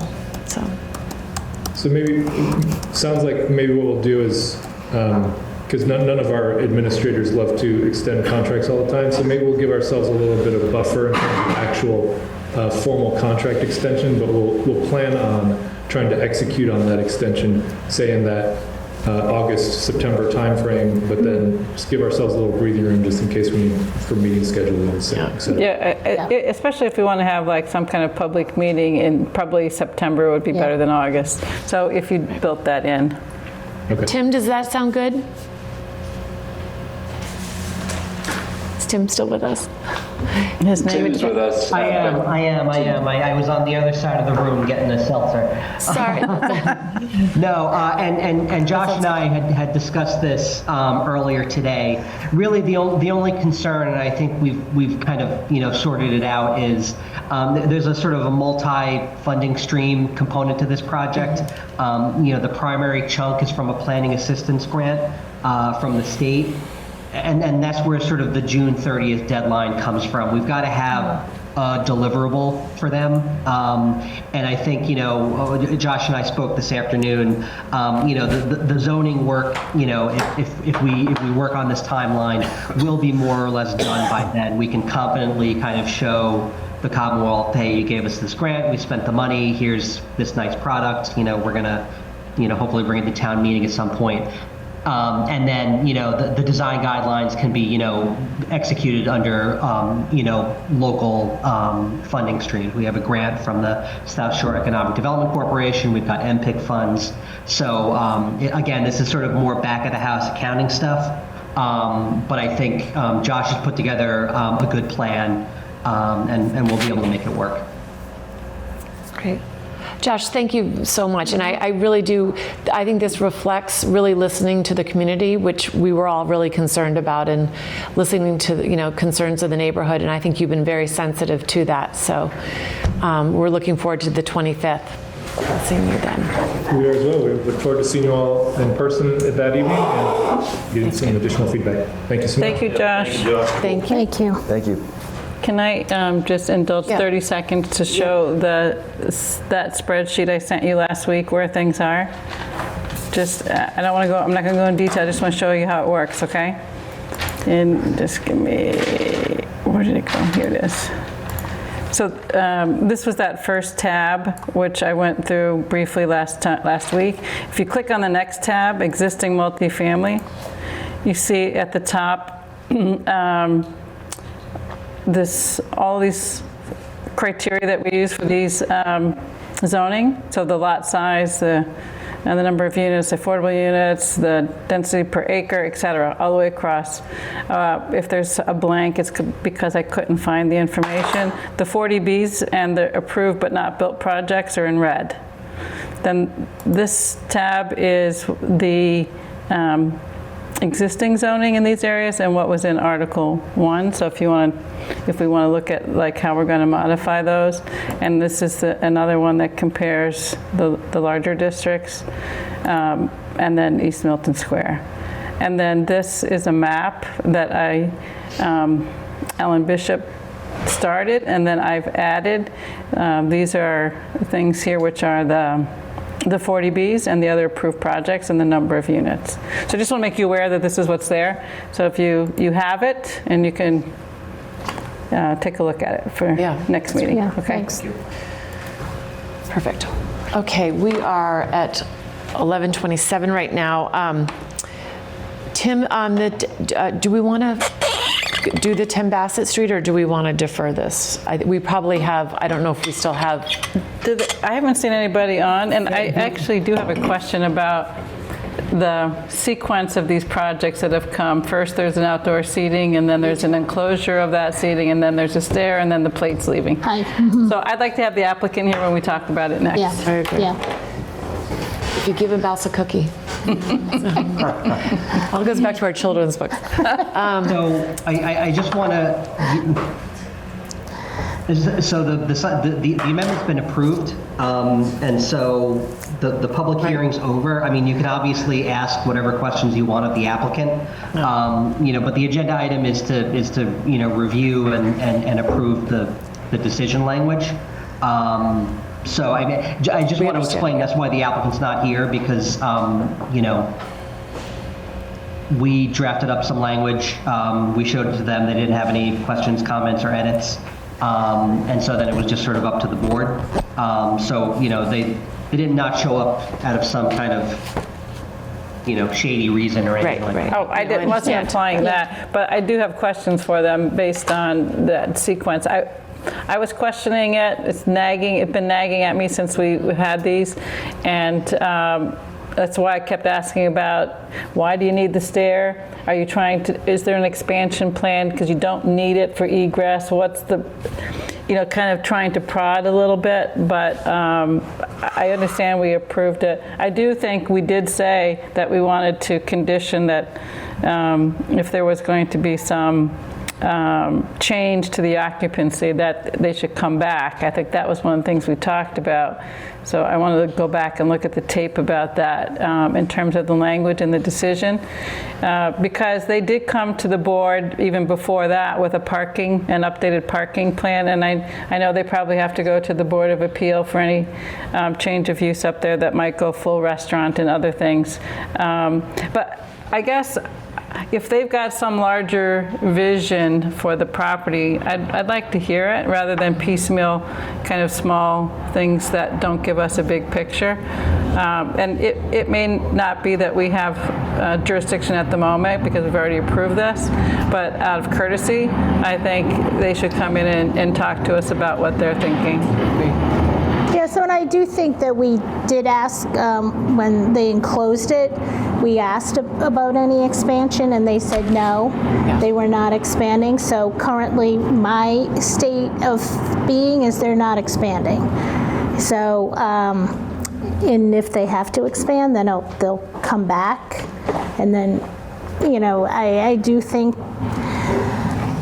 we did agree to it and we sort of have to honor that agreement, but I too have concerns. But right now I'm taking them as they told us they weren't expanding, and that's why we, approved the enclosure. And yeah, so I just said we need to make sure that our decision is clear about what we said, and I know that it was picked up. The other question I had was, since they've submitted the drawings, do we need to say that it's conditioned on the submission, or do we just include the drawing, updated drawing date? Tim, can we do that, or is it because our vote was on the condition, do we have to put it in that way? Yeah, I mean, you can't accept documents and submissions after the close of the public hearing, so I'd have to go back and see what the language of the motion was to approve. Because I do think we talked about, that might have been going into the hearing last week. We'll have to double check what the language of the vote was. It was definitely subject to receipt of the updated plan. Okay, then. Because I did listen to the tape on that the other day. Yeah, if that's the case, then those updated plans can be incorporated. Okay. Okay, great. All right, so we'll defer that. And Tim, I think you covered earlier the MBTA, the RFP that we'll have ready for the 28th. So I appreciate your getting that in early. So that was the only thing I wanted to discuss on that. So if there is not anything else, I would entertain a motion to adjourn this evening. Make a motion to adjourn. Second? Second. Okay. Roll call? No roll call. All in favor? Aye. Yes. Okay, thank you. Good night. Thank you. Good night. Thank you.